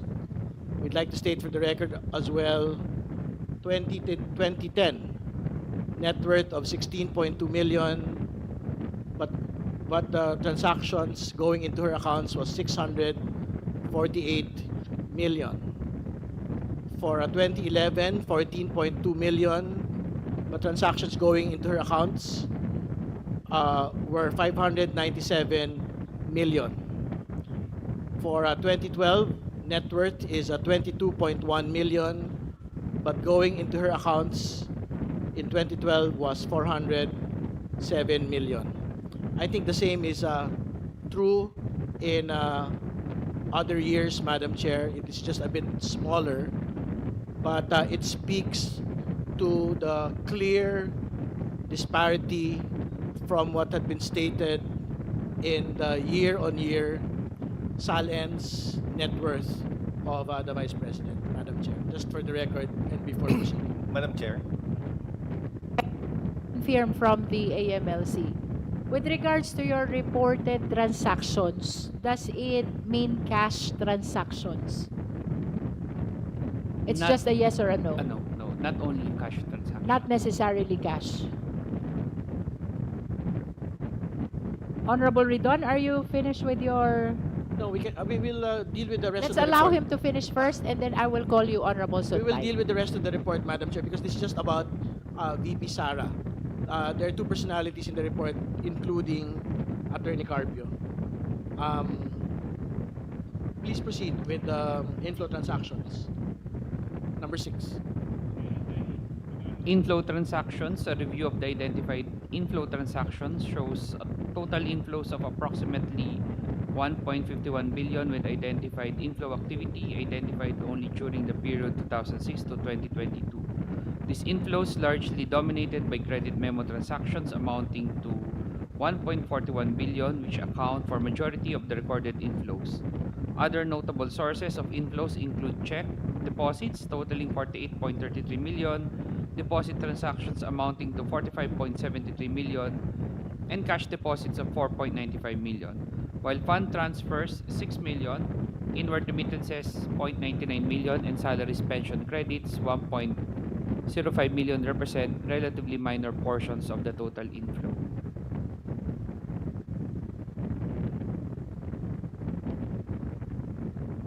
Yes, meron po dito nakikita natin yung mga inflows, no? Maganda po siguro we can read for the record as well kasi magkakaiba po ito, hindi po ba? From doon sa binasa ho nating nauna. Ito po yung inflow transactions. Ibig sabihin, ito yung mga pumasok na mga kaperahan sa mga accounts. Tama po ba? Tama po. Sige po. You can just read the grand total from 2006 to 2022, please. So for 2006, grand total 122,156,866 pesos and 28 centavos. 2007, 105,094,767 pesos and 87 centavos. 2008, 22,225,157.35. 2009, 372,464,396 pesos and 16 centavos. 2010, 323,282,749.01. 2011, 215,000 215,637,944.42. 2012, 199,058,755.08. 2013, 96,852,782.94. 2014, 2,500,000 pesos. 2015, 23,796,782.94. 2016, 9,066,771.43. 2017, 9,866,071.43. 2018, 3,500,000. 2019, 6,293,000.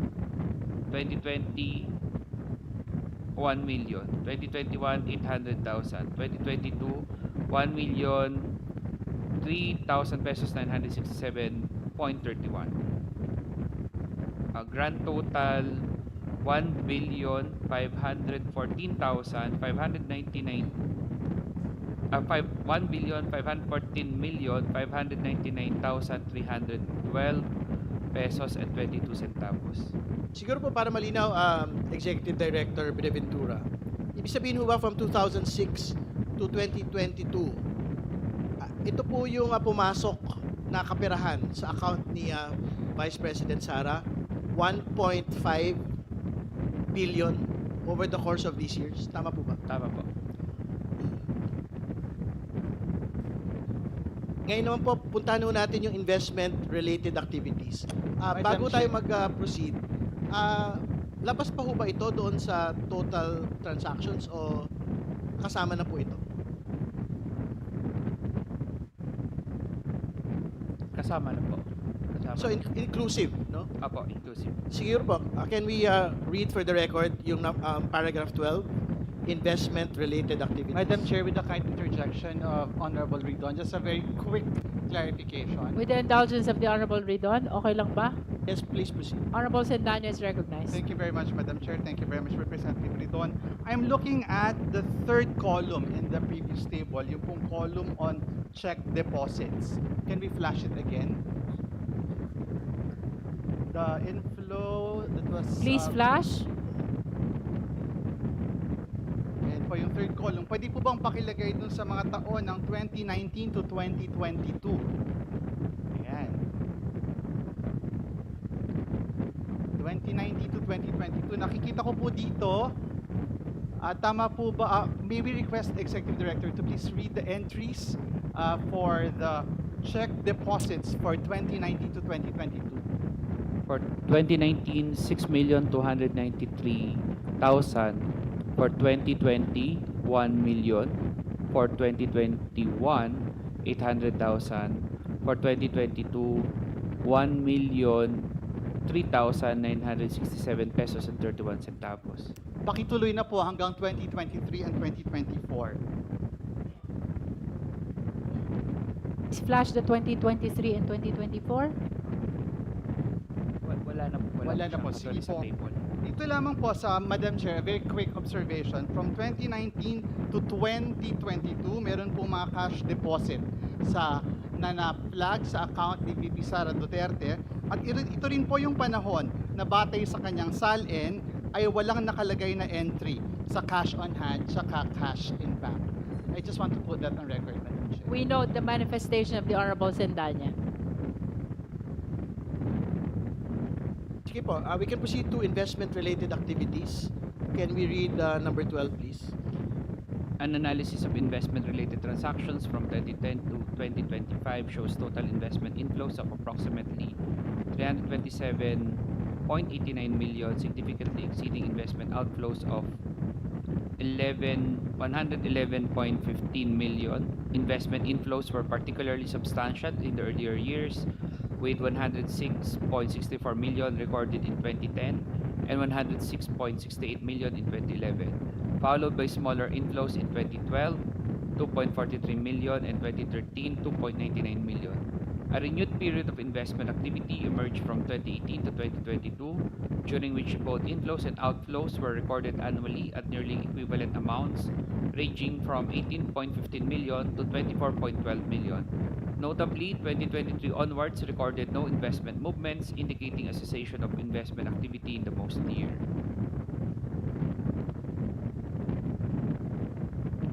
Sige po, pasukin na po natin yung total na lang nito pong investment-related activities. Ano yung inflow nito? Can you read it for the record, please? Yung grand total, Madam Chair. Yes po. Perhaps we need to flash again the table in the cover letter. If Honorable Ridon is asking for the total. No, this po muna. Yung For this investment- item, okay. Yung inflow po ng investment-related activities. For grand total of inflow, 327,888,459 pesos and 67 centavos. Sige po, before proceeding to the accounts of transactions of Attorney Carpio. All right. Very relevant po, Madam Chair, na banggitin po natin, no? Is this for whose This is just transaction for, is this? Vice President Sara. This is for the respondent vice president. Yes, Madam. Tama po. And now you're proceeding to the transaction of the husband. Madam Chair. Yeah, but we just wanted to summarize po for Please proceed. Vice President Sara. So to be clear, ED, ito pong total transaction amounts, no? Grand total ay 3,920 million. Tama po ba? Total transactions, Vice President Sara Duterte. Based on record, 3,920,955,311.88 based on record. Tama po. Ang susunod po yung inflows. Can you state it again for the record?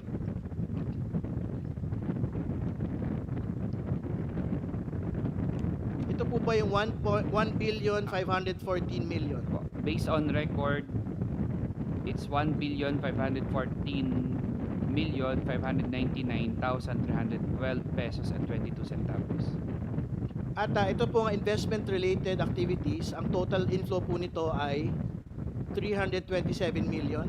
Can you read it again, the entirety? Based on records po, it's 327,888,456 pesos and 67 centavos. Salamat po. Pinapabanggit po natin ito for the record, Madam Chair, dahil kailangan po natin ibangga ito pong amounts na ito doon po sa 88 million net worth ng atin pong pangalawang Pangulo to date. No?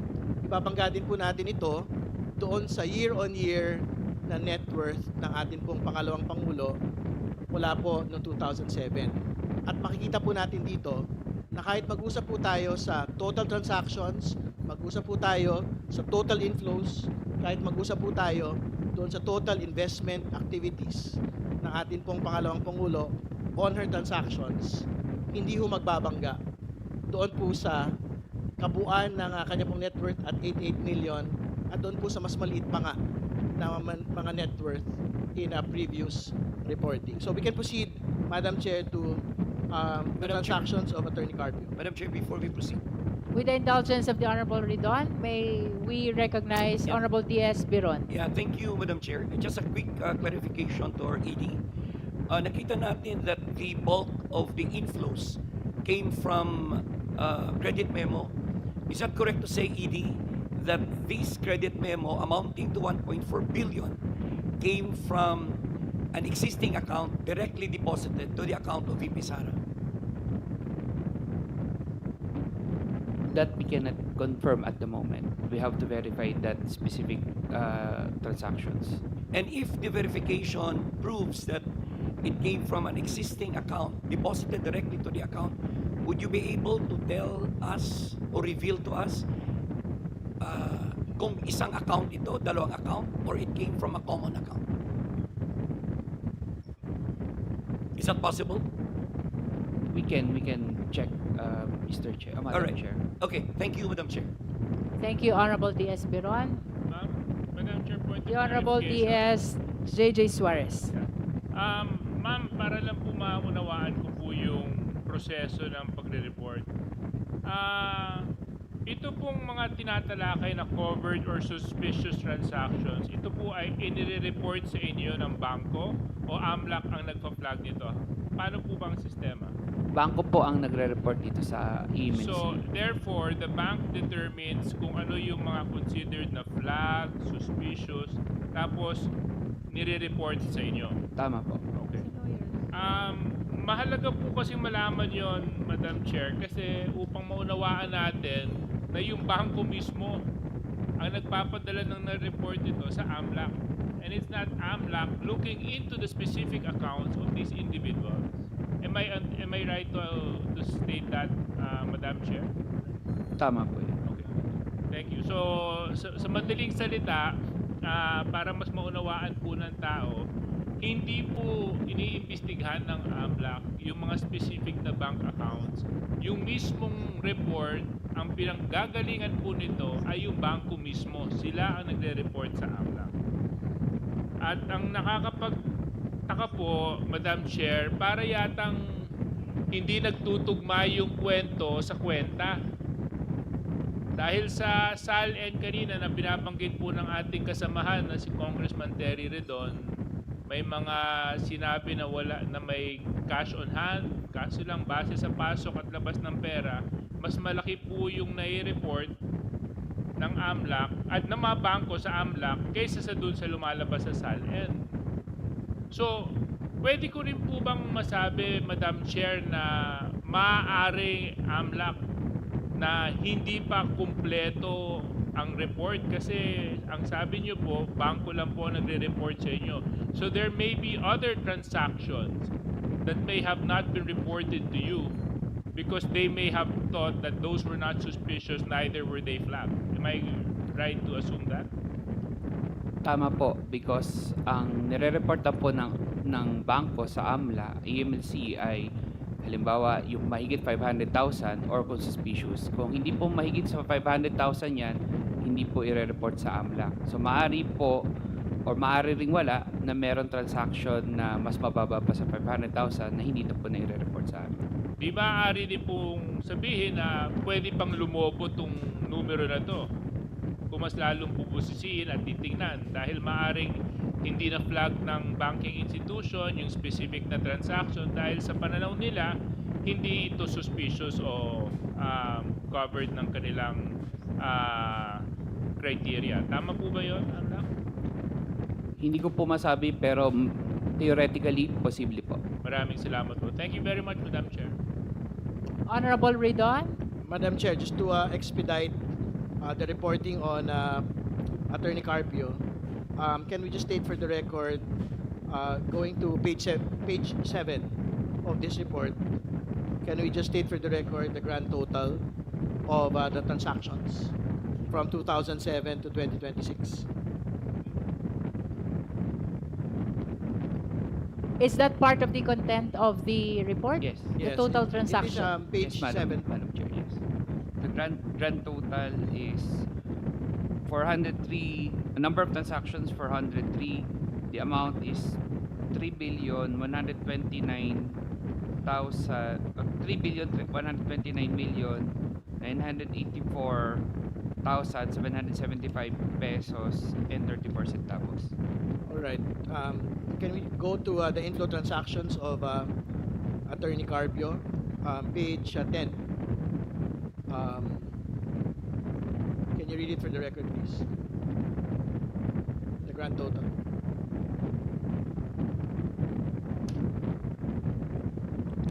Grand total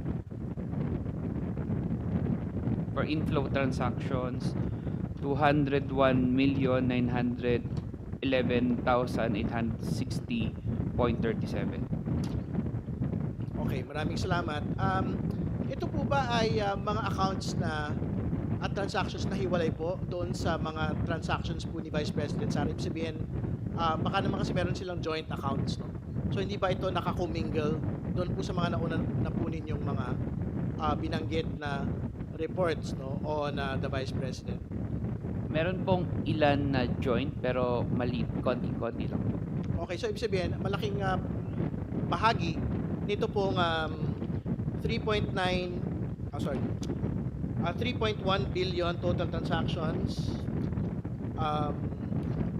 201 million inflow transactions ay mga accounts po mismo ni Attorney Carpio. Tama po ba? Maaari po, yes. Based on records lang. And for the record, Madam Chair, binabanggit nga ho ng atin pong AMLC na magkahiwalay pa ho ito. At pagka pinagsama-sama po natin, particularly po yung inflow transactions na lang po nung pong ating pangalawang Pangulo at ng atin pong at ng kanya pong may bahay, malayo pa rin ho doon sa 2024 net worth ng ating pong pangalawang Pangulo at malayong malayo doon po sa pinagsimulan po niyang net worth for 2027. Yun lamang po. Maraming salamat, Madam Chair. Madam Chair. Madam Chair. The Honorable Suntay, and then the Honorable Benny Abante, and then the Honorable Tino, Honorable Elago. Thank you very much, Madam Chair. Sa AMLA, can you just walk us through the process of arriving at the covered transaction report? Paano ba yung proseso? How do we come up with yung covered transactions? Para po sa bangko, ang covered transaction po ay pag nag-transact po ng mahigit 500,000 sa isang araw, nire-report po yun. So basta 500,000 or more yung transaction, automatic i-report sa AMLAC yan. Tama po. So does it mean that it's a suspicious transaction basta ni-report sa inyo? Hindi Not po. necessarily. Iba po yung suspicious transaction. Okay. Then how do we arrive at yung total amount? Kasi nakakalula yung amount. Pagka tinignan mo, 3 billion, di ba? So, ibig ba sabihin yan, how do we compute itong transaction na ito? Kunyari ako, may nag-deposit sa akin na 501,000. That's considered one transaction. Tama po. Now, binalik ko sa nag-deposit sa akin. That's another transaction. Tama po. Outflow naman. So, outflow naman yon. So, magto-total ngayon yon na 1 million. Kasi may pumasok sa akin 500, may lumabas na 500. Tama ba? Mali? Tama po. So, ganun yon. So, basta labas-pasok, nag-a-add to. So, it doesn't mean na pagka sinabi natin may 3.9 billion, does it mean na merong 3.9 billion sa loob ng account? Hindi ko po, kung base lang po sa records, hindi ko pa po masabi. Hindi, pero ang pinag-uusapan natin dito, based dito sa ni-report kasi amount involved, 3,772,000,000. Ang tinatanong ko itong 3,772,000,000, this is a total amount ng lumabas, pumasok, ganon. Tama po, transaction. Kagaya ang sinabi mo, total po ng transaction. Baka nag-deposit sa akin 500, lumabas 500, inekwenta yon. So every time naglalabas-pasok, nagdadagdag yon. Yung sa theoretical lang po, pero for this case po, hindi ko po masabi. Ay, hindi mo masabi. Pero maaaring ganon. Theoretically, posible po yung sinasabi. Oo. Now, I would also like to point out, kasi napansin ko, we started 2005, di ba? Yung report na binigay nyo, 2005 to 2025. Apo. Oh, I just also like to put it on record that an impeachable officer can only be impeached for actions involving during her term as an impeachable officer. So sumobra tayo ng ng 14 years. But regardless, I just want to point it out. Ang dapat pagtuunan natin ng pansin actually from 2019 to present. 2022 to present, di ba? Kasi doon lang nagsimula eh. Now babalikan ko nung 2022, wala na yung sinulatan ko. Nung 2022, may pumasok sa account niya. Well, yung na-flag ng AMLA, nung 2022, which was the time she was Vice President, 41 million. Yun yung lumabas-pasok sa account. Nung 2023, 4.7 million. Yun yung lumabas-pasok sa account. Noong 2024, 13.4 million. Yun yung lumabas-pasok sa account. Noong 2025, 1 million na lang ang lumabas-pasok sa account. Tama ba? Based on sa Based report. on I record. just want to Yeah. be clarified para lahat tayo clarified dito sa mga numero na ito. Based on records, tama. Oo. So based from 2022, siguro ang lumabas-pasok sa account niya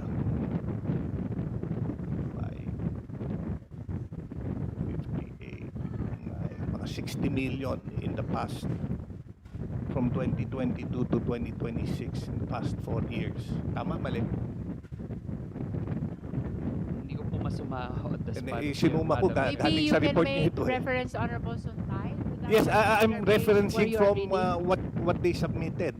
Kasi nagka-breakdown kanina eh. Di ba, nagbigay kayo ng breakdown kung magkano lumabas-pumasok noong 2005, magkano lumabas-pumasok noong 2006, noong 2007, noong 2008, noong 2009. Inad ko lang mula 2022 hanggang 2025. More or less po. Oo, mga ganon. Okay. Thank you very much, Madam Chair. Madam Chair. Thank you. Madam Chair. The Honorable Bishop Abante, and then I called Honorable Tino and then Honorable Ilago. Thank you, Madam Chair. Ako'y natutuwa kay Congressman Sontay kasi sinabi niya nalulula siya sa amount. Ako nahuhulog na eh. Sa amount ha. Grabe ho yung amount. Oo. Ngayon, in line with the questioning of Congressman JJ, gusto ko lang po malaman, yung nire-report po ng mga bangko, sila di ba nagsasabi kung ito ay covered or suspicious transaction? Yung covered po, ang batas po ang nagsasabi kung magkano Oo. ang i-report. So, mahigit 500,000. Okay, alam kong batas, pero who determines that? Ang The bangko banks ba? po. Yung bangko Ang po. bangko? Yung bangko po. Therefore, yung report ng bangko, sinasabi na sa inyo kung covered to o suspicious. Tama po. Tama po. Hindi kayo. Hindi po. Okay, yan ang gusto kong malaman. Pangalawa, ang question ko nilagay, sinabi nyo din na meron tinatawag na time deposit placement na dineposito nila on time deposit. Alam niyo ba kung magkano po yung time deposit placement na yan?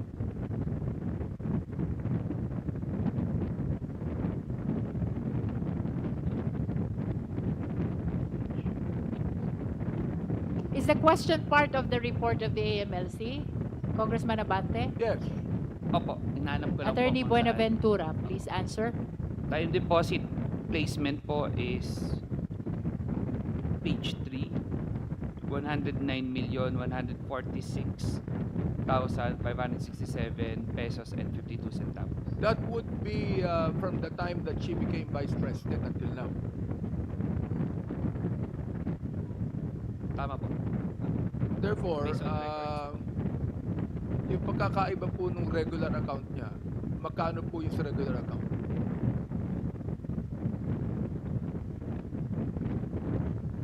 Yung regular accounts po, wala po dito na specific na regular accounts, hindi ko po masagot. Meron bang outflow and inflow sa time deposit placement? Meron bang outflow? Transaction? I understand that that is a probing question already, Honorable Abante.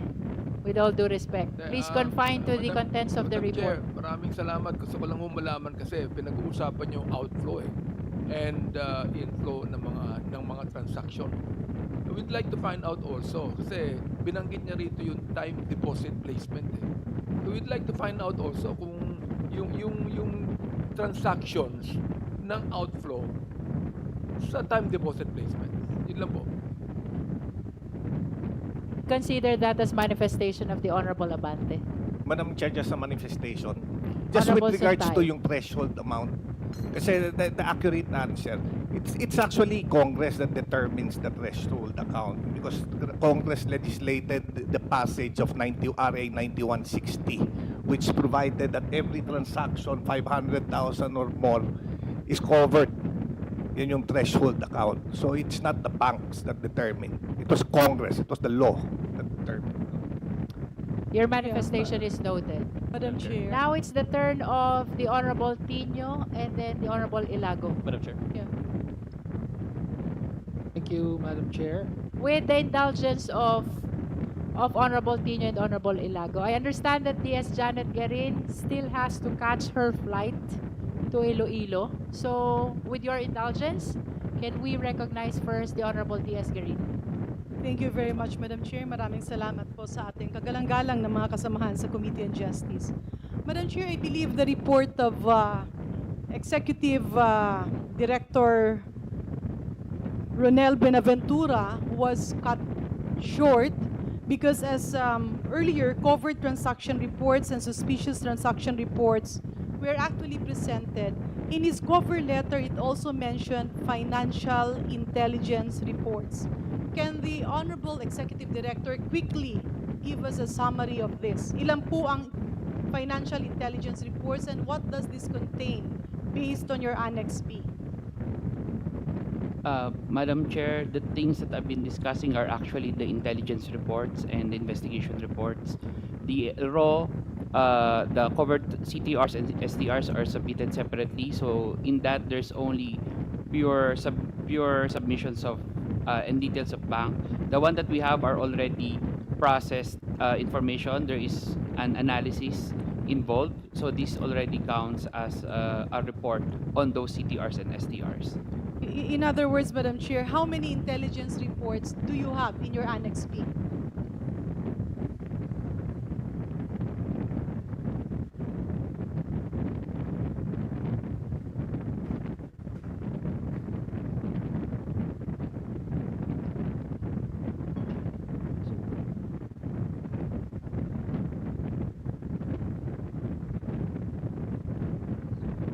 Let me just confirm with it.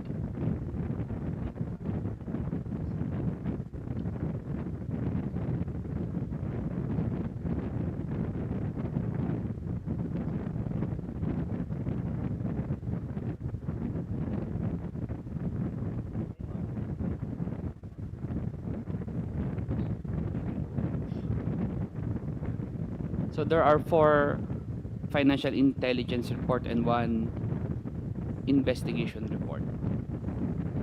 Can, Madam Chair, can the Honorable Executive Director give us a brief summary or conclusion on what is contained in these intel reports? Brief statement only.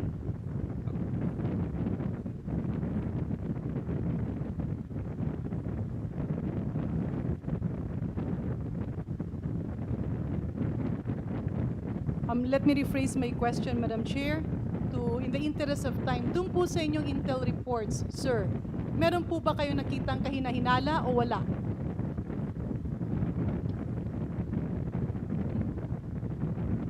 Meron po dahil sobrang laki ng mga transactions. Pero as explained po earlier, ang intelligence report namin is based lang sa database na nakita namin sa mga na-report.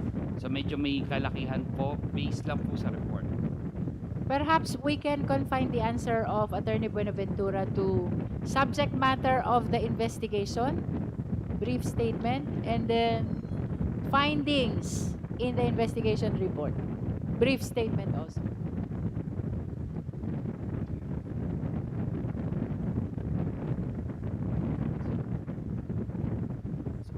Madam Chair, sorry, for investigation report. Yes. Okay.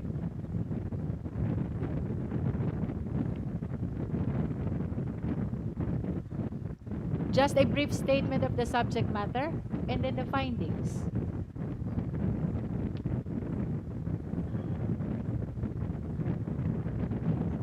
For the financial investigation report, we have one on Attorney Manasseh Carpio, and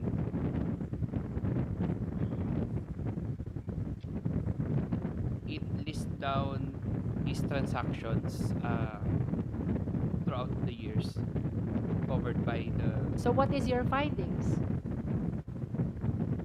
Madam Chair, there is no specific findings indicated that would summarize the So what does transaction. your financial report contain? Observation? Yes. Okay, can you briefly state the observation of AMLC with respect to the financial investigation?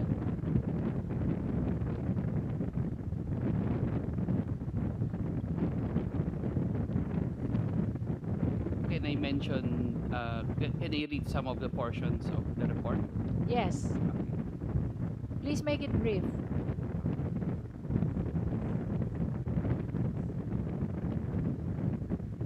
So for the summary of transactions reported for Attorney Carpio is shown below. It's in table form. For purposes of comparison, two time buckets were identified. The first is from 2016 to 2026, which are the years when the Duterte family had national political scene. The other bucket are the years prior to 2016. And the biggest transactions involving Attorney Carpio are the purchase of MCCC-DC debit memo, which account for 86.55% of the total value of these reported covered transactions during the period 2016 to 2022. So, Madam Chair, if I may, pasensya na po, no, sir, in the interest of time, kasi these are voluminous documents that we have just received until now. Doon po sa inyong pagperus o sa inyong mga natanggap na report, ang ibig po ba ninyong sabihin ay merong kahinahinalang nakita o wala? It's actually a yes or no kung meron or kung wala.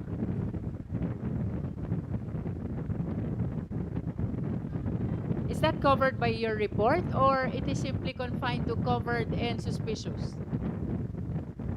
It is only the question, Madam Chair, requires me to go beyond the report because it's Alright. not indicated in So the that report. is I a am not probing competent. question, I DS am- Janet. Let us confine to the content of the report of AMLC. So, let me rephrase my question, Madam Chair.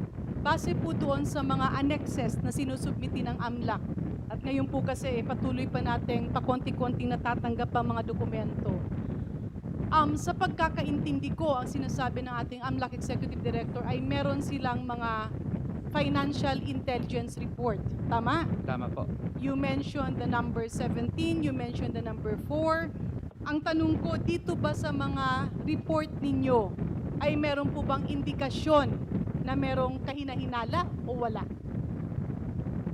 Hindi ko po masabi. Does that mean, Madam Chair, that this warrants further investigation via possibly a formal trial? Kasi nga hindi natin may tanong yung ibang mga tanong dito at hindi naman nila pwedeng sagutin dahil tayo naman hindi trial. Ito po sakop ng Senado. Do I understand it right, Madam Chair? I think for purposes of further proceeding, we can consider the suspicious transactions because in the reporting of suspicious transactions, there are indicators shared and read already by Attorney Buenaventura when a specific transaction, regardless of amount, is considered as suspicious. Let us defer to the report of the AMLC. They cannot make a conclusion. As a matter of fact, it does not contain a finding. It only contains observation. So, we have to satisfy ourselves as to the report of covered transactions and suspicious transactions. By suspicious transactions, there are surrounding incidents already which were considered by AMLC, why those were considered as suspicious. So it will be based on the judgment of the justice members whether these suspicious transactions will be considered for the purpose of determination of probable cause. Madam Chair. The Honorable Chua. Yes, thank you, Madam Chair. The Honorable D.S. Garin is not yet finished. Just last question, Madam Chair, if I may, before I leave my chair, leave my time to the next interpellator. Of course, I have not perused over the qualifications of the Honorable Executive Director, Madam Chair. At sa pagkakaintindi ko, ang opisina po ng Executive Director ay nagmamando ng basic qualifications. Can the Honorable Executive Director confirm to this august body na siya po ay kwalipikado sa kanyang posisyon na hinahawakan? Ako po ay kwalipikado sa posisyon na hinahawakan. At kapag po ang inyong opisina ay tumitingin sa mga transaksyon, ang tinitingnan nyo po ba ay ang mga tao? Do you check data based on specific personalities? Or do you check data based on the information that is being submitted or given to you by the banks? Sa information na po kami tumitingin, Madam Chair. Hindi po sa katauhan. Hindi po. Ibig sabihin, ang proseso ng AMLAC applies to all and not to select individuals. Tama po. Wala po kayong bias, sir. Tama po. Wala po. Thank you, Madam Chair. Thank you, Honorable Garin. With the indulgence of the Honorable Tino and the Honorable Elago, the Honorable Rog Gutierrez would just want to make a counter manifestation to the Honorable Suntay. Madam Chair. The Honorable Gutierrez is recognized. Thank you, Madam Chair. With the indulgence, it's not a counter manifestation. Just a short point po, no, kasi I know we're moving on with the topics. Very short. I think that's a very good point raised by Congressman Suntay. Yung example niya po na halimbawa pag ako binigyan ng 500, nagbigay ng 500, the amounts can change. But at the end of the day, zero po yung laman, supposedly. So, Madam Chair, I'd like to ask si AMLC Benaventura, on that point, the reports can really bloat it. And you mentioned na hindi po klaro, you need to look into it to be able to tell kung ano po yung laman.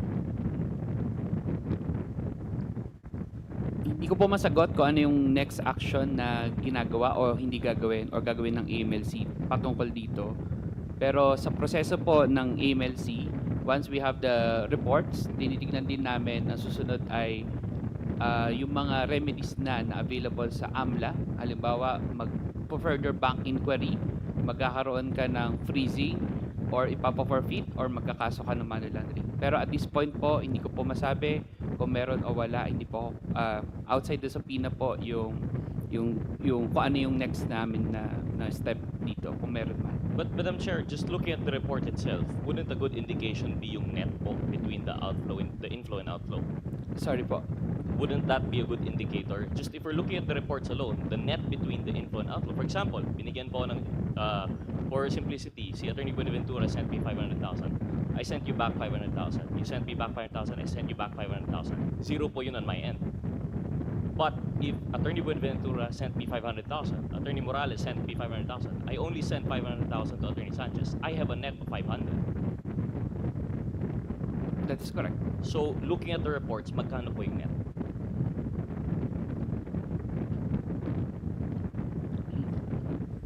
Hindi po namin na-total sa report. So, hindi ko po maibigay yung exact. I think you have a table incorporated in your cover letter. Madam Chair, for simplicity, let's take a look at the 6.7 billion amount of inflow, amount involved. So 4. Can we flash the summary of transactions So Madam contained Chair, in the cover letter? inflow of 4,425,443,794.69 centavos minus outflow of 1,554,681,310 pesos and 82 centavos. That leaves a net of 2,870,762,483 pesos and 87 centavos. Would that be correct? May I know po which page are you reading from? That's the last page of your cover letter, ED. Cover letter, sorry. The table in your cover letter. This is actually your summary. Yeah. Yes, this is correct. As read in the cover letter. So that will be a good indicator po, a starting point for the investigation. I cannot say if I can't say for certain. I am not at liberty to disclose. That is all, Madam Chair. Thank you. Madam Chair, just This is on the same line, Honorable Tino. Would still be okay to on the same recognize two more justice members on the same line. Mr. Chair, Madam Chair, This is on the same line. same line din. Honorable Sige Tino? lang. Sinimulan nyo na eh. Sige na po. Opo. But I am seeking for your conformity. Thank you, Madam Chair. The Honorable Adjong and then the Honorable Chua, and then we will go back to Honorable Tino and Honorable Elago. Maraming salamat, Congressman Tino and Congresswoman Ilago. Very, very short lang po, Madam Chair. Let me go back to my previous line of questioning, ED. Diba, the very mandate of your office really is to look into suspicious transactions, covert transactions that would probably describe how the inflow and the outflow of money can be determined as a money laundering activity. Tama ba? Tama po. Okay, sige. So, lahat ng mga, sabi mo kanina, lahat ang nagre-report yung bangko sa inyo, and then what you do is to analyze these reports based on the inflow and outflow of the money. Tama? Inflow meaning could be deposit in either cash or check, whatever, and outflow is the going out of the money, right? Tama po. So even if you total the deposit in the withdrawal, and then you come up with the certain amount, sabihin mo na hindi yun actual na nandoon na current na pera doon sa account kasi tinototal mo pa rin yung paglabas niya ay yun ang magiging account. So regardless of that, wouldn't that be the very definition of money laundering? Kasi sabi mo, pinapasok, nilalabas to appear as legitimate. Tama ba? Kung legitimate naman po yung transaction. Yeah, kung legitimate. Kasi Wala naman nagsasabi pong- naman ng bangko sa inyo, Apo. suspicious nga eh. So Apo. I'm asking you on the premise of a suspicious transaction, right? As indicated in your report. Tama ba? Would that be the very definition of money laundering? Papasok at ilalabas. Kung marami po yung Yeah, pinanggalingan the ng premise pera. is, yes, kaya nga, Yes, nagsabi apo, nga ng yes, bangko. apo. Nagsabi nga ang bangko sa inyo, it's a suspicious transaction. That's why you have that analysis. That's why you have that report. Because the bank reported to you that these amounts, na hindi siya yung, let's say, more than 500 million, yung flow Honorable and activity. Adjong, perhaps we are crossing the line already. No, I'm just citing to ED. This has no reference to the transaction of the respondent. I'm asking him the mandate and by which they actually analyze the activity and In the other behavior of words, the you are- inflow and the outflow of money. You that are it can be- referring to the process and not to the Process. transaction. and for them also to determine whether this transaction covers the very definition of money laundering. Tama ba yung ano ko? ED Buenaventura, please answer the question. Yung nga definition ipapasok, ilalabas. Na based on the suspicious na report sa inyo ng bangko. Tama ba? Opo, Okay, pero thank you. Thank you, Madam Speaker. Thank you, Madam Chair. Thank you. Now we go back to Honorable Tino. Thank you, Madam Chair. Maraming salamat for Okay. allowing the other Kongs to raise Thank you po. clarificatory questions ahead of you. Thank you. Maraming salamat, Chair. Chair, actually, kaugnay din muna dun sa cover letter tsaka yung table dito, yung summary of inflows and outflows. So, una muna, pwede pa klaro po, pag sinabing inflow, ang ibig po ba sabihin nito ay yung perang pumasok sa mga account o mga account ni Sara Duterte Carpio at ni Manasseh Carpio? Tama po ba na yun ang ibig sabihin nun? tama po. Okay. Tapos yung outflow naman, yung mga halaga na lumabas mula sa mga account ng dalawang ito. Tama po. Tama po. Okay. By account, we mean bank accounts. Tama po. Tama po. Okay. So tapos ang sinasabi nga ay may total na 4.425 million pinagsama na pumasok sa accounts ni na Sara Duterte Carpio at Manasseh Carpio mula taong 2007, tama po ba? 2007 up to 2026. Ito pong report is 2006 to 2025. Okay, 2006 to 2025. So mula 2006 hanggang 2025 may total na 4.425 billion na pumasok sa mga account nila. Tapos meron namang lumabas na 1.5 billion. Tama po? Tama po. Okay. So Pero meron ding sinabi rito, undetermined inflow and outflow transactions na 791.1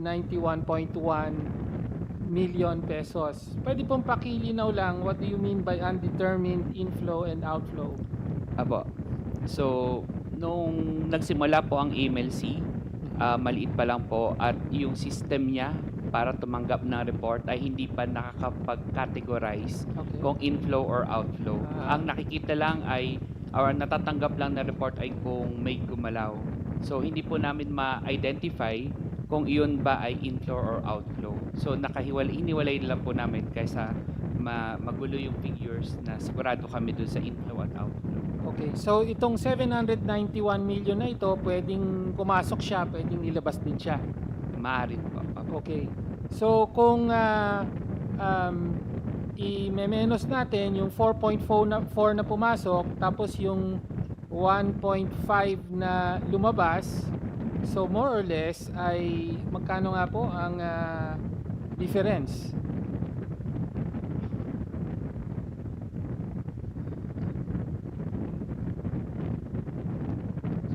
So roughly mga 2.9.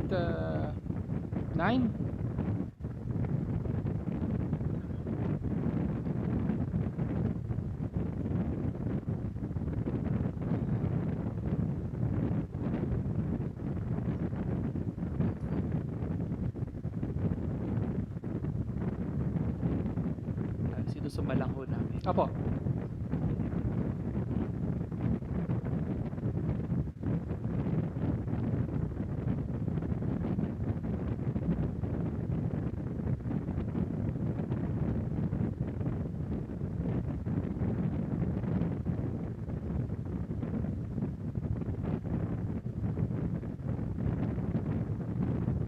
More or less yung katugma naman po ng 791,102,607.44. You mean yung difference?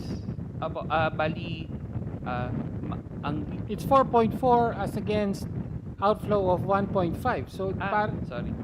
Parang hindi yata Mali po yung Opo. na-compute namin. Pasensya po. Mga 2.9 yan.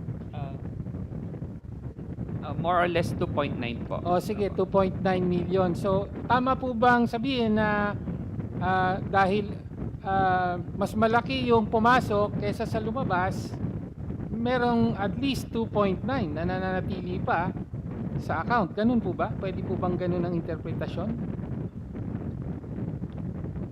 Maari po, maari din pong hindi. Kasi yung pong reports na to ay ito lang po yung para sa humigit covered. sa 500,000. So, kung below po yun, maari pong nagtatransact sila, pero wala po. Pero maari din po na tama din po yung sabi niyo. Maaring mga posibilidad lang po, theoretical lang po. Based on report, hindi ko po Basta may 2.9 billion na difference dun sa pumasok at saka sa nilabas. Mas maraming pumasok kaysa nilabas. So posibleng may 2.9 billion pa na natitira, pero posible ring hindi kasi baka nilabas din yun, kaya lang, for example, below the 500,000 threshold. Maaari po. Oo. Yun, So, theoretically. Pwede ko po for masagot example, based kung on nag-withdraw po ng 499,000, kasama pa po ba to sa mare-report sa inyo? Hindi po. Sa Hindi unang na. report, hindi po. Kaya lang po, Madam Chair, meron po kasi tinatawag na structuring sa batas. So kapag po na-flag ng bangko na you're intentionally evading the reporting threshold of more than 500,000, the bank will even report all of your transactions as suspicious. Okay, so kung ibig sabihin, kung may pattern ng withdrawal na 499,000, magiging suspicious na rin yun. Apo. Dahil parang halatado na iniiwasan yung Tama po yun. threshold. Okay. So, ngayon naman po, dun sa inyong, I think it's your intelligence report na pinresent kanina, sa page 3 po, pwede po bang ma-flash? Yung page 3? Comsec, kindly flash page 3 of the summary of transactions.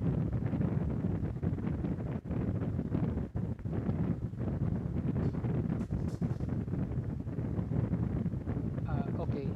pwede po bang in particular, ayan, yung mga transactions, ano, and then parang meron pong text sa point number 5. Yan ba yun? Pwede po bang mag-scroll pa? Please scroll further down. Okay, ayan po. Actually, ang gusto ko lang po malinawan ay dun sa nature of the transactions. Pwede po bang balikan yung uli at may mga gusto lang akong mailinaw tungkol dun sa nature of transactions, both yung inflow at saka outflow transactions. Madam Chair, ano po yun, sir? Anong mga tipo ng inflow transactions ang inyong na inulat batay sa inyong analysis? Alin po yung nai-report namin na inflow transactions po? Tama po.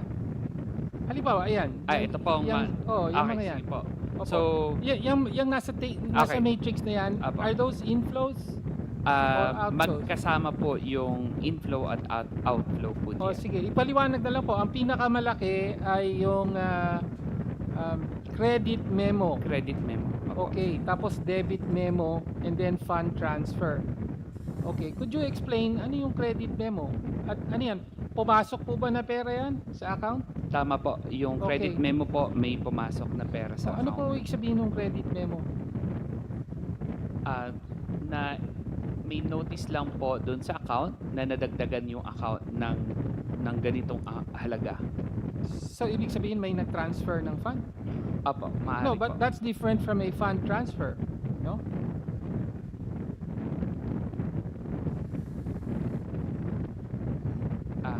Ilinawin ko rin po, yung nakalagay po kasi dito nung araw, yung nabanggit ko nga po na yung AMLC ay maliit pa rin at Okay. hindi pa ganun pa sophisticado. Okay.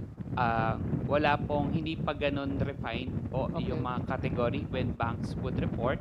So ang ganun din sa system ng AMLC nung araw. So credit memo, parang kahit na anong pumasok nung araw sa account mo, yun yung papasok na tinatrato na po yun na credit memo. So, karamihan po yan, kaya medyo malaki po if you look at po yung page 4. Parang early years po yan, 2016, 2006, isumat lang po na page. 2006, 2007, 8, 9, at 2009, and so on. Hanggang 2013. So pag sinabing credit memo doon, basta mga kahit na anong pumasok Apo, sa bank account. Opo, nung araw po kasi hindi pa po okay. sophisticado. Okay, tapos yung debit memo naman na 1.028 billion. Ganun din po yung explanation ko po. Karamihan din po kasi nung araw ay pag nabawas, debit memo lang yung tinatawag. So ito naman mga bawas sa account. Apo, nabawas. So ito yung lumalabas na pera. Apo, tama po. Okay. Tapos yung fund transfer, papasok o palabas o ano ba yan? Inflow po, papasok. Inflow, okay, mga inflow. Okay.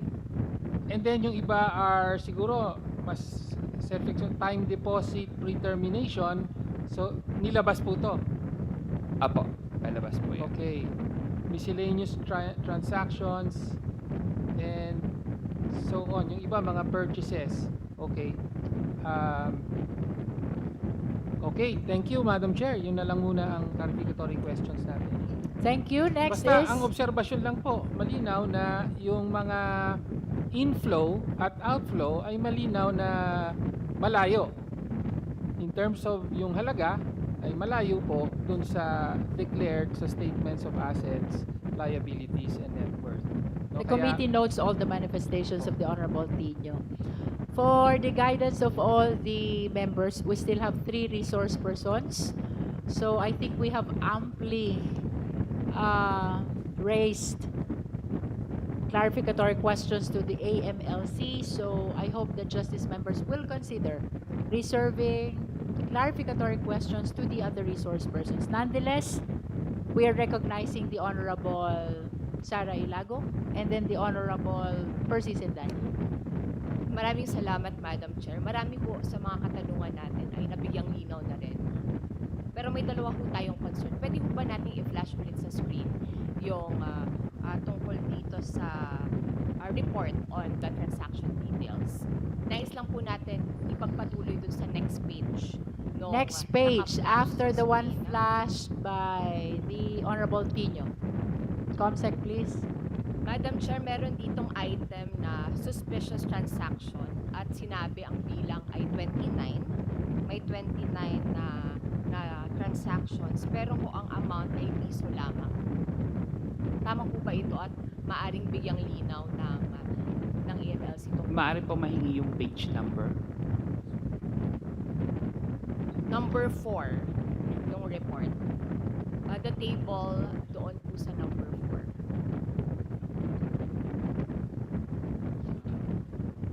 This is page 3 of 15. Kindly Sorry, page speak 4 closer rather. to the microphone. Yes, page 4. Page 4, Secretariat, please.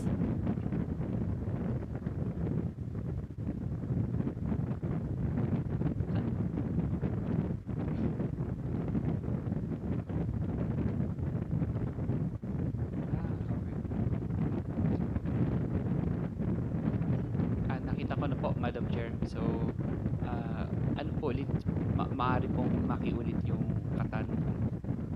Doon ho sa item na suspicious transaction, may 29 number po dito na doon sa covered transaction pero ang amount ay piso lamang. Tama ho ba ito? Tama po yan. Ano ang paliwanag po dyan?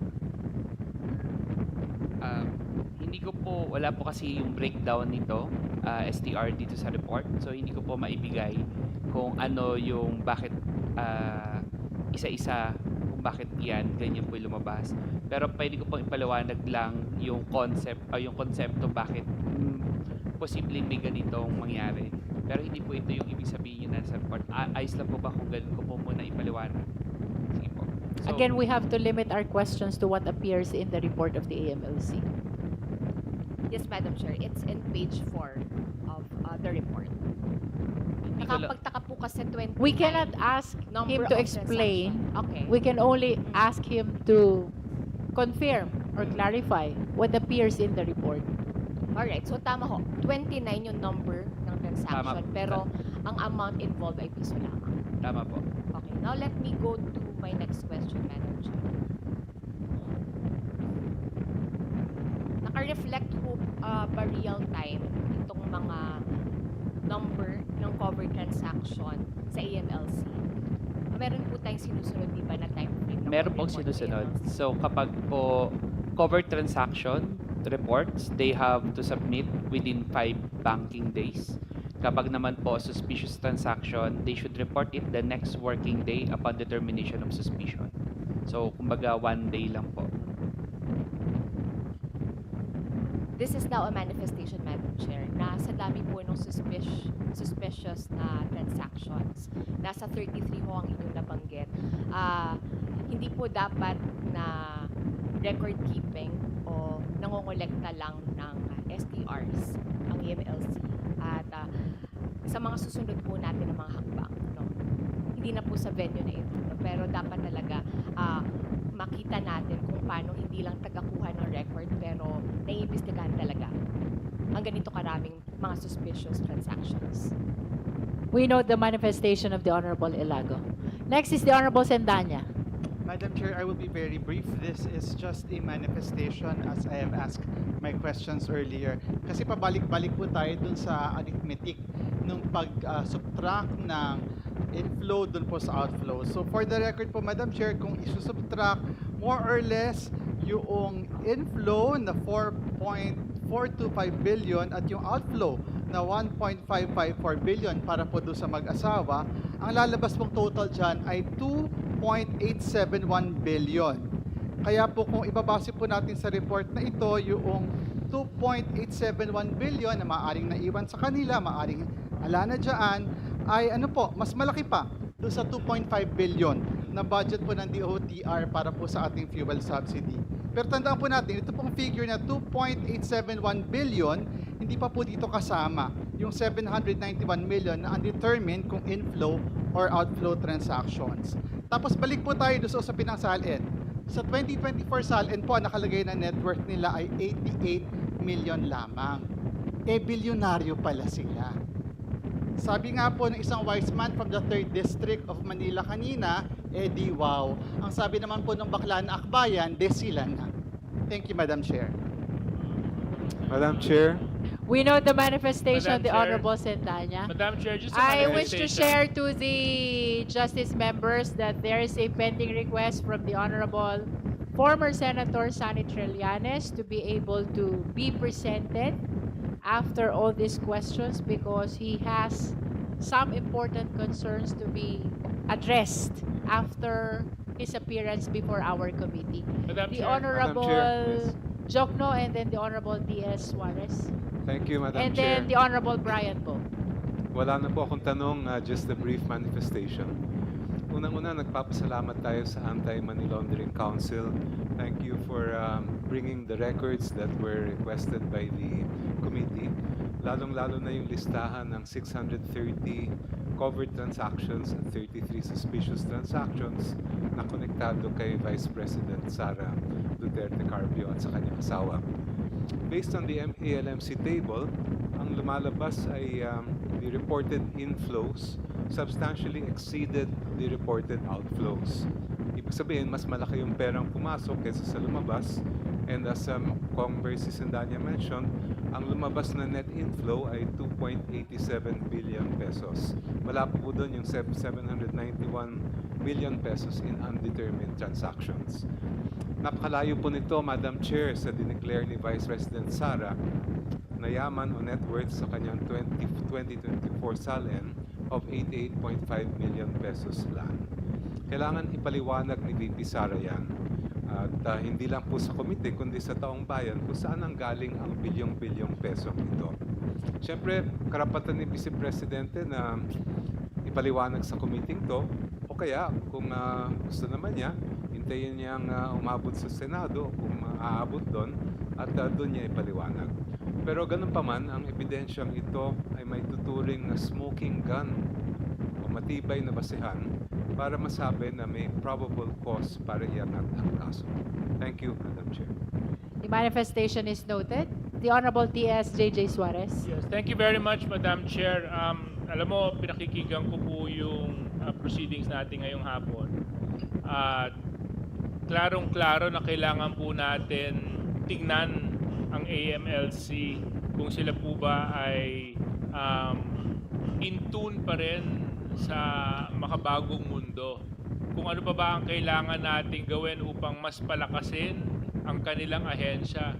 Dahil dapat nababantayan nila yung mga ganitong mga transaksyon dahil kung titingnan po natin, simula 2005 pa pala, may mga ganito ng mga malalaking transaksyon na hindi po may papaliwanag base sa mga dokumento. So, I don't think it is right, but I don't know if I can move, Madam Chair, but it's up to your better wisdom. If not, maybe a request that the Committee on Banking Intermediaries or the proper committee conduct its own congressional inquiry in how to further strengthen and how to further provide teeth to the operations of AMLAC moving forward, Madam Chair.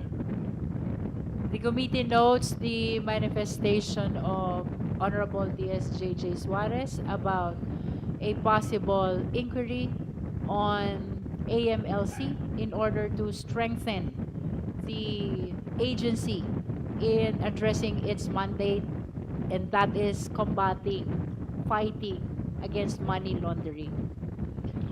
With that, we recognize the Honorable Brian Po. Maraming salamat po, Madam Chair. Madam Chair, I just want to clarify, no? Dito sa 630 na cash transaction reports at 33 suspicious transaction reports, kasama po ba ang mga joint bank accounts? Kasama na po. Kung kasama po, counted sila under KVP or counted sila under Mr. Carpio? Kasi baka mamaya may double... Wala pong double counting. So, Walang double yung counting. pong sa linya po ni VP, lahat ng ka-joint individual account niya at ka-joint account niya maliban kay sa asawa niya So yung kay Manas Escarpio naman po, lahat ng individual account niya at ka-joint account niya at kasama yung ka-joint account kay VP. Doon po na-email. So for clarity, Wala yung pong double kung account. may account na kasama yung dalawa, it's counted under Mr. Carpio. Tama po. Okay. Tapos yung mga joint accounts na kasama si VP, but not including si Mr. Carpio, is only under VP. Tama po. Sige po. Second point of clarification, Madam Chair, would be to ask, does this include corporate bank account transactions in which either personality is included sa corporation? Hindi pa kasama. As based on report po, it's just if they are the direct owner of the account. If they're sorry, Madam Chair, to clarify, kung sila yung direct owner ng corporation? Rather, if sila lang yung may owners ng account or ka-joint nila yung one of the joint owners of the accounts. So kumbaga dito sa listahan sa SALN nila ng mga kumpanya, kung saan sila listed as shareholder or owner, hindi po kasama yung mga companies na ito dito sa mga transactions. Based on report po, hindi po kasama. Okay. So I won't push any further now. On the third point, I wanted to ask, under this undetermined inflow and outflow transactions equaling 791 million pesos, can you explain what exactly is undetermined inflow and outflow? So, meron po kaming mga transactions nung araw dahil maliit lang AMLC, hindi po sophisticado yung system, na meron mga transactions na nai-report na hindi po malinaw kung inflow ba siya or outflow. Nagkaroon lang po ng galaw dun sa transaction. Nung araw po, yung mga bangko, hindi pa po sophisticado yung reporting ni AMLC. So, pag nag-report po sila, hindi po nila nilalagay kung pumasok ba to or lumabas. Nilalagay lang nila may nagbago dun sa account. So, hindi po malinaw yung time na yun. So kumbaga on top of yung mga transactions na nandito, hindi naman siya double entry or anything? Hindi po yan. Nakahiwalay po yun. So may additional na 791 million pesos in transactions pero hindi masasabi kung inflow siya or outflow. Tama. Okay, just to clarify that. Last point of clarification, Madam Chair, is, for example, isa sa mga corporations sila, yung isa dito sa dalawa, signatory dun sa transaction ng corporation. Is that included here or wala din? If signatory lang po based on records, report, hindi po sila kasama. Hindi kasama. So it's possible to speculate that through the corporations, there may have been more transactions. That's a probing question already, Honorable po. Sige po. I'll leave the rest to my colleagues then. I just wanted to clarify those points. Madam Chair, to be fair, kasi to both the personalities involved, I wanted to make sure na hindi po ito double entry. Kasi kung double entry po yan, that's very unfair to them. Yun lang po, Madam Chair. I think the answer of E.D. Buenaventura is clear. The transactions of the corporations owned by the respondent and the husband are not yet included in the AMLC report. So, Madam Chair, for all those viewing, this total inflow or amount involved of 6.7 billion pesos are unique transactions and not double entries. No. Tama po. E.D.? Tama po. Okay. Maraming salamat po. Thank you, Madam Honorable Chair, po. Madam Chair. Sorry po, one question lang, Honorable Madam Ilago, Chair. we're about to call the next resource person. Yes. Ito po ay kaugnay nung natanong ko kanina. Okay. Just one clarificatory question. Medyo nalito po kasi ako dun sa na-report na item na suspicious transaction. Suspicious. Yes.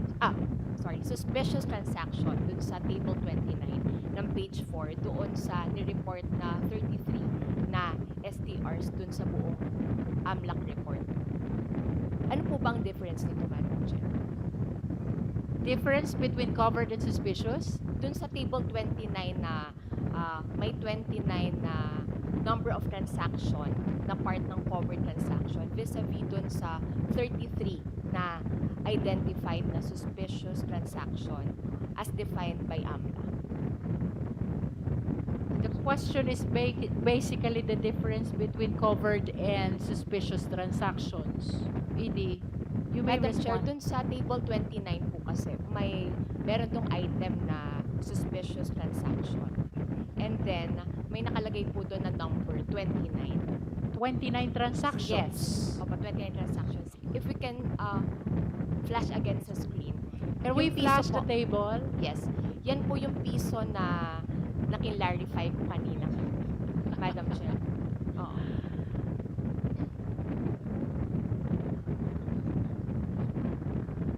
ED? Maari pong malaman ano po yung The clarification question is, why is it considered suspicious transaction? The 29 1 peso transaction. Yes. I think that's res ipsa.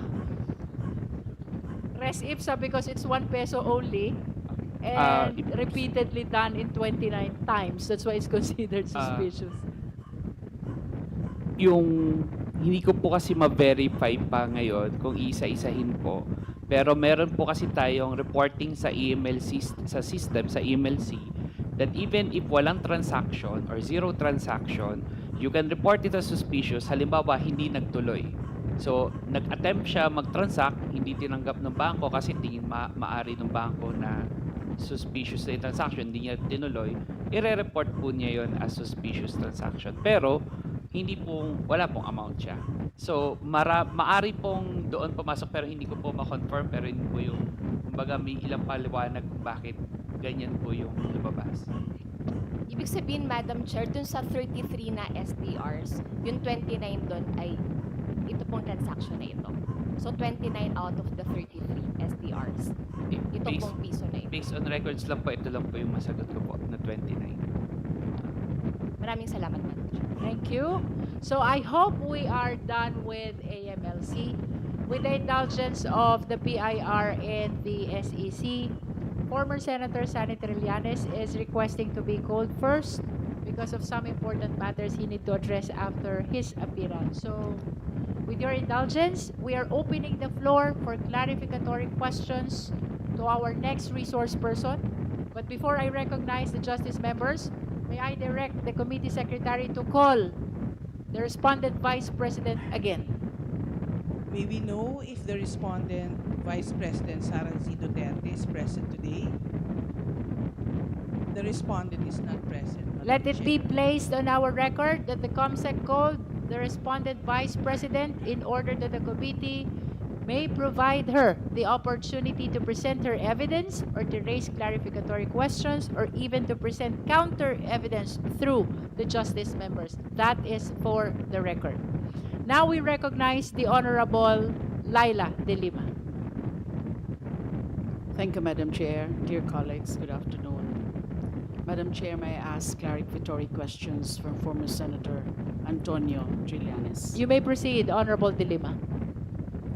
Senator Trillanes, good afternoon. Good afternoon, ma'am. Nandito po kayo dahil sa subpoena na inisyu sa inyo. Tama po ba? Yes, Your Honor. At kayo po ay magbibigay ng testimonya tungkol sa unexplained or ill-gotten wealth ng respondent, Vice President Sara Duterte. Tama po ba? Yes, Your Honor. Meron po kayong dalang affidavit? Meron po, Your Honor. Pwede po bang i-produce ninyo? Nandiyan na po. May we direct the committee secretary to kindly approach former Senator Sara Trillanes? Nagbigay na po kami ng kopya ng notarized sinumpaang salaysay sa inyong committee secretary before the start of the hearing. With that, we know the manifestation of the Honorable Trillanes. Thank you. Senator Trillanes, yung affidavit niyo po, sinumpaang salaysay, consisting of 11 pages. Di ho ba? Yes, Your Honor. At meron din mga dokumento po kayong inilakip sa inyong affidavit upang patunayan ang statement ninyo dito. So meron po kayong mga annexes dito sa sinumpaang salaysay, Annex A to Annex Q. Tama po ba? Yes, Your Honor. Dala nyo rin po ba yung mga annexes na yon? Opo, Your Honor, kasama po sa na-submit sa Committee Secretary. Your Honor. We note as well the manifestation of the Honorable Trillanes with respect to the submission of all the attachments. Senator Trillanes, ano po bang balak ninyo? Gusto niyo ho bang basahin ang affidavit niyo? Kung maaari po, para mas dire-diretso po, sana. Your Honor. Madam Chair, can we ask the former senator to read his 11-page affidavit for the committee and for the public? At kung pwede po, i-flash din yung kanyang affidavit sa screen para nasusundan po ng mga nanonood. We direct the committee secretary to flash the copy of the sinumpaang salaysay of former Senator Sani Trillanes. We likewise direct our resource person to read his sinumpaang salaysay. You're recognized, Honorable Trillanes. Salamat po. Ako po si Antonio Sani Fuentes Trillanes IV, Pilipino, may sapat na gulang at naninirahan sa 42 Ninang Virginia Street, BF Homes, Barangay 169, Caloocan City, Philippines. Matapos makapanumpa ng naayon sa batas ay buong layang nagsasalaysay na dati po akong naglingkod sa bayan bilang senador ng Republika. Matapos mahalal sa nasabing katungkulan noong Mayo 2007 habang ako po ay nakapiit.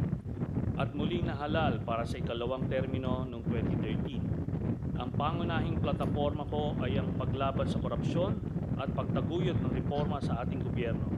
Natapos ko ang aking ikalawang termino noong Hunyo 2019. Sa pagtupad ng aking tungkulin bilang senador, maraming mga whistleblowers o mga informante ang lumapit sa akin.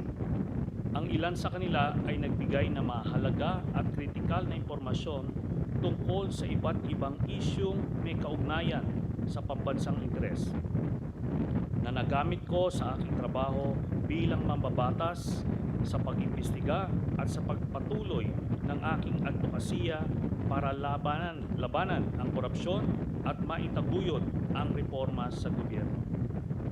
Noong buwan ng Abril 2016, sa panahon ng aking ikalawang termino bilang senador, ang aking opisina ay nakatanggap ng tawag mula sa isang tao na nagsabi na siya ay may hawak ng mahalagang impormasyon hinggil umano sa mga lihim na bank accounts na nagpapakita ng mga natatago at nakaw na yaman ng nooy kandidato sa pagkapangulo na si Mayor Rodrigo Digong Duterte at ng kanyang pamilya na di umano ay hindi din niya diniklara sa kanyang Statements of Assets, Liabilities, and Net Worth or SALN.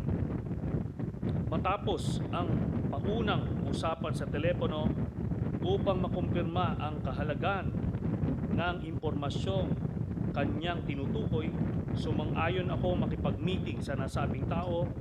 Ang aming meeting ay naganap noong ika-21 ng Abril 2016, bandang alas 8 ng gabi, sa opisina ng Samahang Magdalo sa Quezon City.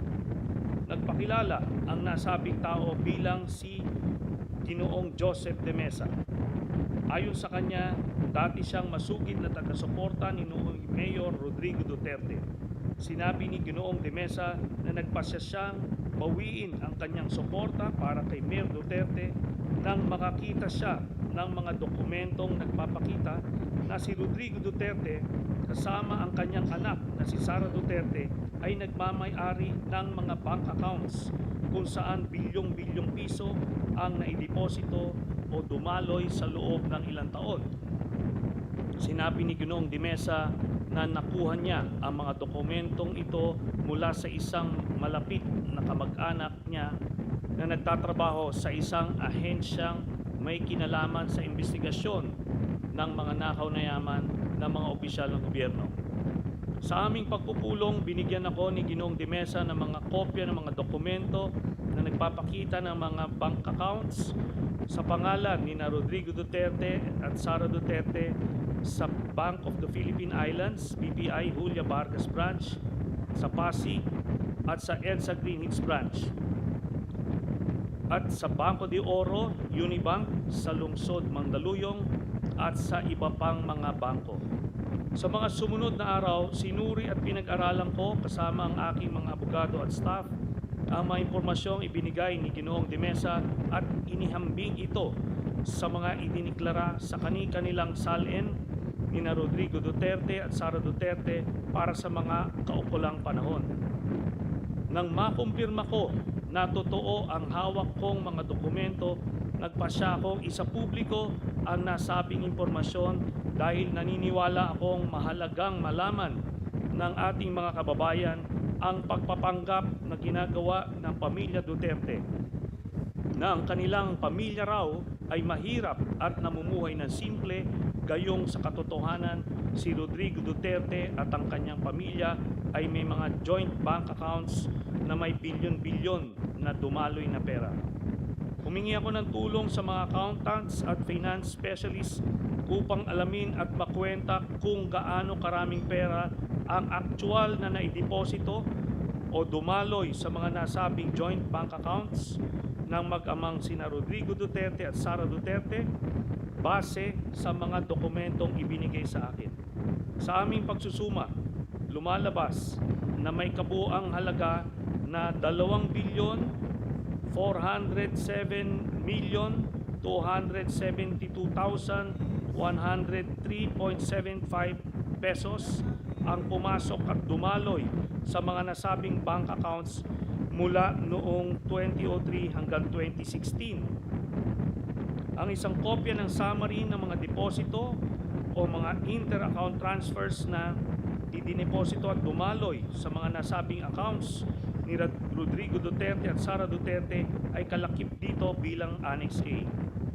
Bukod sa mga dokumentong may kaugnayan sa mga accounts ni Rodrigo Duterte, binigyan din ako ni Ginoong De Mesa ng mga dokumentong nagpapakita ng mga bank accounts at bank transactions ng mga anak, manugang at common law wife ni Duterte na sina Sara Duterte, Paulo Pulong Duterte, Sebastian Baste Duterte, Maneses Manscarpio, Shelito Hanilet Abansenya, kasama ang kanyang anak na si Veronica Kitty Duterte.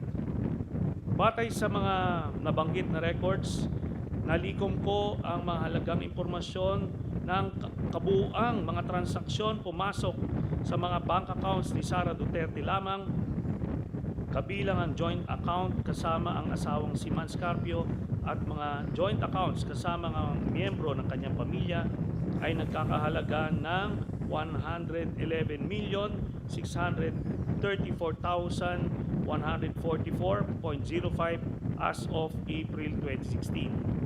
Ang kopya ng summary ng mga pera o transaksyong pumasok at dumaloy sa mga bank accounts ni Sara Duterte ay kalakip dito at ginawang bahagi ng salaysay na ito bilang Annex B. Noong 2016, inamin mismo ni Rodrigo Duterte na una na totoo na mayroon siyang bank account sa BPI Julia Vargas branch sa Pasig at pangalawa na nabigo siyang ideklara ang nilalaman ng nasabing bank account sa kanyang SALN. Ang pag-aming ito ni Rodrigo Duterte ay naganap matapos ko siyang hamunin na lumagda ng waiver of secrecy of bank deposits. Sa panayam ni Rodrigo Duterte sa media, ipinagtapat niyang mayroong humigit kumulang 200 million pesos na deposits sa naturang bangko at inilihim niya sa kanyang SALN. Sa particular, and I quote, a little less than 200 million. Hindi naman ganong kalaki kasi walang account na 200 million, a little less than 200 million, wala na, ginastos ko na, nag-happy-happy ako. A little less than a million. End of quote, sabi ni Duterte. Ang kopya ng video ng naturang panayam ni Rodrigo Duterte sa media na siyang inilathala ng Rappler sa kanilang official YouTube account noong ika-29 ng Abril 2016 ay na-download ko at nakasave sa USB at ginawang bahagi ng salasay na ito bilang Annex C. Noong ika-5 ng Mayo 2016, nagsampa ako ng isang complaint affidavit laban kay Rodrigo Duterte sa Office of the Ombudsman batay sa mga nabanggit na ultimate and evidentiary facts. Ang kopya ng complaint affidavit na may petsang Mayo 5, 2016 ay kalakip dito at ginawang bahagi ng salaysay na ito bilang Annex D. Noong 2017, sa panahong panunungkulan ni Rodrigo Duterte, matapos suriin ang aking reklamo, iniulat ni Overall Deputy Ombudsman Melchor Arthur Carandang na merong sapat na batayan upang ituloy ang investigasyon hinggil sa malalaking bank deposits ni Rodrigo Duterte at ang kanyang mga anak at common law wife na si Hanilet Abinsenya, kabilang na rin si Sara Duterte. Ang printed na kopya ng artikulong tungkol sa nabanggit na pag-ulat ni Overall Deputy Ombudsman Melchor Arthur Carandang na may sapat na batayan upang ituloy ang investigasyon na siyang inilathala ng GMA News Online noong ika-27 ng September 2017 na may caption na Ombudsman starts probe on Duterte's wealth after finding basis in Trillanes complaint ay kalakip dito at ginawang bahagi ng salaysay na ito bilang Annex E. Bukod pa rito, sa isang public statement sa media, kinumpirma ni Overall Deputy Ombudsman Carandang na magkapareho o similar ang nilalaman ng mga listahan ng bank transactions ng pamilya ni Rodrigo Duterte na isinama ko sa aking complaint at mga records at bank accounts ng pamilya Duterte na na-turn over sa kanya ng Anti-Money Laundering Council sa kanyang pag-iimbestiga. Ito ay nireport ng GMA News Online sa isang artikulo na lumabas noong ika-28 ng September 2017 na may caption na Duterte wealth documents from AMLC similar to what Trillanes has, Ombudsman. Ang printed na kopya ng nabanggit na artikulo ay kalakip dito at ginawang bahagi ng salaysay na ito bilang Annex F. Dahil dito, si Overall Deputy Ombudsman Carandang ay agad nasuspinde at kalaunan ay pinatanggal sa tungkulin sa utos ni Rodrigo Duterte. Kaya natigil ang kanyang pag-iimbestiga sa mga bank accounts at tagong yaman ng pamilyang Duterte. Ito ay inireport ng Philippine Daily Inquirer sa kanyang artikulong lumabas noong ika-1 ng Augusto 2018 na may caption, Malacanang fires Deputy Ombudsman Carandang. Ang kopya ng naturang report ay kalakip dito at ginawang bahagi ng salaysay bilang Annex G. Ang mga kopya ng mga summary ng mga transaksyon ng bangko ni Sara Duterte, Rodrigo Duterte, Pulong Duterte, Baste Duterte at ng common law wife ni Rodrigo Duterte na si Hanilet Abinsenya kasama ang kanilang anak na si Kitty Duterte ay kalakip dito at ginawang bahagi ng salaysay na ito bilang Annex H, H1, H2, H3 at H4. Batay sa mga nabanggit na records, nalikom ko ang mga sumusunod na mahalagang impormasyon na nagpapakita na si Sara Duterte at ang mga miyembro ng kanyang pamilya, kabilang na ang kanyang ama na si Rodrigo Duterte, ang common law wife ni Rodrigo Duterte na si Hanilet Abinsenya, kasama pa ang kanilang anak na si Kitty Duterte, ang mga kapatid niya na si Pulong Duterte at Baste Duterte, ay tumanggap ng pera o nag-encash ng daang-daang milyong halaga na mga cashier's checks o personal checks mula sa isang kilalang drug lord na si Sammy Uy, nakilala rin bilang Samuel Uy, gaya ng mga sumusunod. On March 17, 2011, nakatanggap si Sara Duterte ng 7,440,846.07 pesos mula sa drug lord na si Sammy Uy. Noong 25 October 2011, nakatanggap muli si Sara Duterte ng kaparehas na amount na 7,440,846.07 mula sa drug lord na si Sammy Uy.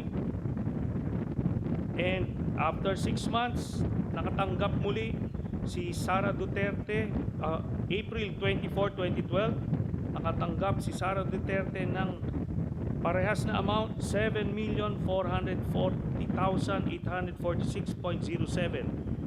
Ang total na tanggap ni Sara Duterte mula Excuse kay me. drug lord na Sammy Uy ay 22 Excuse me, million. Senator Trillanes. Yes. Sandali lang po. Meron lang po.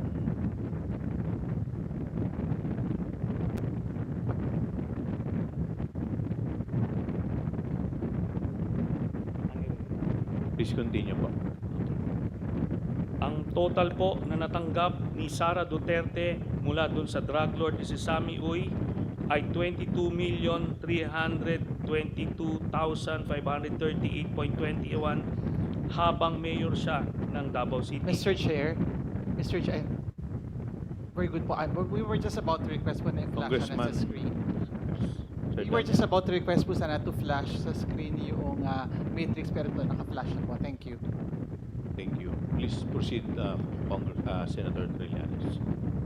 Si Rodrigo Duterte naman nakatanggap din ng 7,440,846.07 kaparehas nung kay Sara Duterte mula kay Sammy Uy nung 22 October 2012, nung 04 April 2013 muling nakatanggap ng pera si Rodrigo Roa Duterte ng 7,440,846.07 mula kay Sammy Uy.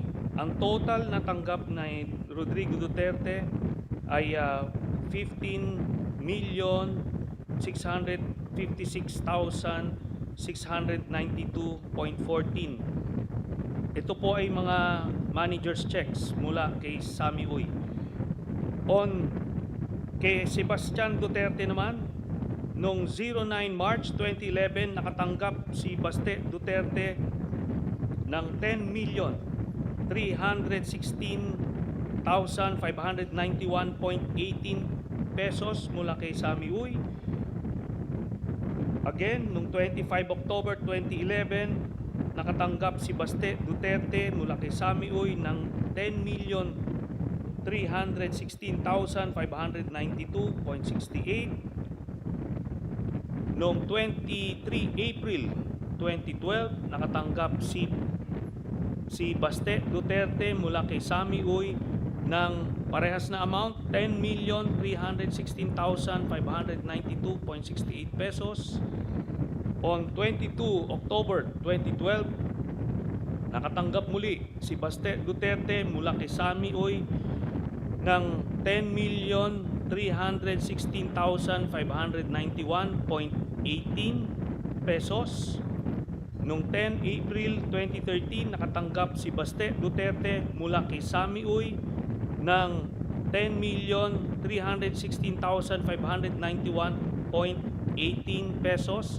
So ang total na natanggap ni Baste Duterte mula sa drug lord na si Sammy Uy ay 51,582,958.80 pesos, all in manager's checks. Kay Pulong Duterte naman, 14 March 2011, nakatanggap si Pulong Duterte mula kay Sammy Uy ng 9,703,609.39 pesos. On 25 October 2011, nakatanggap si Pulong Duterte mula kay Sammy Uy ng 9,703,609.39 pesos. On 24 April 2012, nakatanggap si Pulong Duterte mula kay Sammy Uy ng 9,703,609.39 pesos. On 22 October 2012, nakatanggap si Pulong Duterte mula kay Sammy Uy ng 9,703,609.39 pesos, all in manager's checks. Ang total na natanggap ni Pulong Duterte mula sa drug lord na si Sammy Uy ay 38,814,437.65 pesos.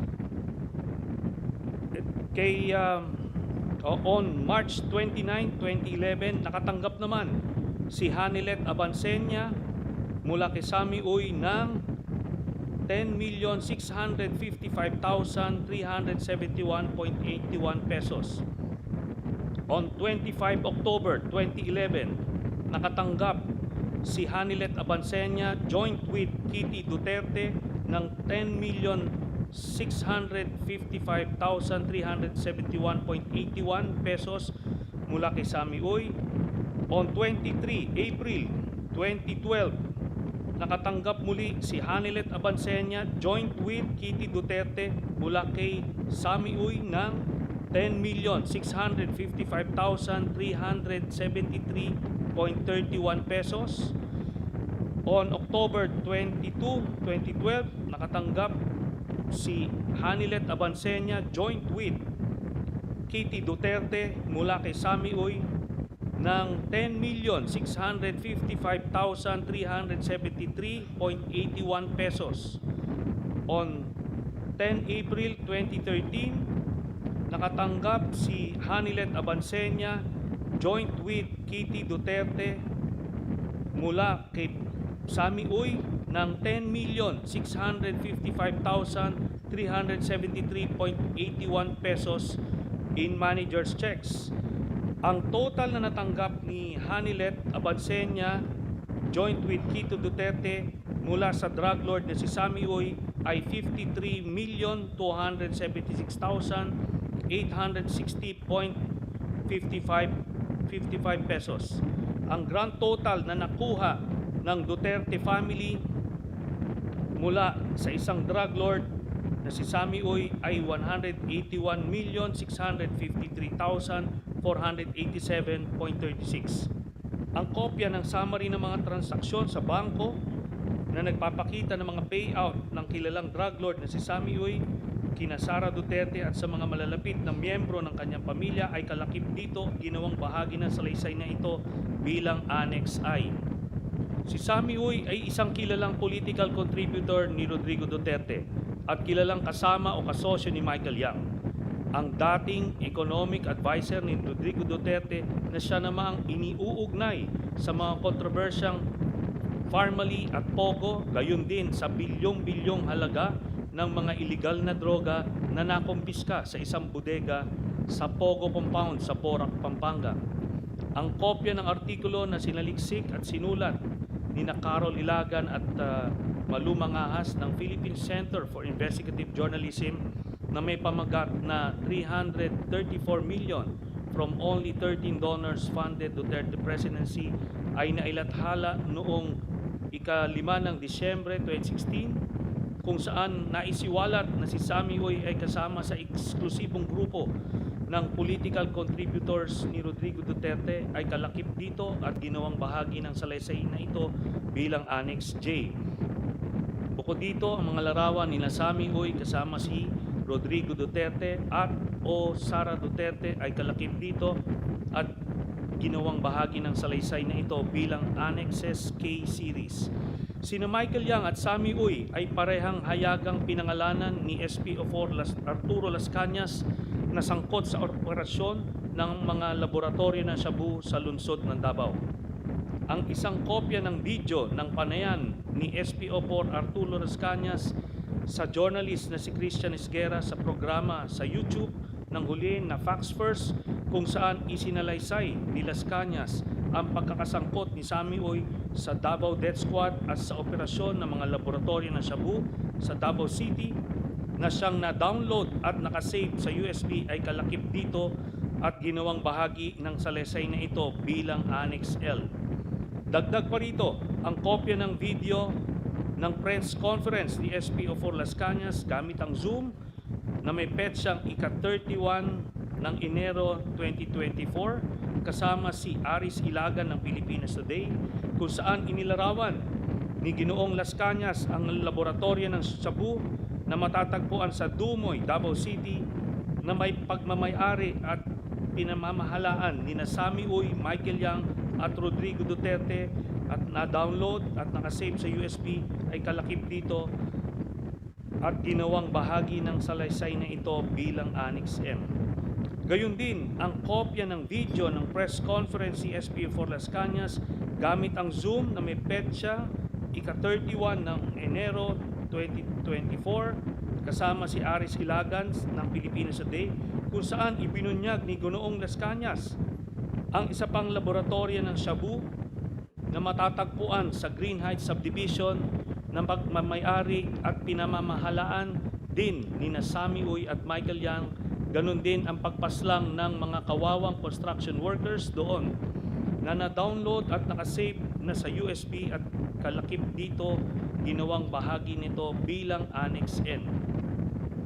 Si Ginoong Las Cañas ay kusang loob na umaming isa siya sa mga pinuno ng Davao Death Squad at tinanggap bilang testigo ng International Criminal Court sa kasong may kinalaman sa extrajudicial killings laban kay Rodrigo Duterte. Kailanman ay hindi itinanggi ni Duterte ang mga paratang ni Ginoong Las Cañas na makailang beses na lumabas sa publiko. Sa kanyang 186 pahinang affidavit, ididetalye ni Ginoong Las Cañas ang papel ni Sami Uy sa Davao Death Squad at sa operasyon ng mga laboratorio ng Cebu sa lungsod ng Davao gaya ng mga sumusunod. Pahina 77. The several circumstantial events that raised my doubts and suspicions on Mayor Rodrigo Duterte's sincerity and honesty on his illegal drugs campaign because Michael Yang, sponsor and patron in Davao City, was Mr. Sami Uy, also a bosom friend of Davao City Mayor Rodrigo Roa Duterte. Pahina 112, it was Sami Uy who ordered Ben Laud to start the slaughter of the alleged suspects one by one, allegedly to extract confession. However, until the last one, no one among them confessed. According to Ben Laud, it was Mayor Duterte who ordered him and cleared the killing of the alleged suspected robbers through Bongo. Sa pahina 117, Sani Benaventura in a teasing manner described to me that Sami Uy is a gambling and shabu mafia in Davao City. Sa pahina 182, I say and declare and truthfully that the person of Mayor Rodrigo Duterte and his son Paulo Pulong Duterte are directly involved in the illegal drug trade in Davao City. Mayor Rodrigo Roa Duterte in partnership with Michael Yang and Sami Uy, and Pulong Duterte in partnership with Charlie Tan. Mayor Rodrigo Roa Duterte also had police enablers in Bato de la Rosa and Wilkins Villanueva in the illegal drug trade. Sami Uy has an import-export business in Davao City. He also owns a cockpit arena in Matina, Davao City. Sami Uy is Mr. Michael Yang's patron friend in Davao City. I know it also through Michael Yang's custom broker, Mr. Randy Usman, my friend and associate in smuggling activities in the port of Davao in year 2012. Also in the massacre of subdivision construction workers I discussed above, Sami Uy was a participant in the said murders in the Laud Quarry.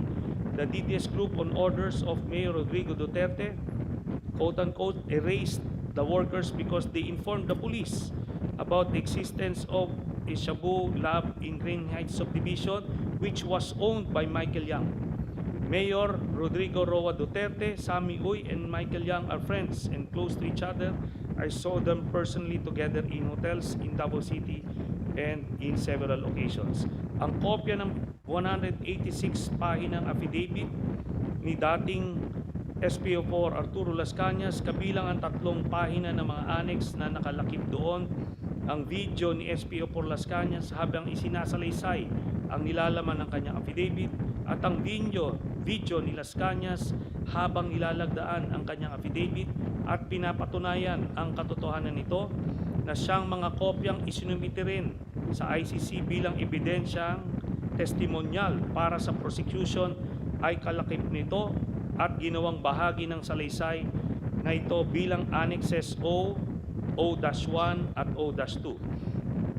Ang mga transaksyong pinansyal ni Sara Duterte at mga malapit na miyembro ng kanyang pamilya na naugnay kay Sami Uy at mga tinukoy na mga personalidad na sangkot sa droga ay lubhang nakakabahala.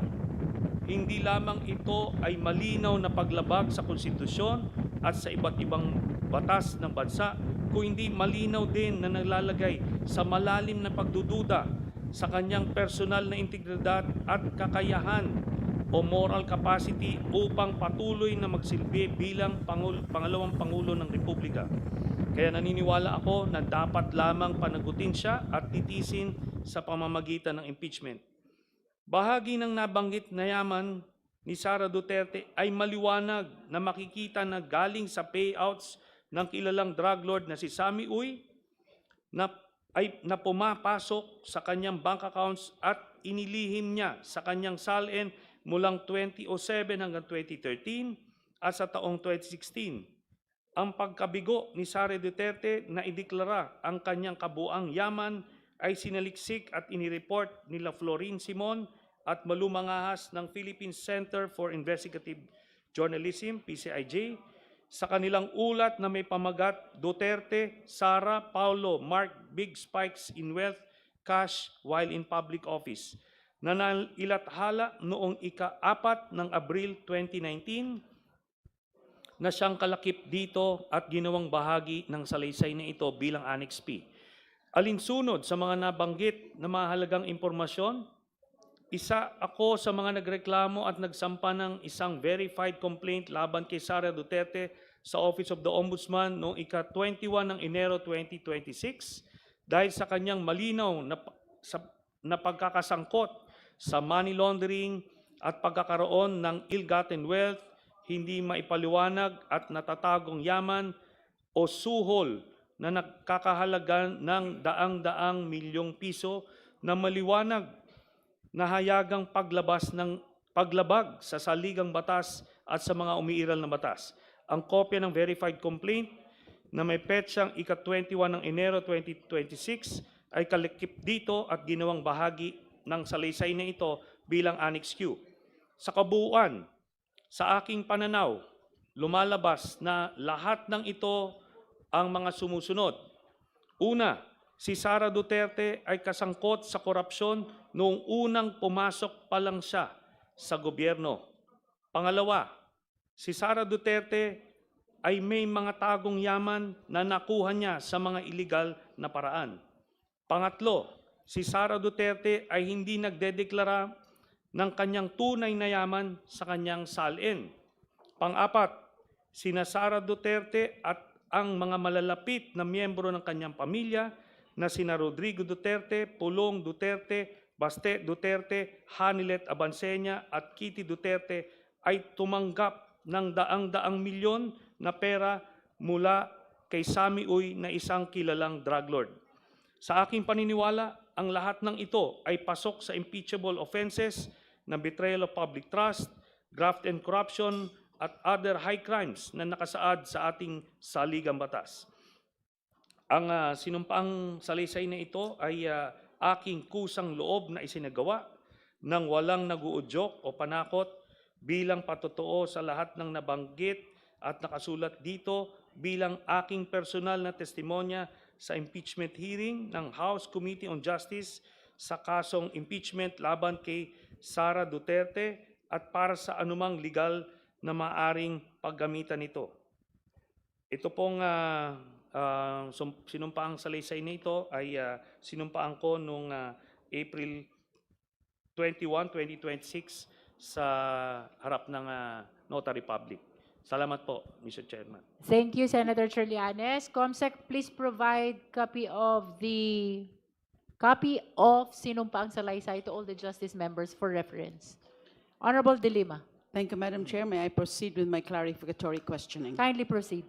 My clarificatory questioning will focus on certain annexes, Annexes A, B, H, and I, and paragraph 23 of the sinumpaang salaysay. Nabanggit niyo po, Senator Trillanes, sa paragraph 9 ng inyong sinumpaang salaysay, na sa tulong ng mga accountants at finance specialists, napag-alaman ninyong mayroong kabuuang mahigit 2.4 billion piso. Ang exact amount po ay 2,407,272,103.75 na pumasok at dumaloy sa mga joint bank accounts ng mag-amang Rodrigo at Sara Duterte. Tama po ba? Opo, tama po, Your Honor. Nabanggit nyo rin po kanina na mayroon kayong kopya ng summary ng mga deposito at po mga inter-account transfers na indineposito sa mga accounts ni na Rodrigo Duterte at Sara Duterte. Tama po ba? Tama po, Your Honor. At ito po ay naka-attach as Annex A sa inyong affidavit. Tama po? Tama po, Your Honor. Madam Chair, we may request that Annex A of the Sinumpaang Salaysay be flashed on the screen. Secretariat, kindly flash Annex A of the Sinumpaang Salaysay. Sino pong gumawa ng Annex A? Senator Trillanes. Ito pong Annex A ay in-extract namin dun sa original document na nasa Annex H. Dahil ang binigay po sa amin ay yung bali ganito po, no? Aside sa isang soft copy, ang binigay po sa amin ni Ginoong De Mesa ay ganito po na dokumento. So mahaba po siya. Yung So- kabuuan po yan, yung Annex H. Yes. Yung Ito po, kabuuan, actually, ang parang kompleto. Yun po ang sinasabi nyo. Opo. At ito yes, pong ma'am. Annex A ay alin naman po Ito as naman- extracted from that? In-extract po ito lahat po ng naideposito o nag-credits doon sa joint account ni Sara Duterte at ni Rodrigo Duterte po. Okay, Your Honor. wala pa po ba yung... Secretariat, may we know if we have the Annex A already ready to be flashed in the screen? They will be flashing it soon. Diyan po. Habang nandito po, Madam Chair, ang Executive Director ng AMLC, I would like to direct some questions to him as well. Gusto ko po sanang ipa-verify sa Honorable Executive Director ang ilan. Pipili po ako ng 5. Parang may pagka-random po yung pagkakapili ko ng 5 na mga entries dito sa Annex A na siyang summary ng mga deposito o mga inter-account transfers na indineposito sa mga accounts ni Rodrigo Duterte at Sara Duterte.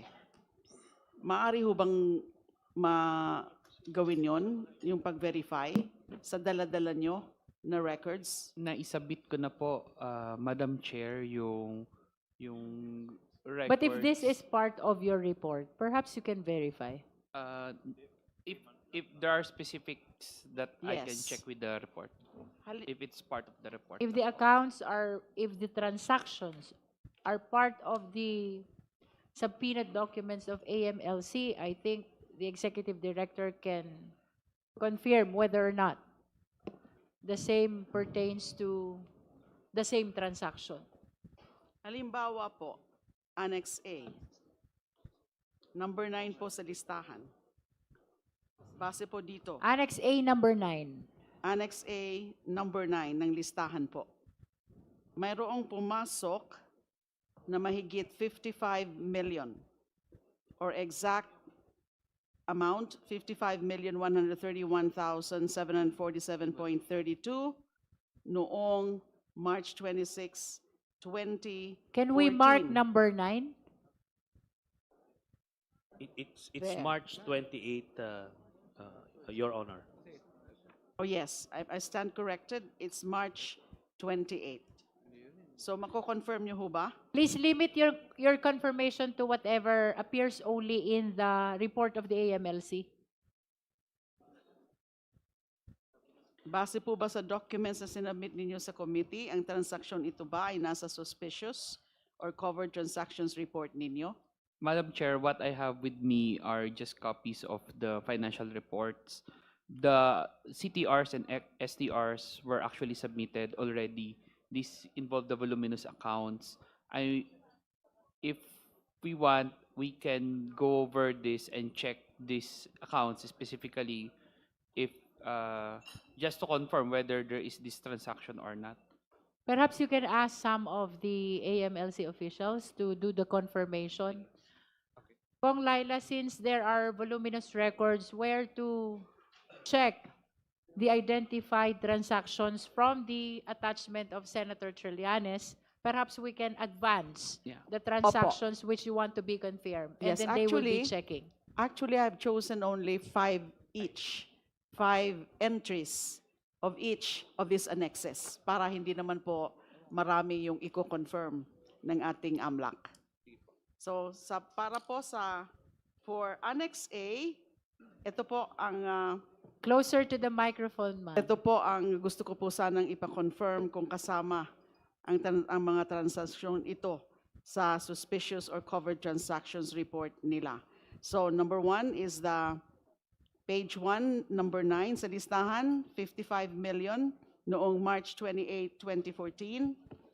Next would be same page 1, number 16 sa listahan. Meron ho bang pumasok na mahigit 41 million? Exact amount, 41,721,035.62 noong October 2, 2013. Next would be sa page 3 ng Annex A, number 44 sa listahan sa halagang mahigit 53 million. Exact is 53,817,613.48 noong February 25, 2010. Next would be page 4. So ito po yung pang-apat. Number 60 sa listahan. Mayroon po bang pumasok na mahigit 52 million? Exact amount is 52,485,191.85 noong April 14, 2009. And then the fifth one. So sabi ko nga po, pumili lang po tayo dito. Pumili lang po ako ng 5. Sa dami po niyan, there are about 71 listed entries in Annex A. So page 4 din po, number 64 sa listahan. Mayroon po bang pumasok na mahigit 49 million? Ang eksakto pong amount, 49,281,009.98 noong 22 May 2007. Yun po sa Annex 1. Madam Indeed. Chair, can we be given a bit of Yes. time, and then we'll revert, we'll just check one by one. The Honorable Dilima can proceed to the next clarificatory question. We'll go back to that after they are able to confirm from their records. Yes, Madam Chair. So let's proceed to Annex B. So this is also confirmation of transactions? Confirmation, but some preliminary question lang po. Isang preliminary question lang po kay Senator Trillanes. You for may this. proceed. So sa Annex B nyo po, balikan po natin na nabanggit nyo rin po sa paragraph 12 ng inyong sinumpaang salaysay na may mahigit 111 million piso o eksakto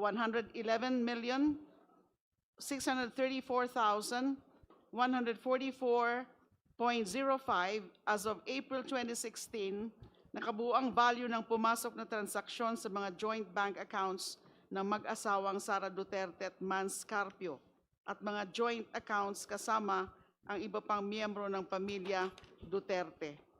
Tama po ba? Yes, Your Honor. Nabanggit rin niyo po na mayroon kayong summary na mga pera o transaksyong pumasok at dumaloy sa joint account na mag-asawa at joint accounts kasamang iba pang miyembro ng Duterte family. Tama po ba? Yes, Your Honor. At ito ay naka-attach bilang Annex B ng inyong affidavit. Yes, Your Honor.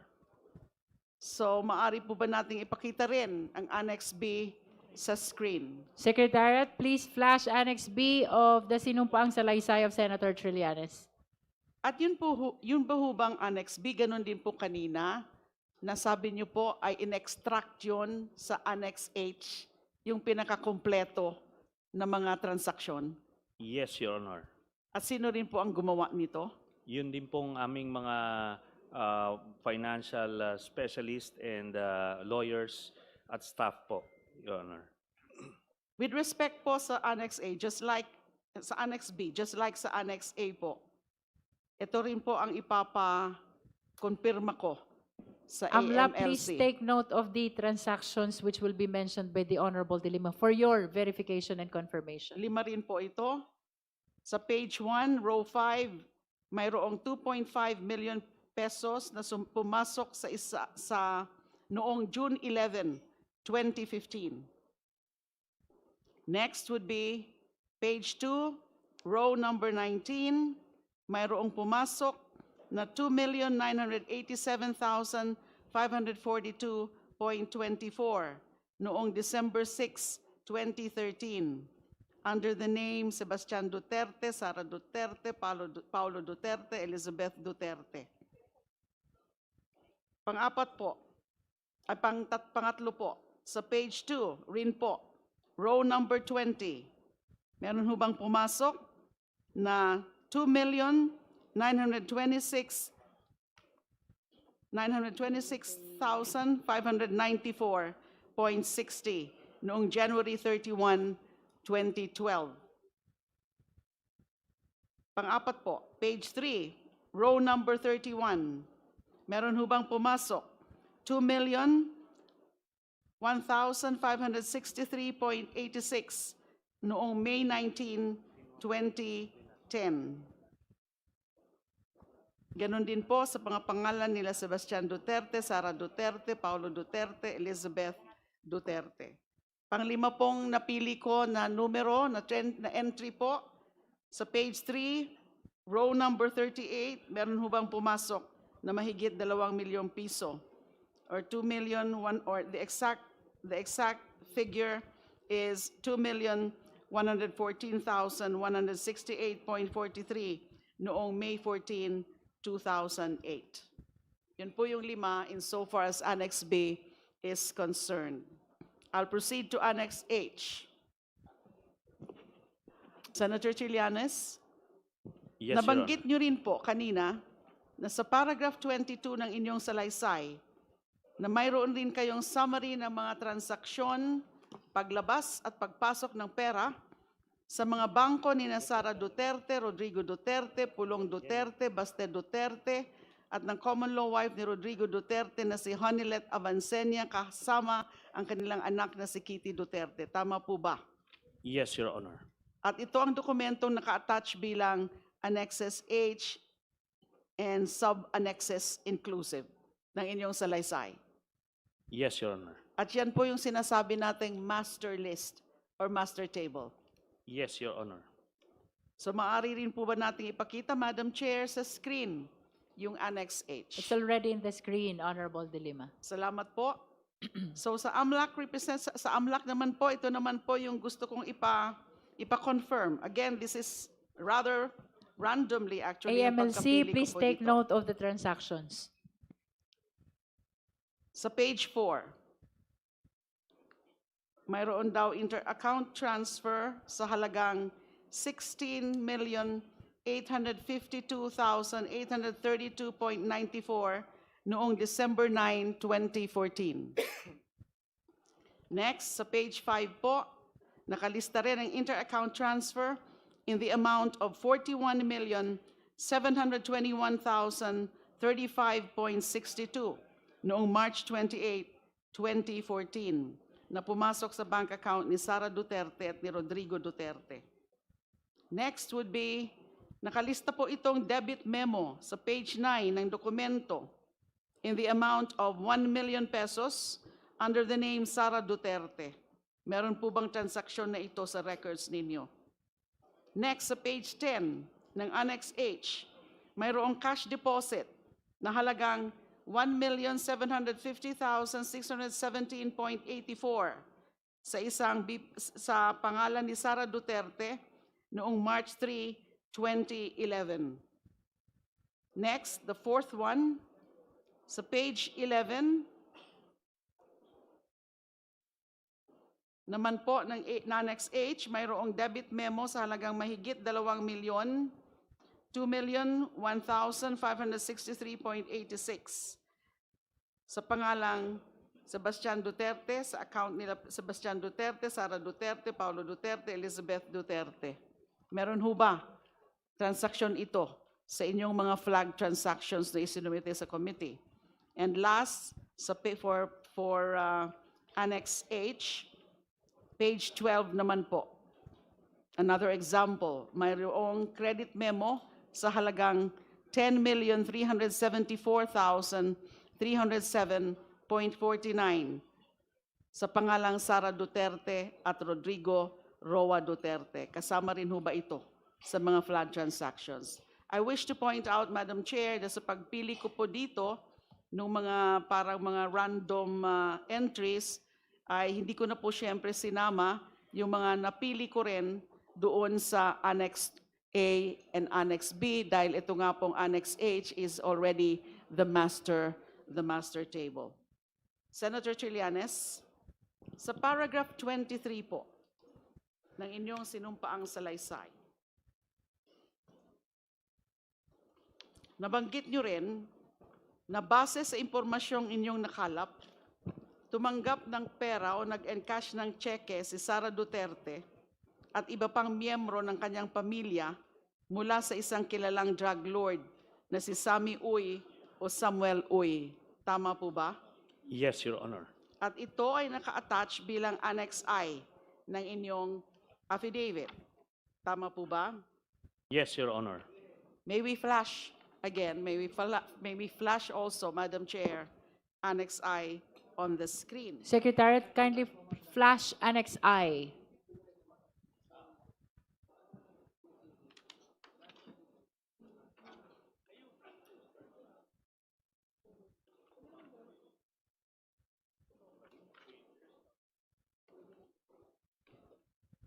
Annex I of the affidavit, please. Secretariat, please flash.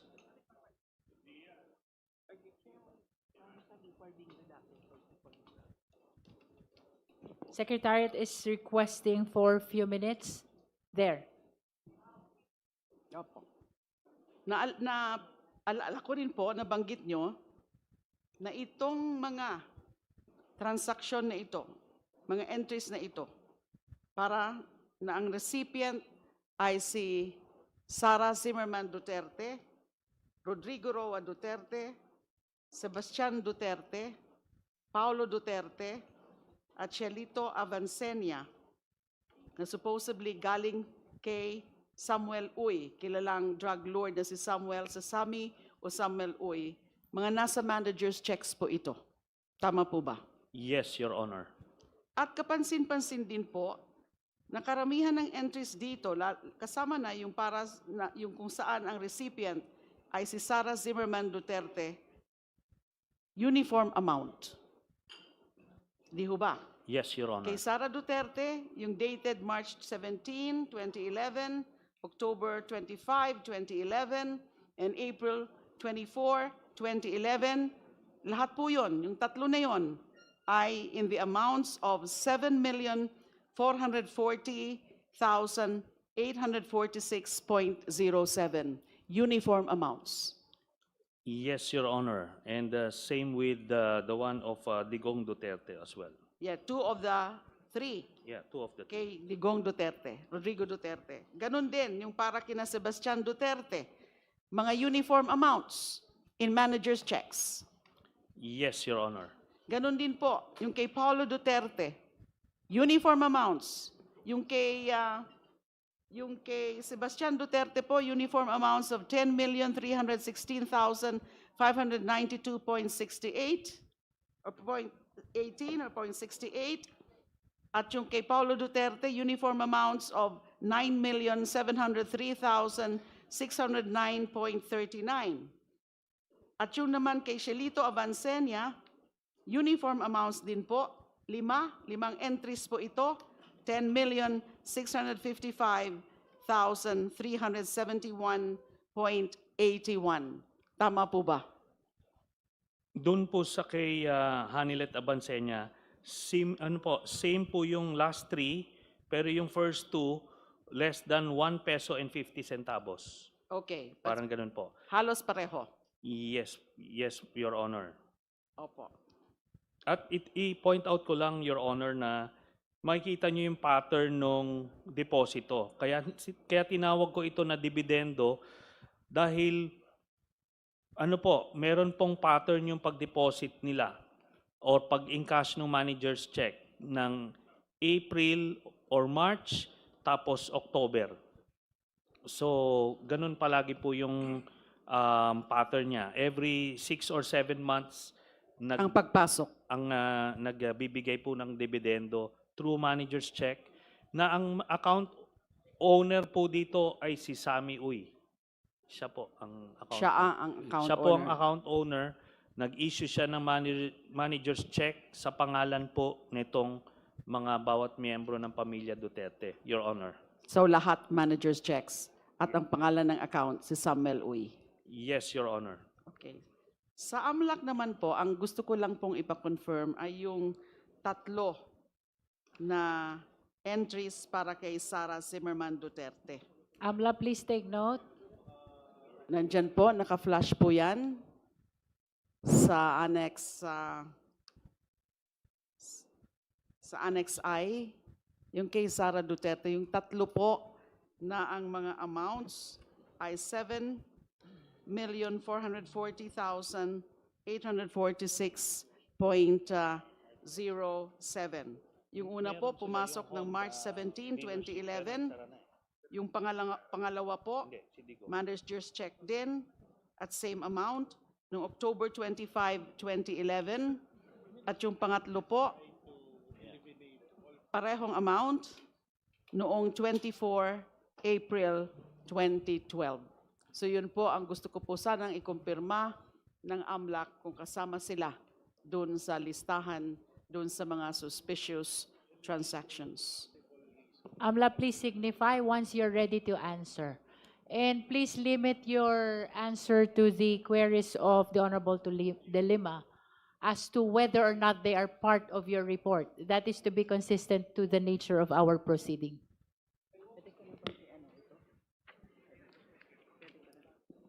Honorable De Lima. Madam Chair, With the indulgence of Honorable De Lima.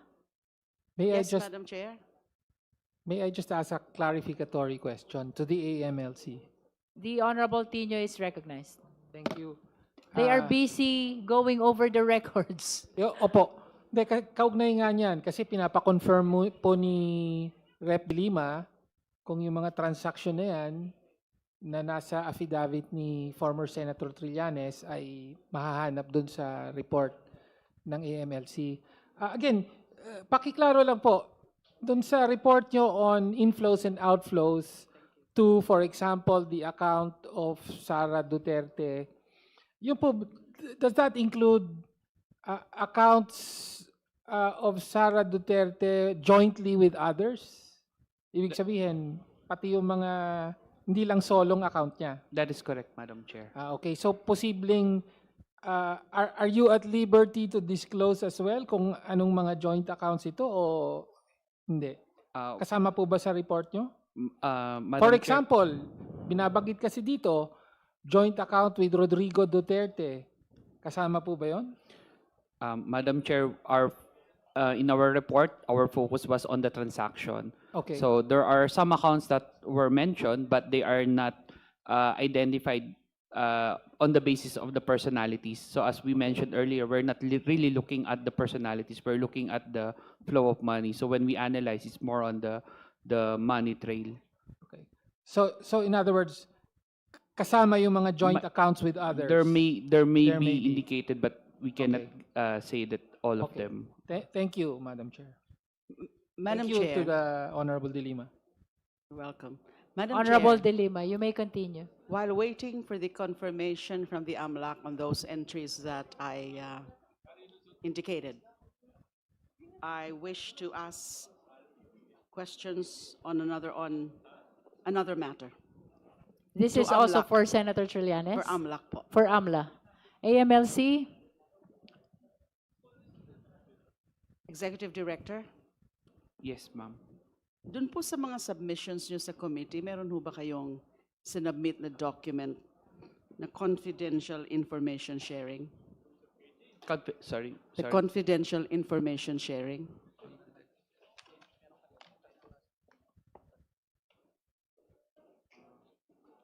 Yes, Madam Chair. There is. It's the one flashed earlier. The confidential information sharing. Ito ho ba yung the document consisting of 15 pages That is correct, Madam Chair.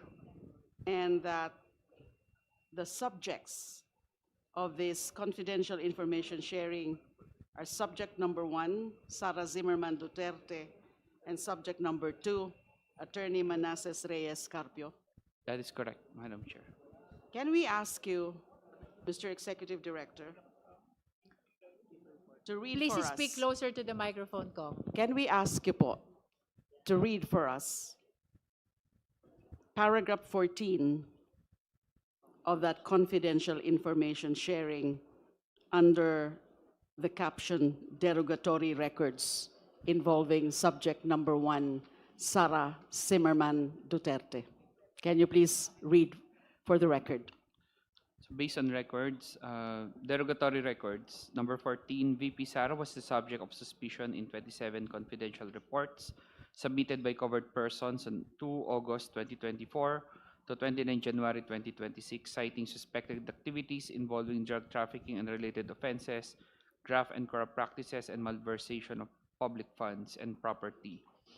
Drug trafficking and related offenses, so triggered in connection with the House Quad Committee hearing on former President Rodrigo Duterte's war on drugs, as well as by news reports alleging the involvement of VP Sara's husband in the 6.4 billion shabu importation in 2017.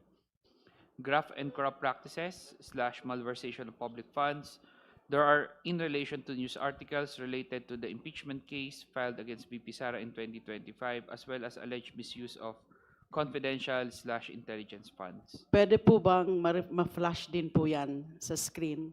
Do we know what particular page is Paragraph 14, Page 6, Madam page Chair. 6 of 15. this? Paragraph 14. 14, Page page 6. 6. Yan po. Medyo hindi ho masyadong mabilis ho kasi masyado yung pagkakabasa kanina ni Executive Director. So I deemed it proper na ipakita po dyan. So that's derogatory records. At merong sinasabing suspected activities involving drug trafficking and related offenses, graft and corrupt practices, and malversation of public funds and property. So can we say that this is actually a product of the financial investigation? Pag nakalagay po, pag meron po kayong ganitong confidential information sharing, galing po saan ito? This one is reported by the banks, by the covered persons, Madam Chair. By the covered by bank the covered or banking persons. institution as reported to you? Yes, As yes, reported to Madam Chair. AMLC? Yes, Madam Chair. Can we also ask you to read for the record and also to be flashed on the screen, Madam Chair? Paragraph 36, page 15, or the last page of this document. Paragraph 36, page 15. Can we ask the Honorable Executive Director to also read for the record as it is flashed on the screen? Derogatory records 36. Attorney Carpio was the subject of suspicion in 17 confidential reports submitted by covered persons on 14 September 2017 to 25 April 2025, citing suspected activities involving drug trafficking and related offenses and malversation of public funds and property. For drug trafficking and related offenses, triggered in connection with the news report on alleged involvement in the 6.4 billion shabu importation in 2017. Malversation of public funds, triggered by news articles in relation to his wife, VP Sara, alleged misuse of confidential / intelligence funds. So, pinapakita po nito na meron pala kayo talagang nakuha o nailagay, na-report na derogatory records involving the two subjects of your confidential information sharing. Based on records, yes, Madam Chair. Thank you, Madam Chair. Thank you. Is AMLA ready to answer the questions regarding transaction subject of confirmation? Whether or not the same appear in the AMLC report submitted to this committee. Are you ready? If you need more time, then we may proceed to other resource persons. So, Are you ready?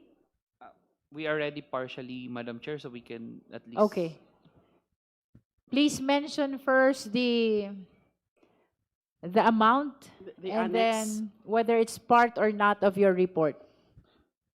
Okay, for Annex H, Madam Chair, so to clarify, I am not confirming the report provided by, mentioned earlier because I am not privy whatever the source of that report. What I'm telling is there is a movement of funds on this particular date as reported to us, which is based on the covered transaction or suspicious transaction. Can we flash again Annex? Is that Annex H? Annex H, Madam Annex Chair. H.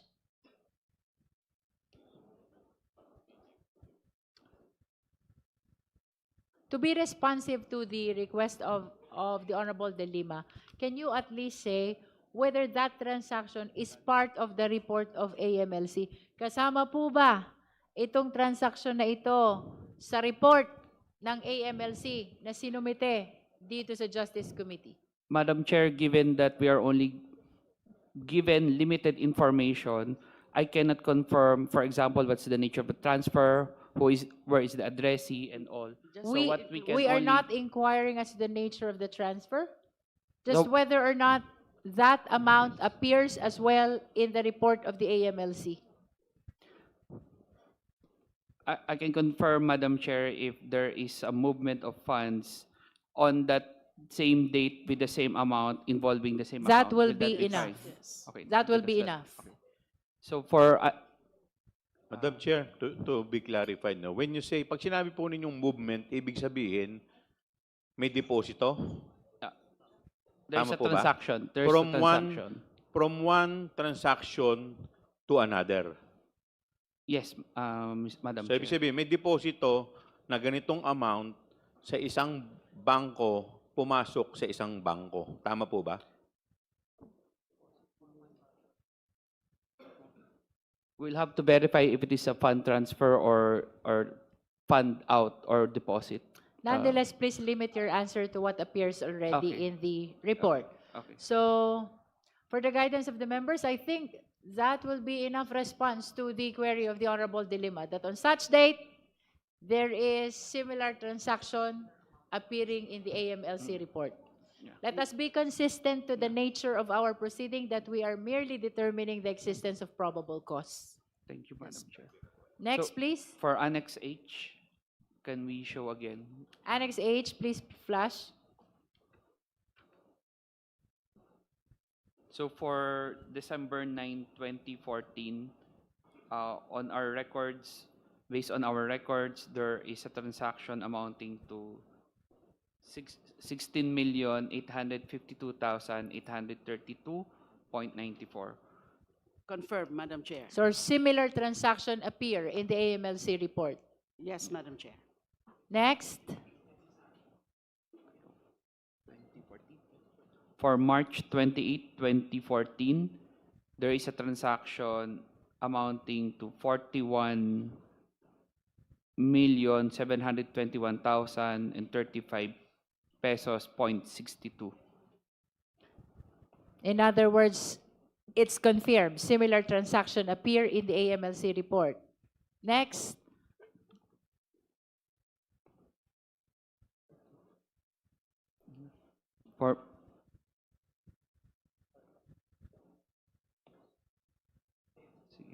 For May 19, 2010, there is a transaction that we saw in the amount of 2,001,000 pesos, 563.86.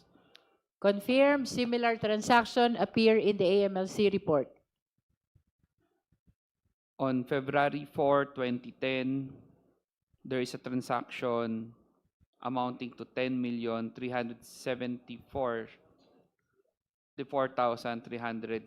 10,374,307.49. Confirmed again, similar transaction appear in the report.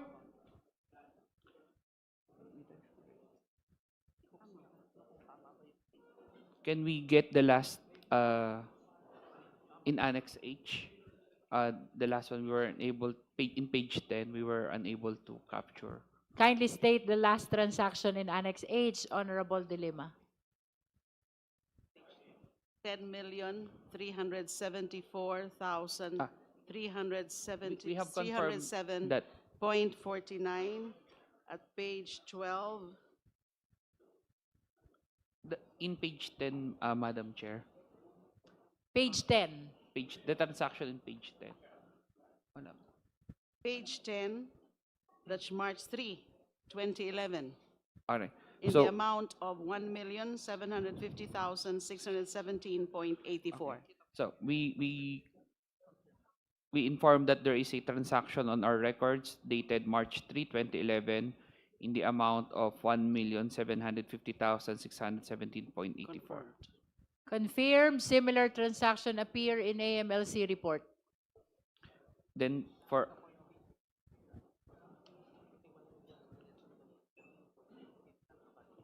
can we ask the last one, the one involving 1 million pesos, the particular date, Madam Chair? Meron ba? Page 9, 1 million. Dated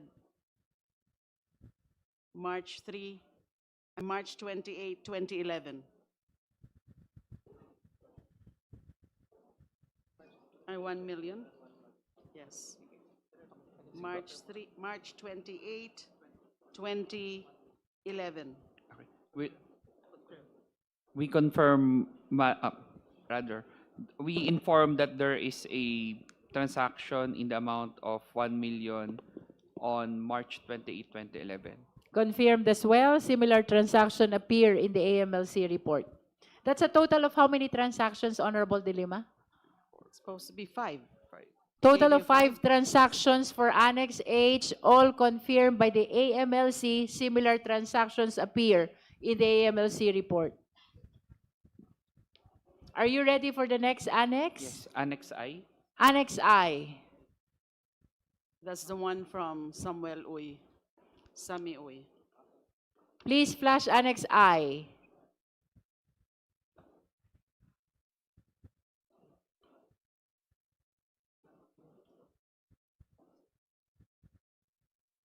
We inform that based on our records, there is a transaction in the amount of 7,440,846.07 on March 17, 2011. Confirmed. For the first transaction, confirmed. Similar transaction appear in the AMLC report. We inform that on October 25, 2011, there is a transaction in the amount of 7,440,846.07. Likewise, confirmed for the second transaction. Similar transaction appear in AMLC report. Third, On April 24, 2012, we inform that there's a transaction in the amount of 7,440,846.07. the third transaction is likewise confirmed. Similar transaction appear in the AMLC report. So this total of 3 transactions appearing in Annex I with the title Sami Uy Payouts to Sara Duterte and Family. All of this were confirmed by the AMLC that similar transactions appear in their report. Madam Chair, point of clarification. Honorable DS J.J. Suarez. Tama po ba ang pagkaunawa ko na ito pong kinukumpirma ng AMLC ay yung mga lumabas sa sinumpaang salaysay ng ating dating Senador Sani Trillanes? That is correct. So ito po yung mga ilan sa mga bank records na binabanggit. Ngayon po, at nakakailang banggit na po tayo na lumalabas ay tama. At least similar transactions exist in Randomly the selected. AMLC report. These are randomly selected Yes. entries. or Transactions were randomly selected by the Honorable De Lima, and she requested the confirmation of the AMLC whether or not similar transactions appear. And so far, 8 transactions have been confirmed already by the AMLC. Maraming salamat po, 8 Madam out Chair, of for the 8. clarification. Are you ready to continue, AMLC? Yes, Madam Chair. Okay, what for annex is that? Annex B. Please flash Annex B.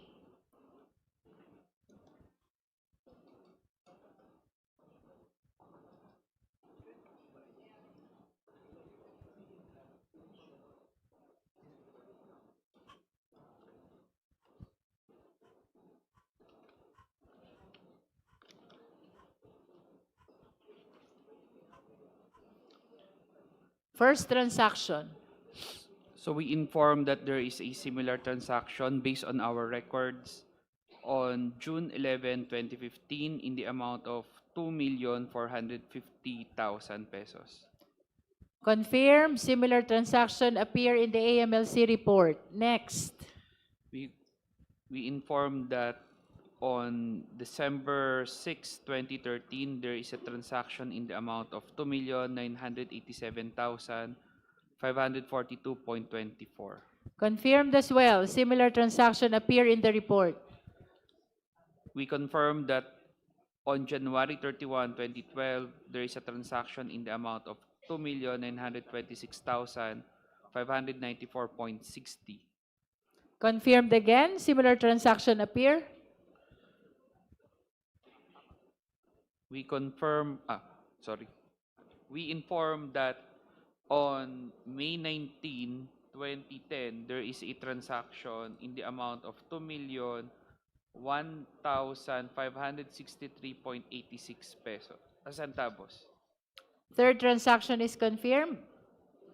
And we inform that there is a transaction on May 14, 2008 in the amount of 2,114,168.43. Confirmed again, appearing in the report. So that's the fifth one po, Madam Chair.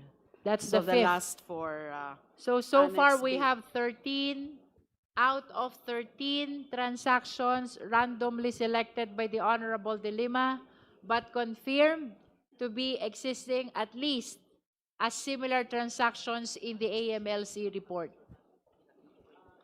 Ready to continue, AMLC? Madam Chair, may we ask the the Congressman De Lima if we can get again the accounts in Annex A? We were not able to jot down. Annex A. Yes po. Also, these are also 5 transactions. Number 9, page 1 of Annex A. 55,131,747.32, March 28, 2014. Got it po? The second one po, number 16, page 1, 41,721,035.62, October 7, 2013.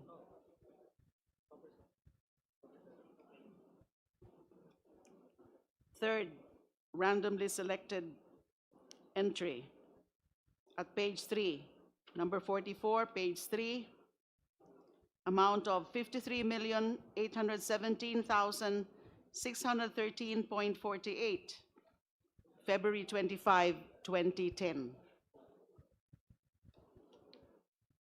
Fourth, at page 4, number 60, amount of 52,485,191.85, April 14, 2009. And the fifth one, also at page 4, number 64, 49,281,009.98, May 22, 2007. 5 randomly selected entries from Annex A, joint account of Rodrigo Duterte and Sara Duterte.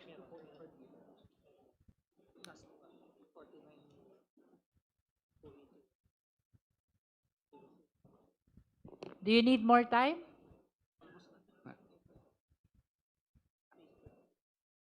Ready to answer? Yes, Madam Chair. You may proceed. We confirm that for all the dates and amounts mentioned, there are similar transactions existing in the AMLC report. Okay. What annex is this again? Annex A. So 5 out of 5 transactions randomly selected by Honorable De Lima from Annex A is confirmed by the AMLC, at least that similar transactions appear in their report. Are there any other subject of confirmations? No more. Marami po kasi ito, that's why I just randomly selected 5 from each of the annexes. So in total, how many transactions have been confirmed? There are 4 annexes, so 5 times 4, 20. Plus 3. Plus 3. So total of 23 transactions were subject matter of request for confirmation. Kasama na po doon yung 3, yung sa Yes. Sami Uy. So 20. 23 out 20. of 23. Oh, 18. 18. Sorry po, We just 18 because Annex A, Annex B, Annex H, and Annex I. So 4, 3 times 5, 1 is only 3. So 18. Do you confirm that? Total of 18 transactions? We informed earlier that there are 18 transactions mentioned that Okay. that one we mentioned are existing in our report. So based on for our the report record, 18 out of 18 transactions randomly selected from the annexes of Sinumpang Salaysay of Honorable Trillanes were confirmed by the AMLC, at least to the extent that similar transactions appear in their report. That is for the record. Honorable De Lima, do you have further clarificatory questions? Just a manifestation, Madam Chair. So nakita po natin na na-confirm po ng AMLAC yung mga entries na randomly selected from the annexes. At gusto ko rin i-put on record po, Madam Chair, na actually marami po ito. But that's it, because of lack of time, I just opted to ask for 5 from the 3 annexes and 3 from the other annex. Pero marami po. Sa Annex A po, there are a total of 71 entries. Annex B, Annex A, by the way, is Rodrigo Duterte, Sara Duterte bank transactions. Annex B, which is the Sara Duterte Manscarpio bank transactions, a total of 47. Annex H, the master list, the data, the main record, the master, the table of all already of the accounts here would be a total of, wala ho palang nakalagay na mga number kung ilan lahat, but this is medyo numerous po ito. And sa Annex A ho, as Annex I, which is the Samuel Sami Uy payout sa Sara Duterte and family, there are a total of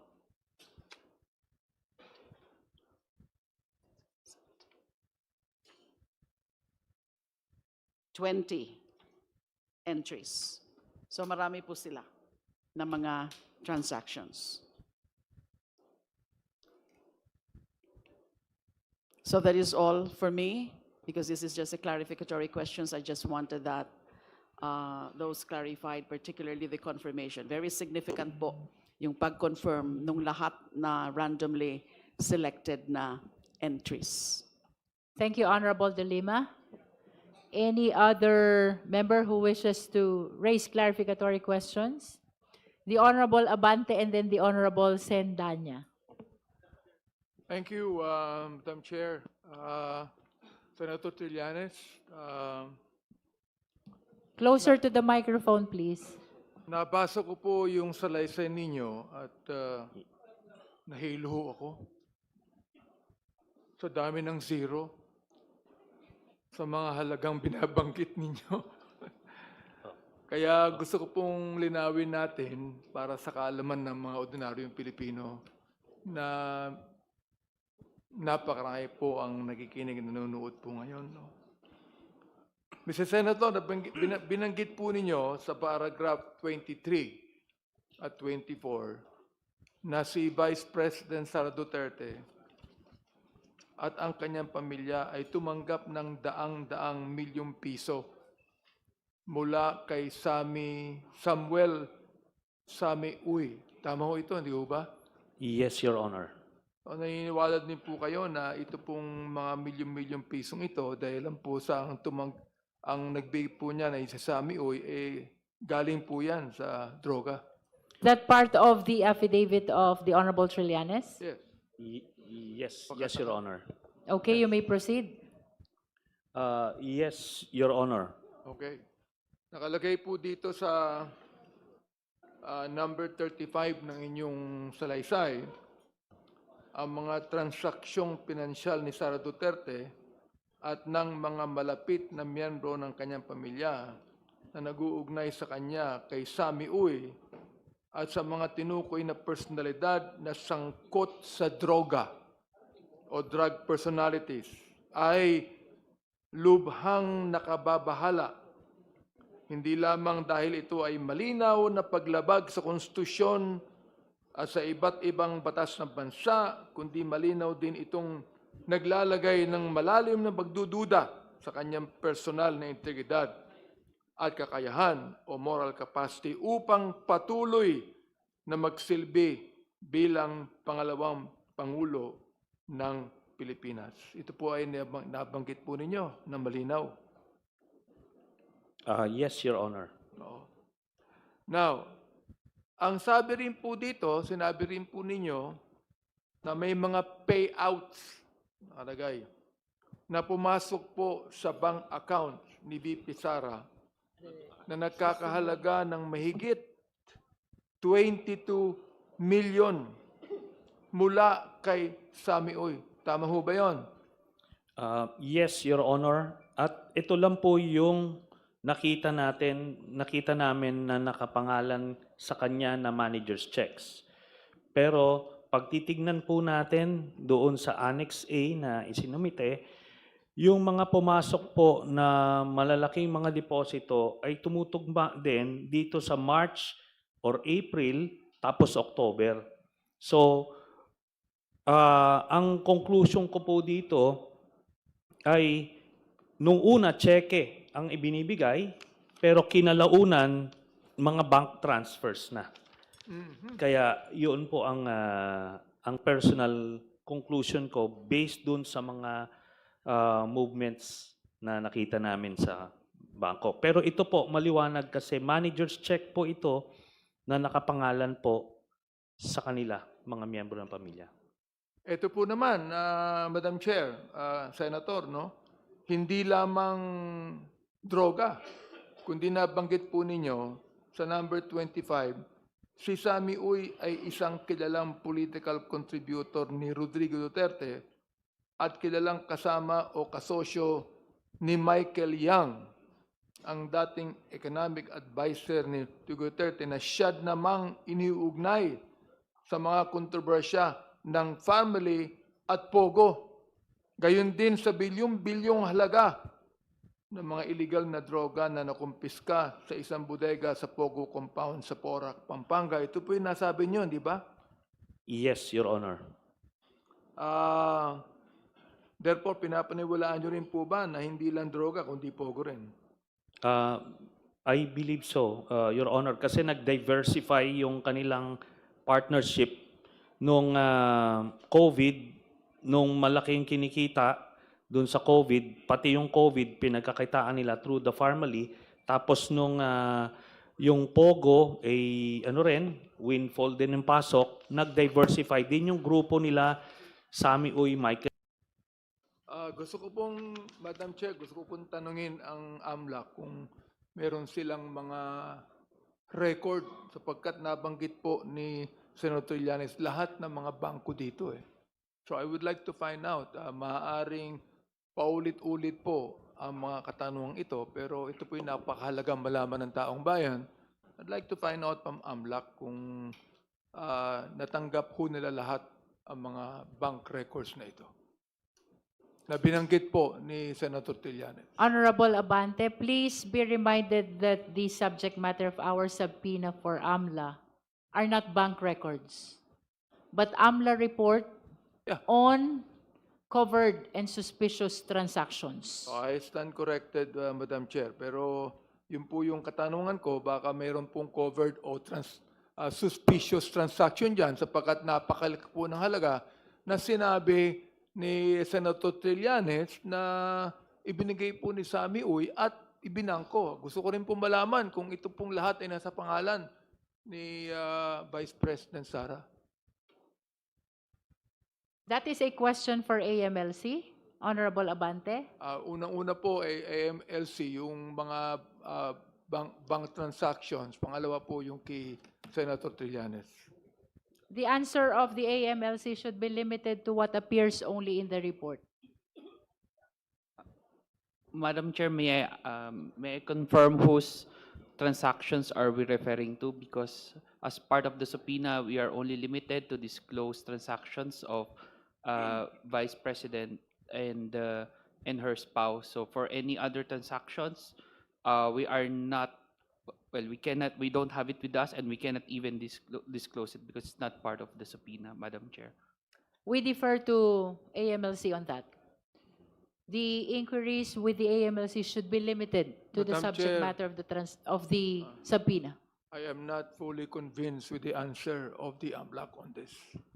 Yes, Honorable I would Abante, like but to be very much convinced on this, Madam Chair, because it is a serious talk. This is an impeachment complaint, Madam Chair, and we're not trying to make the Vice President guilty, but we are establishing probable cause in all of these proceedings, Madam Chair.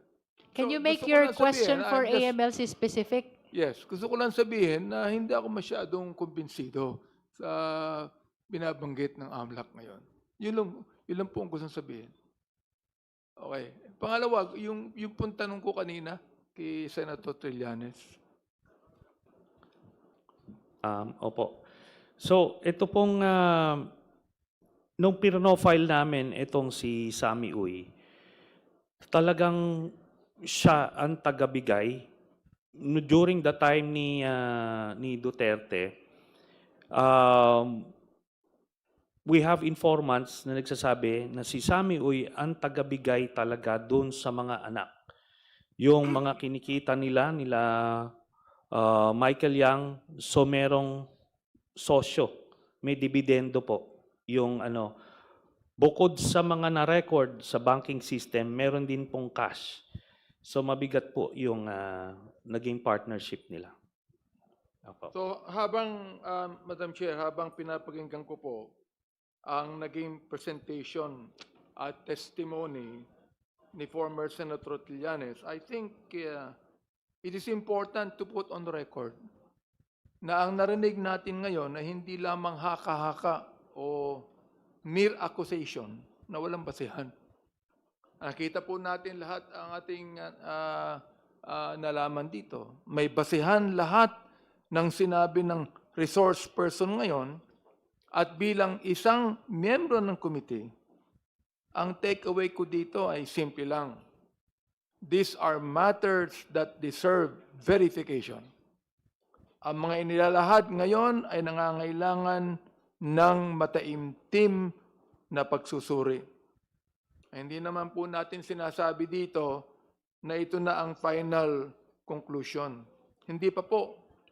Subalit may sapat na basihan para sabihin na kailangan pa itong suriin ng mas maigi. May I continue on with my manifestation, Madam Chair? You may continue, Honorable Abante. Gusto ko lang pong sabihin sa aking manifestation, bakit po kinakailangang sumipot ni Vice President Sara dito? Alam nyo, Madam Chair at my dear colleagues, ang hirap sa atin, kapag ordinaryong tao ang may kaso, arrested agad. Pero kapag bilyon na ang pinag-uusapan, biglang confidential o kaya ay busy sa trabaho. Naniniwala po ako that when serious allegations are raised, Congress has only one responsibility: to act, to examine, to let the process move forward. Ako po, I am disappointed na wala ang ating Vice President. But I'm not surprised, Madam Chair. I'm not surprised. Pero mas maganda sana kung nandito siya sapagkat palagay ko nakikinig siya. Alam niya lahat ng pinag-uusapan dito. Oho. Now, the Vice President has shown a pattern. Matapang sa salita, pero umiiwas sa tanong. She is tough when speaking to media, when issuing statements, pero kapag haharap sa proseso, biglang nawawala. Madam Chair, this is not only about attendance. This is a preview of leadership. Sabihin ko ulit, a preview of leadership. Binanggit niya na gusto niya maging Pangulo ng Pilipinas. So, ibig sabihin, pag siya Pangulo ng Pilipinas, hayaan niya na pumunta lang sa media ang isang leader ng bansa upang sabihin ng mga bagay na ito kaysa siya ay humarap sa committee na siya nag-iimbestiga. A leader, Madam Chair, who avoids questions sends a dangerous message. That power is above accountability. Hindi pwedeng piliin lang kung kailang kasasagot. Public office demands transparency because, as the Constitution says, public office is a public trust, especially when the questions are quite serious. Now, we have seen this before. Toughness directed at those who cannot fight back. Remember the sheriff Shipans. Matapang sa mga taong walang laban. Real leadership is tested when you face scrutiny, not when you avoid it. So batay po sa affidavit ni Senator Trillanes, Madam Chair, mahigit 111 million ang pumasok sa mga accounts ni VP Sara as of April 2016 pa lamang. May mga summary of deposits din na nagpapakita ng mahigit na 2.4 billion pesos na dumaloy sa account nila, silang dalawa, ni dating Pangulong Duterte. Now, this is not political harassment.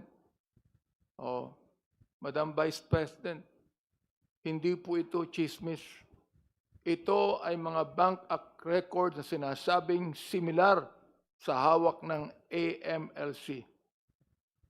Kapag mali ang computation ng Senator Trillanes, sana pumunta po kayo rito, Madam Vice President, upang i-correct niyo kami.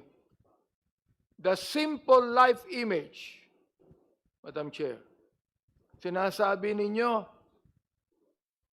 Madam Vice President, na simple lamang ang buhay nyo, pero ang dami nyong abogado. Oh. Pero paano naging simple ang buhay kung may daang-daang milyong pisong payout mula sa isang tao na iniuugnay sa droga at sa pogo? Transparency is a must, Madam Chair. Ang sabi nga po, na sinabi ko na nung una kong manifestation dito, dalawang konstitusyon na pinapaniwalaan ko. Ang konstitusyon ng Republika ng Pilipinas at ang biblical constitution na ang sabi, the truth shall set you free. Pero sa Kongreso, ang truth ay makikita lamang kung sasagot ka sa tanong. Oo. You are the second official of this land. Hindi pwedeng sa video ka lamang sumasagot habang kami rito ay naghahanap ng katotohanan.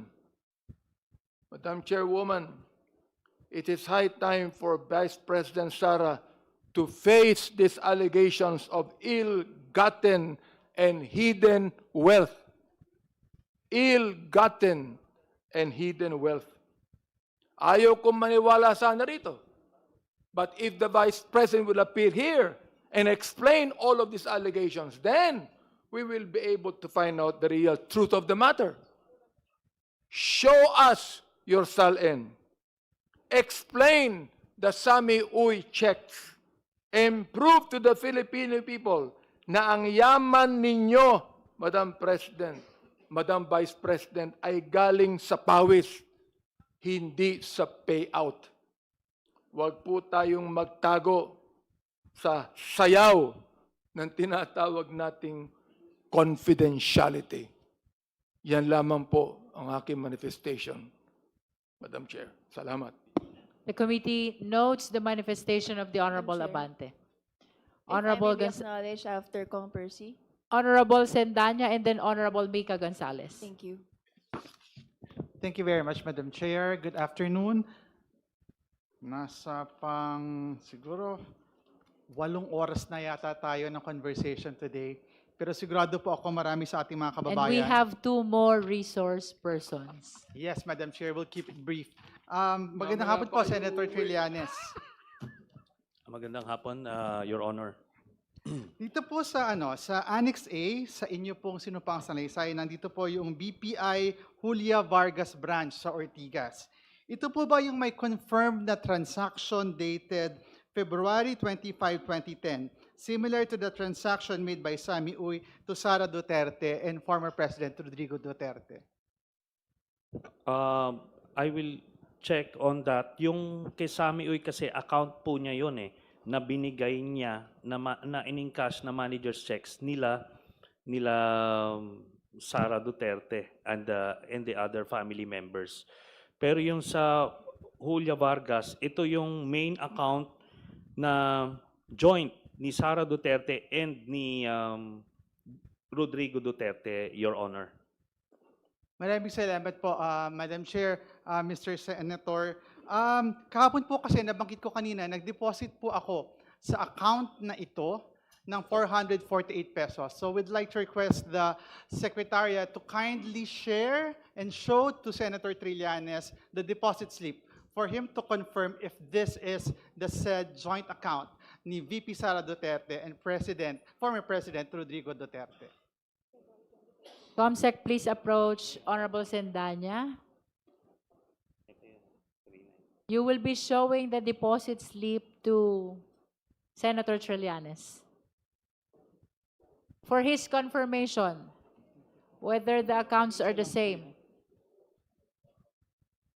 The deposit was made yesterday, April 21, 2026, and the amount was 448 pesos.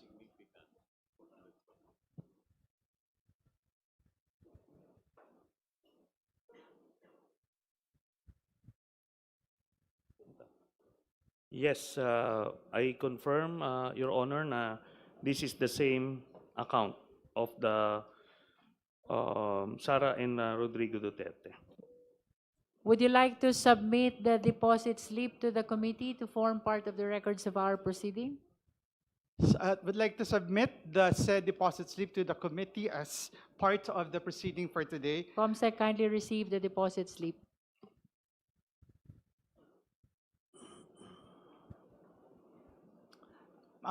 Madam Chair, Mr. Senator, can you confirm kung dito po ba sa BPI Julia Vargas na account na ito pumapasok? Ito pong drug money ni na VP Sara at former President Rodrigo Duterte. Ito po ang main account na nakita ko na pinagdadaluyan ng malalaking mga deposito. So yan po ang aming conclusion, Your Honor. So initially, from 2011 to 2013, noong mga panahon na yun, every 6 months, cheque ang ini-issue ni Sami Uy sa bawat miyembro ng pamilya. But at some point, nag-shift sila doon na lang sa inter-branch transfers, Your Honor. So, pero makikita nyo pa rin, the same dates and months nagpapasok po ng pera, Your Honor. Thank you, Mr. Senator. Madam Chair, for the record po, Mr. Senator, kung atin pong susumahin, magkano po kaya yung pumasok na pera mula po dito kay Sami Uy at doon pa sa ibang mga sources pagdating po sa usapin ng drug money? Ano pong estimate natin? Or kung may total po ba kayo, kung i-add natin ito? Is it part of your affidavit, Senator Trillanes, the total amount? Yes, the total amount with the checks, 181 million, Your Honor. Pero yung sa main account, yun yung 2.4 billion pesos. Kung ang conclusion ko personally is dito pumapasok yung Sami Uy dividends. So that's the whole thing, Your Honor. But that is my conclusion, Your Honor. Again, Madam Chair, Mr. Senator, magkano po uli? Bali, 2.4 billion pesos yung pumasok sa mga accounts ni Sara Duterte and Digong Duterte, Your Honor. 2.4 billion Billion pesos. Madam Chair, just a very brief manifestation to cap this questioning. Sa impeachment hearing na ito, ang dami pa rin naiwan na tanong ng taong bayan. Marami pong nasagot mula kanina umaga hanggang ngayong hapon, pero mas marami po yung malalalim na tanong. Gaya ng, kung nagbigay ang isang alleged drug lord ng 100 milyong piso o pwedeng bilyong piso pa sa mga Duterte, ano po kaya ang kapalit? Again, kung sila ay tumanggap ng milyon o bilyong piso mula sa isang drug lord, ano po kaya ang kapalit? Pero po, itong tanong na ito, we can answer at patuloy nating sasagutin in the future. Pero ang sigurado ho tayo ngayon, ito ang sure tayo, walang nag-reflect na bilyong-bilyong piso sa SALN ni VP Sara. With this sworn testimony and AMLC's report, sana sapat na ho ang batayan ng House of Representatives. Sapat na. We have already established enough probable cause in this impeachment case against the Vice President. Dapat po sagutin ito ni VP Sara sa Senado at dapat po siyang managot sa taong bayan. Thank you very much, Madam Chair. Thank you, Honorable Sendanya. Now we recognize the Honorable Mika Gonzalez. Thank you, Madam Chair. So given that we have 2 more resource persons, I will just make my questions very brief. No? I would like to address my question to former Senator Trillanes. No, Senator Trillanes, nag-file po ba kayo ng complaint laban kay VP Sara before the Office of the Ombudsman? Yes, Your Honor. Nag-file kami last January and it's part of the annexes na isinubmit po namin sa Committee Secretary, Your Honor. Thank you, Madam Chair. Pangalawang tanong po, ano po yung relasyon ng salaysay ninyo ngayon versus po dun sa final nyong complaint sa Ombudsman? Ang paniniwala ko po kasi, ang impeachment is basically administrative in nature.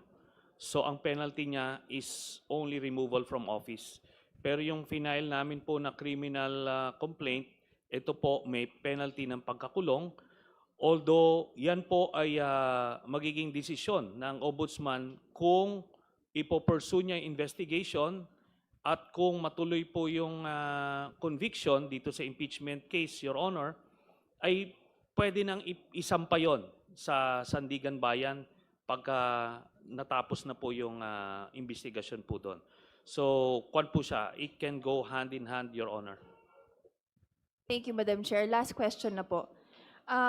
Gusto ko lang po itanong sa ating resource person na Senator Trillanes, pareho lang po ba yung ebidensya na sinabmit po ninyo sa Ombudsman doon po sa annexes ng inyong affidavit na pinasa po dito sa House? Hindi po. Kasi doon po sa final namin sa Ombudsman, may graft cases yun, graft and plunder cases. So ibang body of evidence po ang sinumiti namin, pero galing din po karamihan dito dun sa investigasyon ng Quadcom at ng Committee on Good Government po ng House of Representatives. So yon, iba po ang focus noon. Dito po itong ang naging primary role is yung sa ill-gotten wealth at yung involvement nila sa illegal drugs, Your Honor. That will be all. Thank you, Madam Chair. Thank you, Honorable sir. Gonzales. Salamat po, Your Honor. I think we have raised more than enough clarificatory questions to our resource person, former Senator Sonny Trillanes. But before we excuse him, may we direct the COMSEC to call the Vice President again. Thank you, Madam Chair. May we know if the respondent, Vice President Sara C. Duterte, is present? The respondent is not present today, Madam Chair. Let it be placed on record that the COMSEC call again the Vice President. That is for the purpose of the committee to be able to cater the opportunity to present her evidence, including counter evidence, including as well raising clarificatory questions to resource person, former Senator Sonny Trillanes. But of course, that should be done through the justice members. That is for the record. With that, with the indulgence of the justice members, we are now excusing former Senator Sonny Trillanes. Maraming salamat po for dedicating your time in this committee. May we know from the justice members if you have additional clarificatory questions for the Ombudsman? They've been here since this morning. No more? With the indulgence of the members, we will be excusing the representatives from the Ombudsman. Maraming salamat po for spending so much of your time to the Justice Committee. On behalf of Ombudsman Remulla, thank you so much for your honors. Before you leave, Ombudsman representative, there's additional question from DS JJ Suarez. Yeah, thank you, ma'am. I just want to take this opportunity to thank the Ombudsman. I just wanted to find out, last week kasi nagkaroon kami ng hearing at doon sinabi ng COA na lumabas na yung desisyon nila na dininay po nila yung motion for reconsideration or appeal ng VP regarding confidential funds. So therefore, pinasasaoli po nila yung pera doon sa mga individual kasama na po yung Vice President. Ano na po bang naging action ng Ombudsman's Office doon? Your Honor, we're only here to testify about the existence of the SALNs of the Vice President. Okay. Thank you. Thank you so much. With all due respect. Sorry, ma'am. Probing. Okay. Any more question for the Ombudsman? Because if there's none, we will be excusing them. Okay? So silence means yes, the Ombudsman is excused. I saw E.D. Buenaventura also making gesture to be excused. May we know from the members if you have other clarificatory questions for the AMLC? No more. So the AMLC is likewise excused. Maraming salamat po, Ombudsman and AMLC, for spending so much of your time dito po sa Justice Committee. We shall now proceed to our next resource person. Our next resource person is the SEC. The floor is now open for clarificatory questions to the Securities and Exchange Commission. Madam Chair. Madam Chair. The Honorable Ridon is recognized. Okay, ngayon naman po pag-usapan ho natin yung mga kumpanya po na nailista ni Vice President Sara Duterte sa kanya pong 2024 SALN at iba pa. Ito po kasi yung paliwanag nung pong mga supporters ng pangalawang Pangulo na nagmumula daw po yung pong bulto ng ibang kita ng mag-asawang Duterte Carpio mula daw po sa mga iba pang mga negosyo labas sa kita sa sweldo.